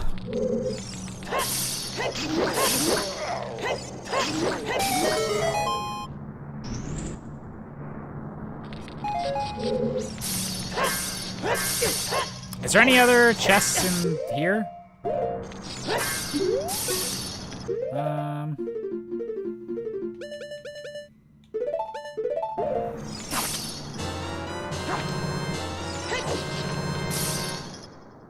Man, I'm so bad with memorizing the trial stuff just because we so rarely need to do it.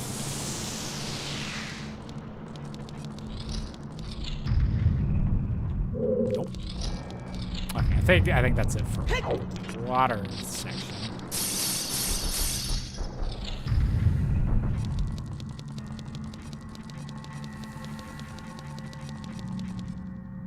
Where are the other chests then? Wait.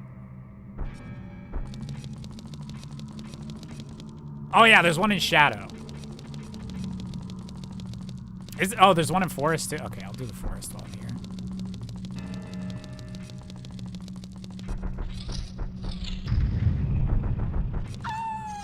I don't have a fire source.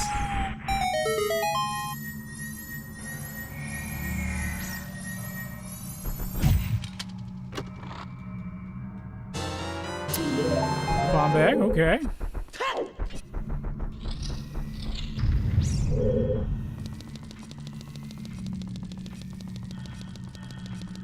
Chest and spirit as well, okay.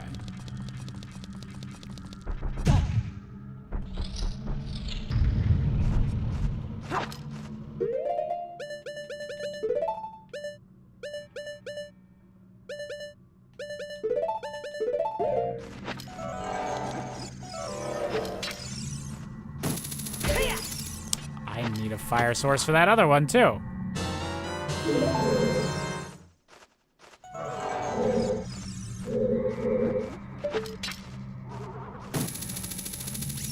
Shit.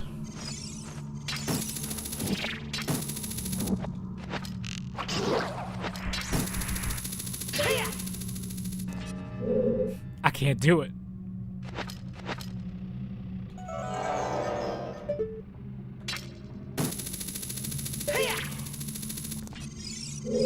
Am I a genius? Wait, will this work? Wait a minute. Are there any more chests available here? Wait. I think I'm a genius.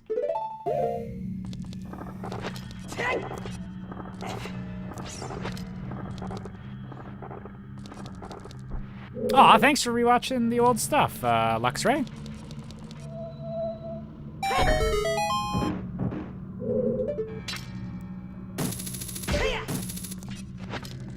Please. Please be what I need.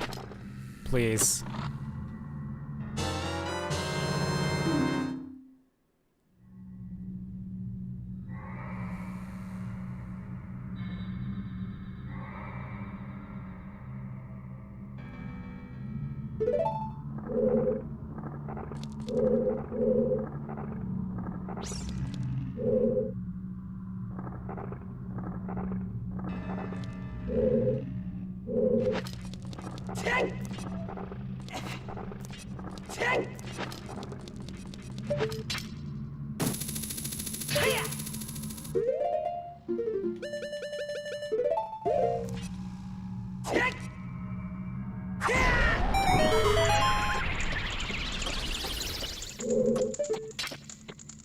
Ow. Ow!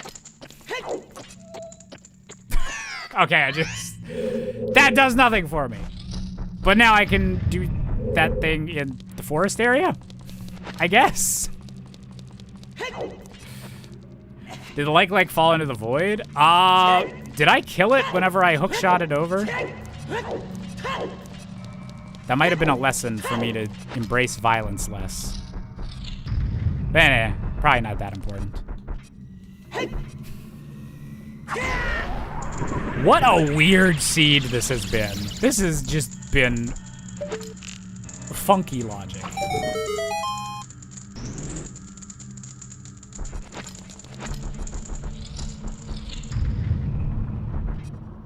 Is there even any other chests in here?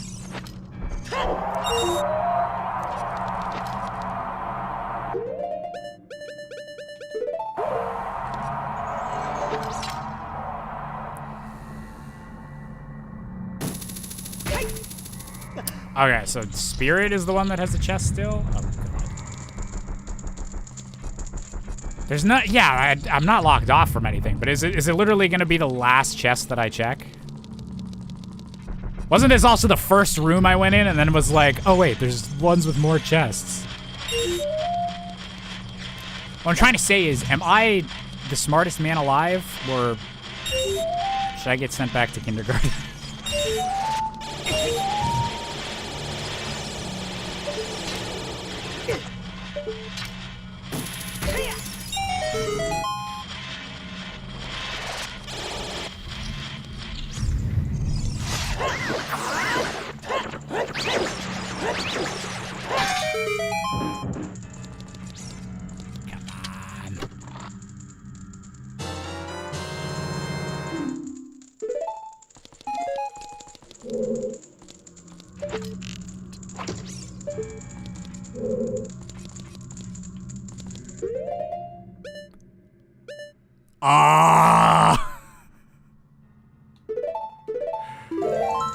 Wait, is there any chests left?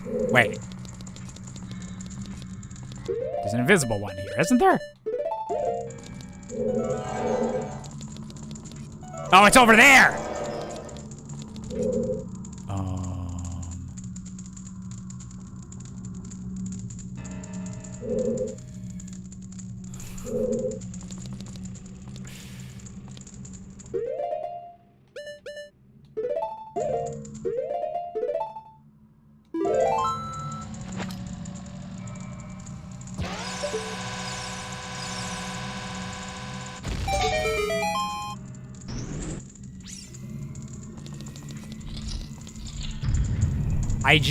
I just saw through the matrix. I saw the lines of code in front of my eyes. Please? Oh, thank God. Oh, thank God. Oh, thank God.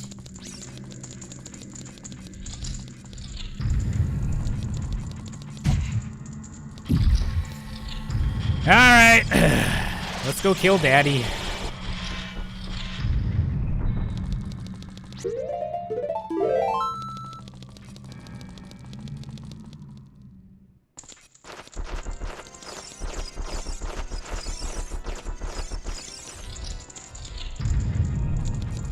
This has been the weirdest go mode ever.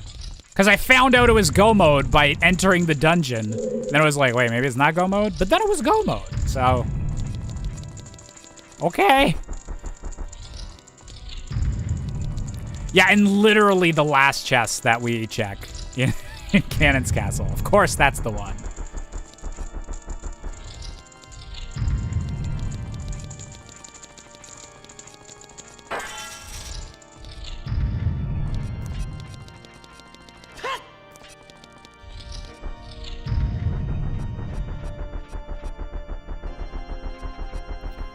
Not patricide. I would never kill the starfish from SpongeBob. Not even if there was a fire. Alrighty, let's get my inventory all set up. Are we good? We great? We're peachy? Great. Entrance randomizer is really fun. Having it, like, I love just shuffling up the dungeons every now and then, because it just gives you that extra layer to think about and being like, okay, I can do this. What if I did this? Oh, I can do this now. So it's, I really enjoy entrance randomizer. At some point, I'll have to do it where the overworld is also involved, and that'll just destroy my brain.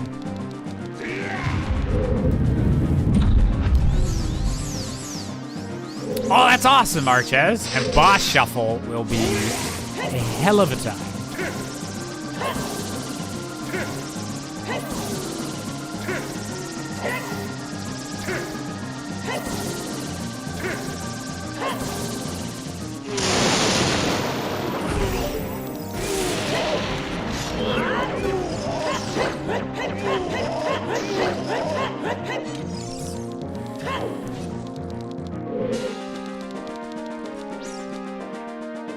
Come at me, bro.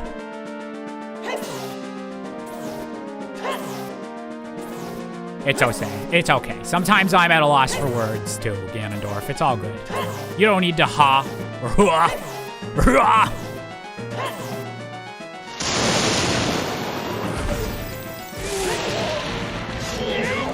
Oh! I do like how that turned out, that it was just like a turnaround booty stab. He's gone.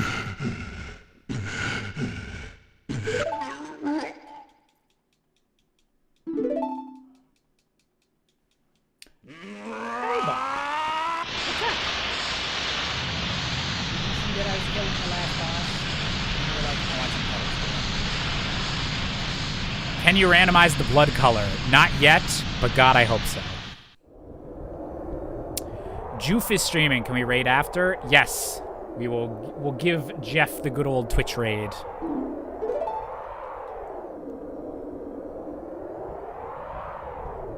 Percy, you want to say hi to the people? Or are you going to run away as soon as I try to pick you up?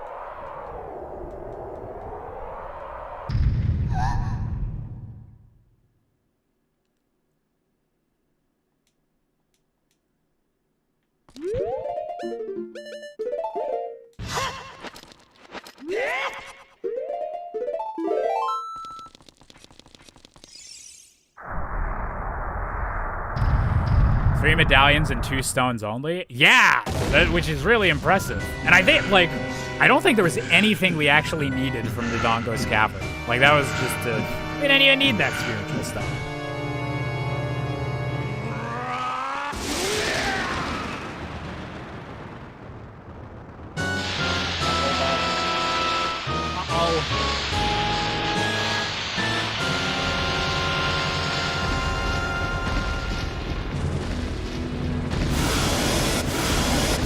Percy's just sitting beside my chair, waiting for me to finish this up and get him food or something. He must know.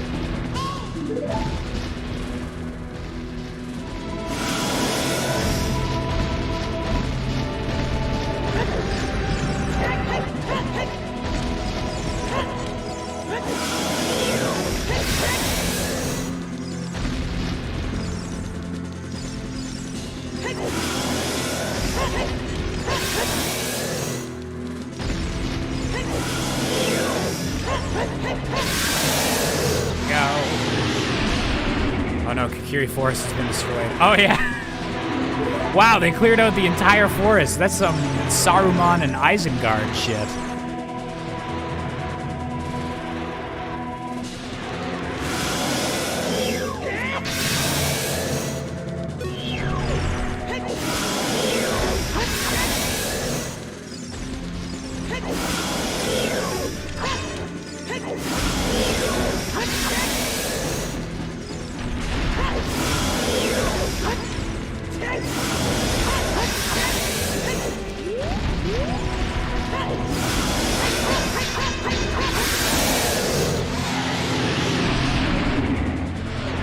Hey, Metroid Master. How's it going?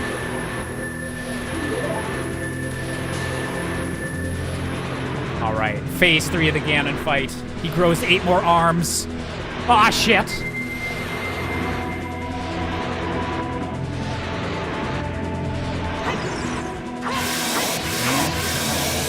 Sub 4-hour stream, damn. Or sub 4-hour run.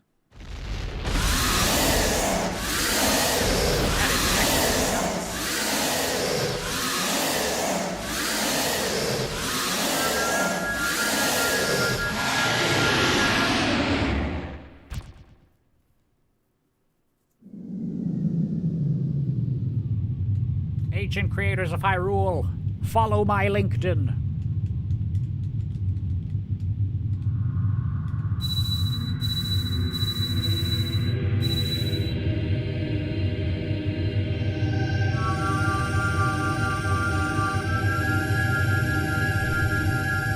I love that dancing frog, Trappy. That frog is hype. Okay.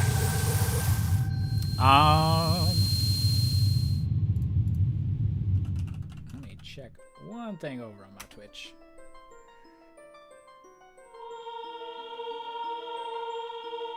Is Jeff's username just Space Hamster?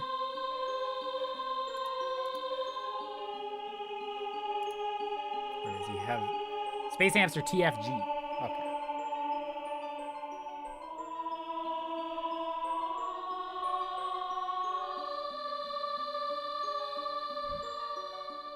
Wait, what? Twitch doesn't automatically sort everything by viewership now? You can, like, change the order people are listed on the side? Oh, that's dope, but I'm gonna have to play favorites. Damn.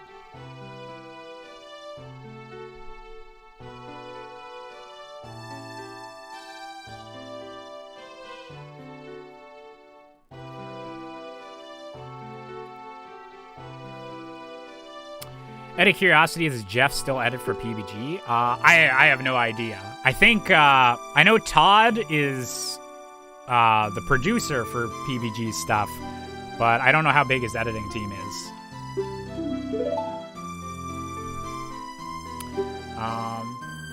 But okay, yeah, I think that's where I'm gonna be wrapping up today's stream. That seed went a bit faster than I was expecting it to, but that works out. I was worried with like how long that seed was gonna take, with just like, oh my god, like if it expected me to get all 6 medallions, like I needed both Din's Fire and the hover boots from inside Ganon's castle before we could do that. So that was actually some nuts logic there.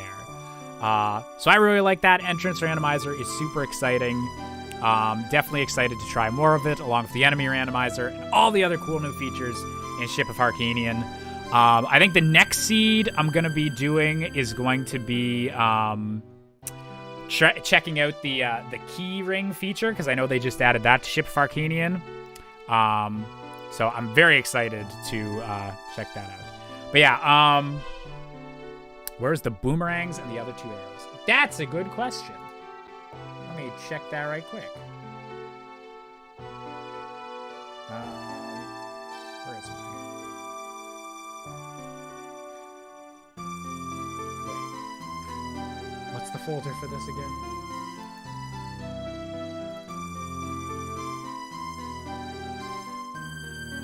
Wait. Okay, that's that. It's like, which spoiler file is it? They changed the way they name them. Okay. Boomerang. Boomerang is Spirit Temple Mirror Shield chest. Damn, so it's out on one of the hands outside the Spirit Temple.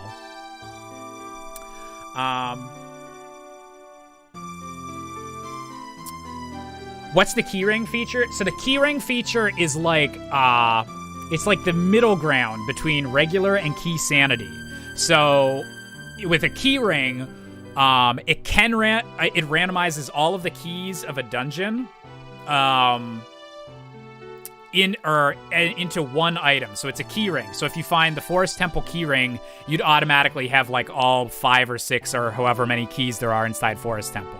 So it puts all of the keys into one item. But then you shuffle that item into the item pool. So it's like Key Sanity, but it's only one item check. And then you know, oh, I have all the keys for Forest Temple. Or, oh, I've unlocked all the doors in like Fire Temple or something. So it's basically like, it gives you a bit more randomness, but without going as crazy as Key Sanity, where it's like, oh god, gotta go into this place to get one key from here, so that I can open the door and get one key from there, and just like the kind of back and forth that Key Sanity can sometimes lead to. So it's like the best of both worlds. So I really want to try that out and see if that might be a cool, like, frequently used setting. Oh yeah, can I see where the oh. Wait.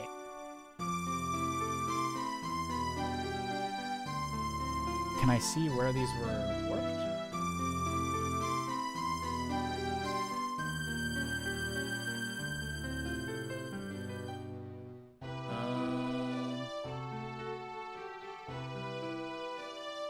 Oh, okay. Ganon's castle was the Fire Temple.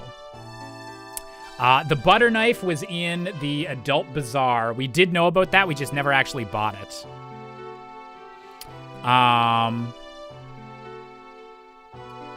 And it was Fire Arrow and Ice Arrow we needed.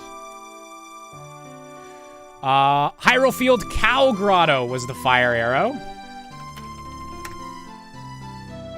Oh, and the Lake Hylia Sun was Ice Arrows. Shit, I actually was supposed to check that at one point, and I think I forgot after doing the fishing. Damn. Okay. So that's going to be everything from me. I am going to send everyone watching on Twitch over to raid our good buddy, Jeff, Space Hamster. Where is he? Yeah, tell him I said hi. Wish him some luck with Pokemon Scarlet and Violet. And yeah, I will be streaming again. If not tomorrow, then on Friday is currently the plan. I just need to find out when our next few band rehearsals are. So yeah, thank you guys for being an awesome audience as always. I had a lot of fun. I hope you guys did too, and I'll be streaming again soon. So thank you all. Y'all are the best. I'll see you next time. Night night, y'all.